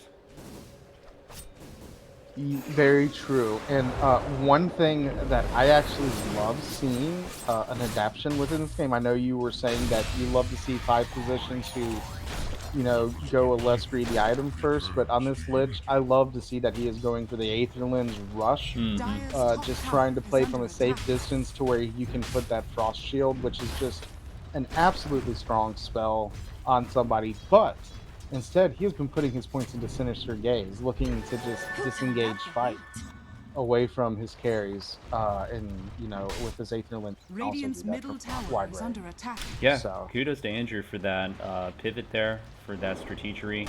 I think that's the right play. I agree with you. Dire's top tower. But this is very painful. As we were saying, I just switched over to the net worth, and Sarah on this Lardar and Bojangles on this Dire's Luna bottom tower just is down under in the attack. dumps, not feeling good. Having Tate straight up is not good 900 time. gold from them. Yeah, what is the meme? I'm straight up not having a good time. Straight yeah. up not having a good time. Oh boy. Oh, but Look they at Tate. find Bobby. R.I.P. Oh, and the LSA, or sorry, the Laguna Blade, excuse me, said, "Thank you, you're dead." Thank you. And Again. interesting, Boots of Travel rush on this Luna. On the Lena. Well, how do you feel about that? Yeah, on the Lena. That is in the guide, I think, for both Immortal Faith and Tortellini. I don't really like it, but that's why I don't make guides. I would have liked to see a Falcon Blade come out first, personally. Yeah. You need to be making some space right now for this Luna. You need to be adding pressure. But I guess what the thought is, with a Nature's Prophet on your team, having the ability to join him wherever he TPs would be very nice. Look at that kill on the NP. Good rotation there. Good vision by Scott. He was pinging the heck out of that. He's like, we gotta get this NP. I don't know what NP was doing. Naga did die there, so I think that actually went and split the map a little bit and exposed Naga's iron. That was really unfortunate. So the ring smash on business and another Laguna Blade. You are gone, my friend. Not worth. Not worth. Not worth it all. Because at the end of the day, tier 2 being taken. So not worth. Maybe Scott is saying, you know what? You don't know what you're talking about, because Exorcism taking half of the health of that tier 2 away, and then Tate, as he has been doing all game long with the stomp, as soon as they TP'd in, saying, you know what? We're not going to fight you. Enjoy your time chasing ghosts. How much health did they take from that tower there? It's about half. That's about half from, not even a full exorcism. So anytime you can get some pressure, what I would like to be seeing at this point, I want to see Sand King post up in this bottom lane, or Elder Titan trying to put pressure on this tier 1 to open up the mid lane to where you can get the next exorcism timing and finish that tower off. Absolutely. But that just collapses that map even further, just forcing something out. But something to say, we said, you know what? Luna's not straight up not having a good time. Luna is now top of the net worth. Yeah, she's rebounded really nicely. Also notice that she has not put any levels into Eclipse either. She's got 1 point in Lucent Beam, maxed out Moonglaves, and Lunar Blessing, which I think is the right play to try to get back into this game. Very true, and it's important to put out that Bojangles is the highest rated player on his team for good reason. He is able to make those intelligent decisions. Burrow strike on Sarah, but the Slithering strike. Oh my goodness! say that 5 gets times her fast. out. Slithering strike. Slithering. Yeah, that was wow. Yeah, I think Bojangles is big mad. He's just falling the face off. Oh no, the ancient stack that was being built up for this Luna is being stolen away by the side of Radiant. But you know what? This game is a lot closer than I thought, and Andrew is so over. Oh, he gets his ult off though. Look at that. Oh, big ult, big ult. Very spiteful Laguna Blade right there.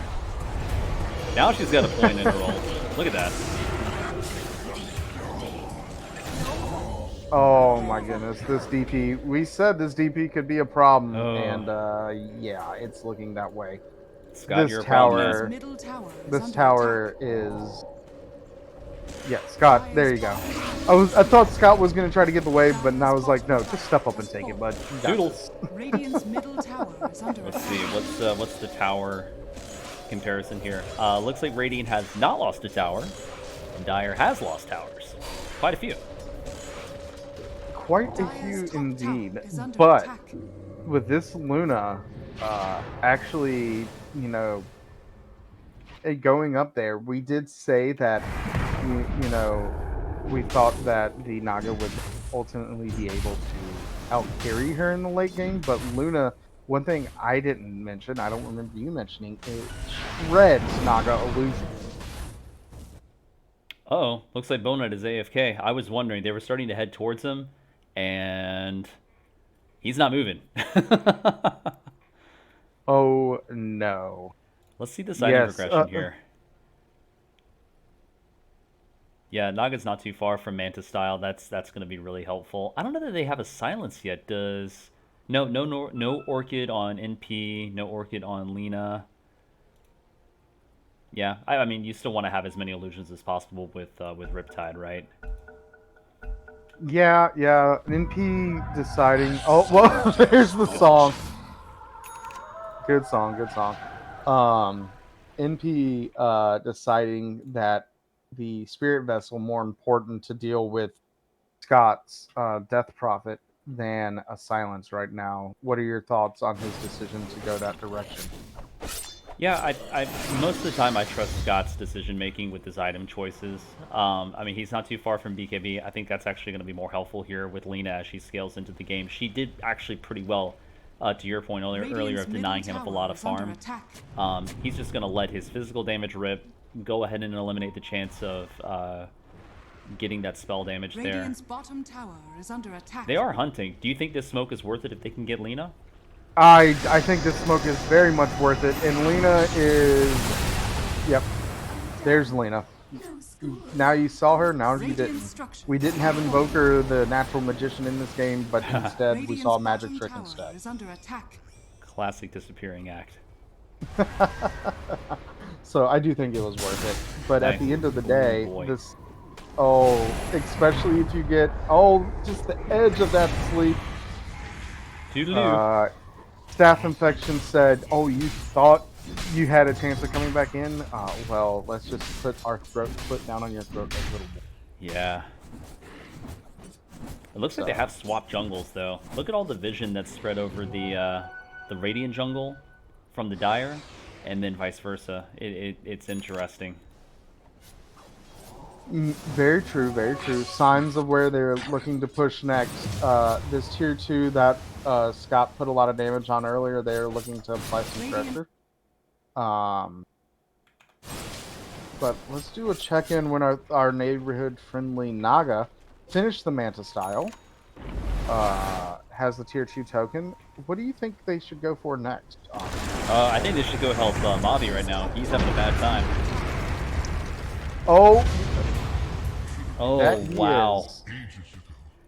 Yeah, that part of the map has been dark for the Radiant for a while. They got to go and illuminate that.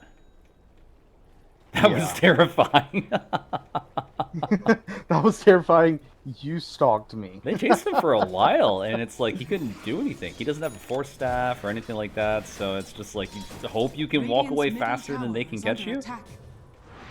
Very true. Now, something to point out that is very interesting. I just saw a Blink Dagger being delivered to this Slardar. I want to see a smoke out of Dire right now. Oh, yeah. Yep, that's going to be a game changer for fighting into Staph Infection. Slardar is hunting. Bownuts been seen. Slithering staff. Oh, brother. Oh, but this Naga, painful. Oh, Look what? at that team support. Did you see that Sprout? Support. What Yes, about that was Sprout, massive. dude? I Holy think moly. how low? I want to say Sarah was probably at double digit HP. Oh, easily. When that Sprout came out. Well done. Gracious. And they get a tower off that, killing the position 1, saving their 3. And that's just amazing. Nicely done. Yeah. And this Luna quietly had a rough lane, but has quietly just been continuing to get more and Radiant's more. middle tower is under Has attack. finished Mask of Madness as well as Manta Style, going into the Dragon Lance and then a BKB. This is a big ult for tanking right here. If they catch the blue now, this swings it back in their favor. The pendulum is definitely going back towards the Radiant. That was getting sketchy for Staff Infection there for a minute, because they were farming their side of the map, taking their triangle. They killed their one. That's very difficult to go and bounce back from. Very difficult indeed. We have actually seen the net worth lead bouncing back and forth, 1k to the Radiant, 1k to the Dire. And so this game is on a knife edge. Meanwhile, Mavi would like you to start a timer, Mr. Josh. Gotcha. Can do. Unfortunately, we do have a crash here. Naga Siren is out of the game at the moment. So at the moment, we do have a clear pause. I do want to make an observation about the Lich's items. I know that you were lauding his choice of Aether Lens before a save item. He's going right into Aeon Disc. I don't love that. So I do question that it's not as helpful for the team. Sure, if he gets all his abilities off and it wins a team fight because the Aeon Disc was activated, lovely. How often is that going to happen where you're not able to get all of your abilities off? And you probably would have been better served if you had a Force Staff, a Glimmer Cape. We've seen Glimmer Cape leveraged really, really well this series. So I would rather him do that instead of going into Aeon Disc, but it is what it is. Yeah, very true. Maybe he's feeling himself because at this moment we were actually we were talking up Tate on this ET who got that early kill, but he is actually the bottom of his team in worth. So maybe, business is feeling himself. But actually what I would have loved to see is an early Pavis into this massively physical damage lineup of Slardar, Lena, Nature's Prophet. I think I would have loved to see that, but he did decide that he is going to go into this Andis, but he hasn't bought anything yet. Yeah, he could change his mind. Still plenty of opportunity. Could change his mind. Pavis is such a good early game item for blocking that damage that really hurts your carry to keep them from farming. That they can be a little bit riskier. They can go extend a little bit past the creep wave, get that ranged creep. Just lets them be a little bit more risky. So huge. You don't have to convince me of getting Pavis. I love it. I don't buy it nearly enough, but when it first came out, I was buying it all the time. Very true, and it has been nerfed a little bit, so maybe that goes into his thought process. I was clicking around, just checking everybody's items, and Nature's Prophet actually is going into that orchid now. So he did hear your cries for silence, and is trying to build it. Nice. Yeah, I think that's going to be helpful. If you can go and keep the ET from getting his abilities off, Death Prophet, really any of those guys that are just so spell-oriented. Yeah, that would be very, very nice. He also has already gotten his shard, so that Curse of the Old Growth is kind of underrated. It does some work. Big slow, big DPS if you get the right situation. So yeah, you got to get your treants out. And I think he's been doing. I really haven't seen too many of his treants out during team fights, but if he can go and get them, has he maxed his little nature's call? Yeah, nature's call. No, he is not. Okay. Focusing on the sprout and the TP, which is what you generally like to do on this this support Nature's Prophet. So yep, I'm fine with that. He's used it effectively. I've been really, excited at how he's been moving around the map, going and setting up plays with Sprout. I think he's doing it right. But I am getting some shades of our previous game. All the spells being used on that illusion. Bojangle's going to get out of here safely. Very well done. Just duck, dive, and dodge through the trees. Business gets off his ult, but a massive Earth Splitter kills that Slardar, and a BKB Death Prophet is now building, running down your throat. But Bojangles is tossing in the damage here and there, but I think this fight is over. Ultimately, this is a tier 2. What I was saying is, I'm getting shades of last game. You want to take a fight at that tier 3 and really swing the net worth in your favor ultimately. The challenge over that last fight was Sarah initiated and no one followed her up, so that was really unfortunate that happened. Just got straight up caught out, jumped into 3 heroes that I don't think that she knew were there. Very much so. It all started out with the Bojangles baiting with an illusion and ended with his team dying.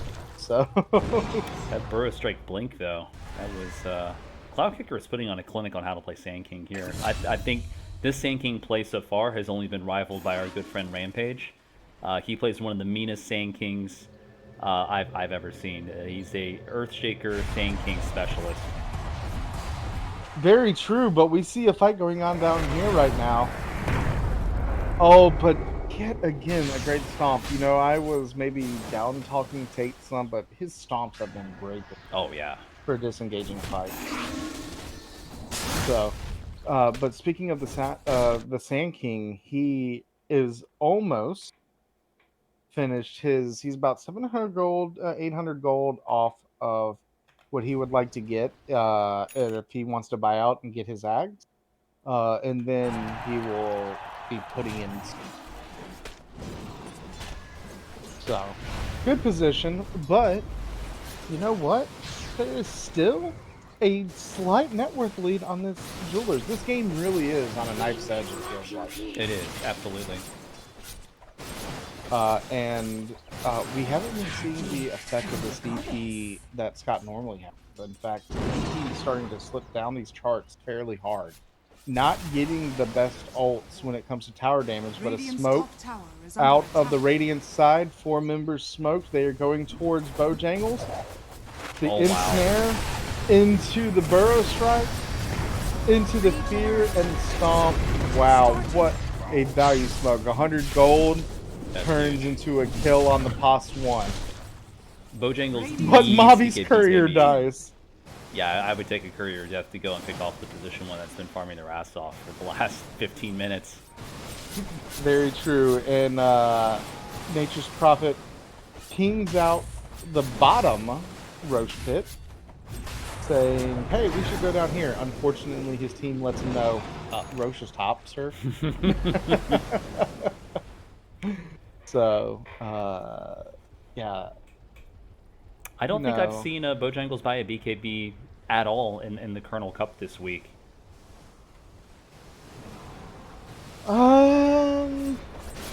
I think you're right, but also most of the games have been fairly short, at least his first couple games, and so he hasn't had the time to build it. Or the need to. Big fight coming out, stomp into an LSA, Earth Splitter goes across 2, but not a lot of damage. Here comes the song, setting up the fight. Great Burrow Strike. Great Burrow Strike. Bojangles did get off his ult, but because he's going right click, didn't do too much work. Good TP to get out of that fight, but you lose 3 on the side of Elliot's Jewelers, and yeah, that's a net worth swing in favor of the Naga Siren as well, capping almost 13.5k. Very true. What I would like to see, what I would be calling, but this is, you know, maybe the league player in me, would be going back and getting that Roche right now. I think that's a good call. Alright, here it is. This is a repeat of last game, right now. Let's see if they have any buybacks on the Dire side. They do have it on the Luna, but I'm 10 seconds left. She's saying, just delay. I'll be there in a second. Meanwhile, Lena, also about to be up. So yeah. Oh no, but Sarah, what are you doing there? And silence and just stomp. What a swap! Great swap. Sarah will get out. Curse of the Old Growth coming out. Mavi dead. Double Holy shit, kill, what a greedy both play by sliver. Bone Nut. Oh no. no. He chased that Slardar just way too long instead of going to buildings or just getting out. That was a critical error.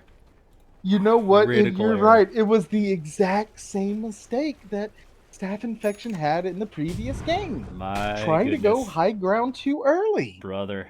Yeah, you can't do that. Oh no. Can't do that. No. When will they learn? You know, in their defense, Sarah is having a rough game. Sarah is actually being overtaken by the Nature's Prophet in terms of network.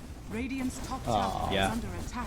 Just, she is now the one straight up not having a good time. But, you know, she says, you know what? I got my Mask of Madness. I have my blink. I know what I need to do. Blink in, hit some people, have some fun time. Dude, once she gets her BKB though, that she's going to become a problem. There's going to be a new power spike with that. So they're going to have to watch out. Yeah, this is, oh god. Would you say it's looking dire? No, because I'm not going to give you that joy. But I would say it's looking rough. Oh, why would you rock me up this dad joke? It's very much looking dire. Yes, it's this is definitely a rough place to be in. And you know, as we said, Prosh was right there for the taking. It was. And they decided not to go go for it. Didn't do that because you know what's more fun? Pushing a tier 3. But notice Naga Siren just finished her heart. Yes. This is that timing that you kind of really want to see. A little late. 30 minutes is, you know, a little late, but Naga now starting to feel fairly strong, and they're actually going to be the ones they have learned, maybe from their lesson, they are going towards this Roshan. They're doing it. It is a little bit risky. I think that they could counter-initiate this if they really wanted to. Naga does have Song available, so you have that emergency, you know, panic button that you can hit. Yeah, but at the same time, I don't think that Elite Rulers knows that they are there. They are just putting a little bit of pressure on the tier 2 and then grouping in their triangle. They're not even going to get a tier 2. Wow, they had 2 lanes available that they could have gotten a tier 2. They could have tried to split or rat. They didn't do that. So 30 minutes, they grabbed the Aegis. Very true. But one thing that did come out of this, and something we haven't spoken about in a hot minute, this Lena quietly farming up. She now has a BKB, has finished her Ags, has that flame coat to just get active immediately, and has a double damage bottled. Yep. This next fight could be pretty gnarly out of the Lena. I would love to see her leading the way in damage. And this is a fresh BKB on Luna too, right? Yes, Luna has now finished her BKB, so yeah, looking pretty rough. No significant damage item though, so they still got that going for them. She is going into Butterfly next, it looks like. That's going to make it exponentially tougher, because I don't know that Cody has an answer on Naga Siren for a Butterfly Luna. He doesn't have any spell immunity, and he doesn't have any accuracy items either, so... Yeah, Cody instead looking to get the brain not working item. He's going to Beefmaster 4000, getting the heart, getting whatever else he's going next. Is that Scotty? Scotty. Yeah. Scotty. There we go.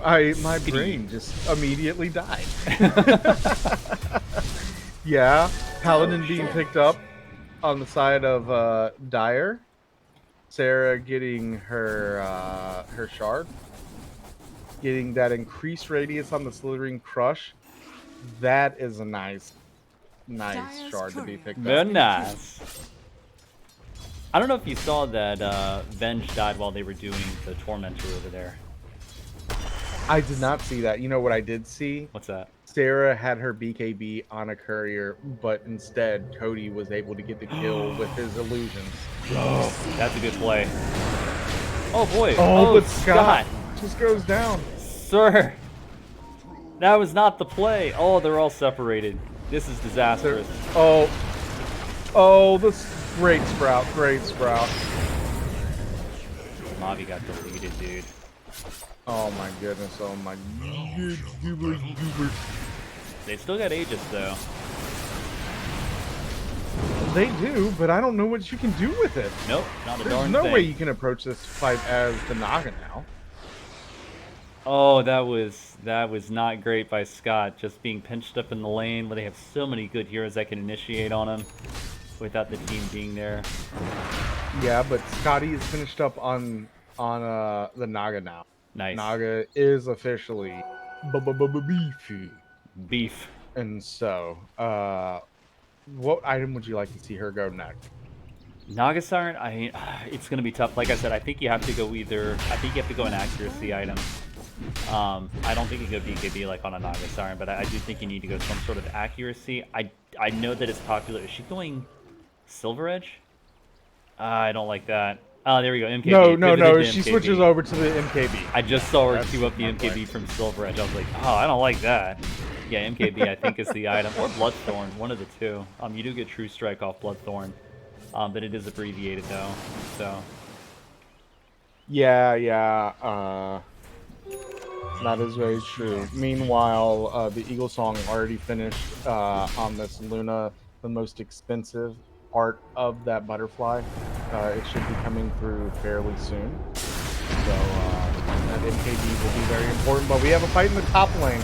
Big fight right here. Eclipse comes out. So does the Earth Splitter. BKBs abound, but the Luna's gonna die. Bye, Luna. And good song.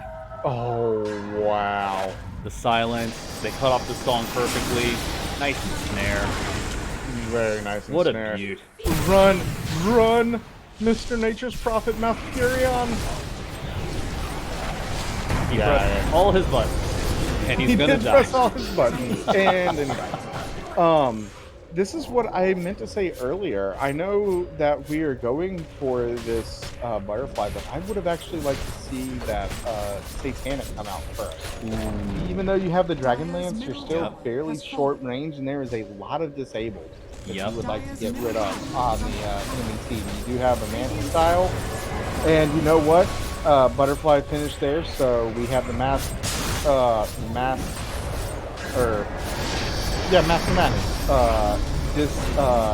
broken apart. Morbid Mask will stay in, and we are approximately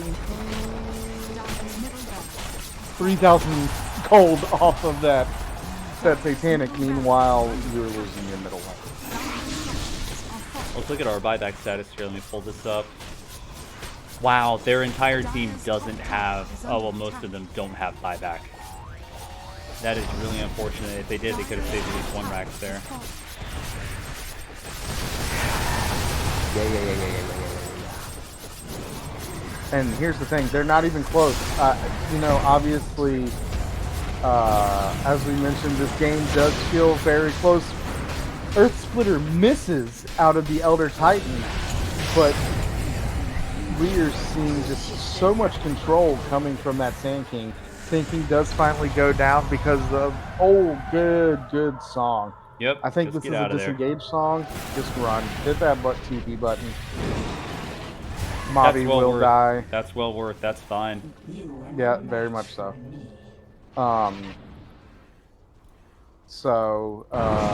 They are obviously saying this game is too close to worry about buybacks. We want items. The League player in me loves that. The Dota player in me says, what are you doing? You have to think about these things. I don't know if you saw that Lina is going Shiva's Guard next. I think that's an interesting item. When I think Shiva's Guard, I don't think Lina, but I think that is an item that you have to get. You need someone that can slow the rest of their team, that can reduce that lifesteal. I think that's a solid pickup. That should go in and actually help with the Naga heart.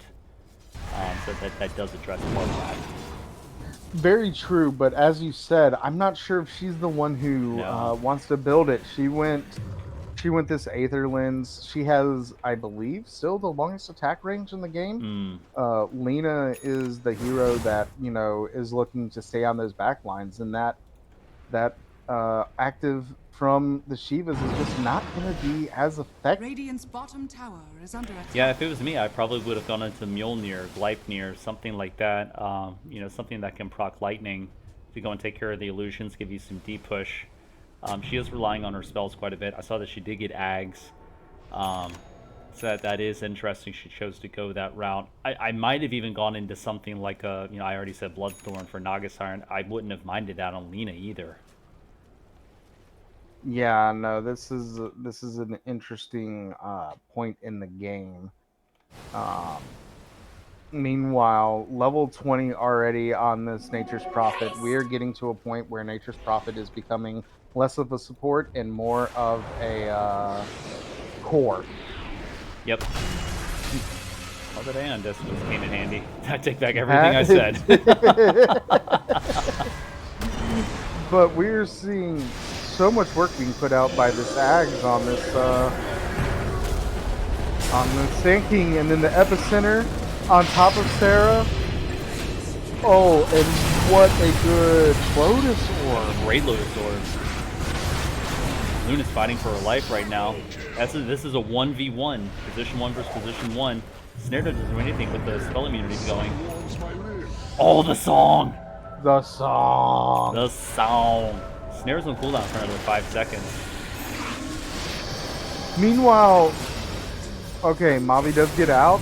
They are healthy. You can force buybacks here. You can start hitting these tier 4s and saying, you know what, we can maybe take this, but instead, Donut making the maybe more correct decision, taking the Rex in the top lane, meanwhile bottom lane being pushed by his team. We are looking for some Megas very here soon. I mean, Lena's the only one with buyback right now on their side. Everyone else is it's not available. Ah, true. But Sand King just finished a Radiant. Did he really? He did. Oh, that's comical. I love it. Sand King is Blink, Radiant, Ag's Heart. What a G. I'm here for well, the this chaos. is the final game of the tournament, so I don't anticipate a GG anytime soon. Nope. You're going to fight this out to the very end, but I think this end is coming quick. Look at that monster Naga Siren. Very bigly. Those are Megas, right? Nope, they got one more rack, one more building. Oh, Lich has a And talent you know where what? he goes and queues up a Chain Frost. There's the Megas. And you know what? To your point, Lina is doing nothing against this Naga because she can't clear the flippin' illusions. Should have gone something with Chain Lightning. Yeah, I agree. You know, Lina was back and forth doing well this game, but I think itemization is going to be the difference. Yep. Ooh. Nice little Lotus Orb there. That was mean. Who has the Lotus Orb? I've seen it a couple times now. Ah, Scott. Yes. Of course Scott does. Oh, Scott. Oh, Tate. Oh, buddy. You were so young. Literally, I think Tate is the youngest member of this tournament. He's a child. He's basically a child. But Tate's team marching towards victory. Sarah trying to delay the inevitable, jumping in, but we will see nothing come from that. And your tier 4s are down. Your Ancient is exposed. That Riptide But damage. kills are more important. Gracious. Oh my goodness. This Lotus Orb, man. Wow. Okay. Brutal. Furion getting the DP Oh boy, down. he's griefing. He's It's griefing. kind of. Oh, never mind. He's dead. Just hit it. Just hit it. Just hit hit the it. Ancient. Let's make a move down to the winning team and hear how they are doing. That was fun. The pick just had to survive the lane. Let's go. Yeah. Gentlemen, you're on good. stream right now. How does the win feel? What went into your draft choices there? Yes. Fucking Sarah up. we wanted to pick the ET. That's literally what I said in like the keys to win, and Jordan backed me up on this. I'm like, they have to respect the 3 more. Like, if they can take Sarah, like, I don't want to be hyperbolic here. Like, her impact was roughly equivalent to collapse during TI. It's like, you got to go and address that game impact. Right. Yeah. Well, and I think we made a deal, but they didn't follow through, so we had to pick the ET to. Yeah. Oh, That's so That was is a that divine what moment of happened? inspiration. Yeah. A little bit of karma. What a coming reverse back around. psychology not picking the ET or not banning it and then just taking it for yourself. The mind fuck, dude. Yo, Andrew went 4, 4, and 20, bro. 4, 4, 20, maybe. Nice. Elliot, you're a god on Nature's Prophet. I love you. Yeah, that was pretty dirty. Holy They had cow. no Wizard. I think they got 1 Wizard in that game. Bunch So- of dumbasses.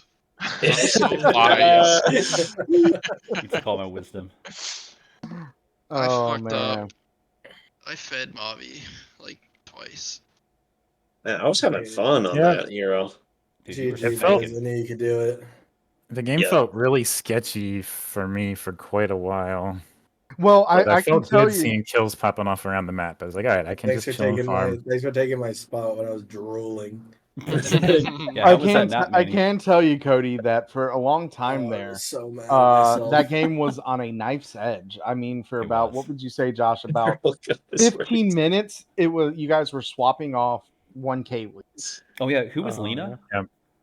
It's Pastamancer. Dude, Pastamancer, fucking Bojangles, and Cody were all just rotating who was like the top 3 net worth. Bojangles, you farmed your ass off, dude. Huge kudos. Yeah, there was. I felt like I was farming really well. There was a point I was like level 12, and I saw I had just gotten level 12, and I saw the Luna running around as level 14, and I was like, oh my god, this is bad.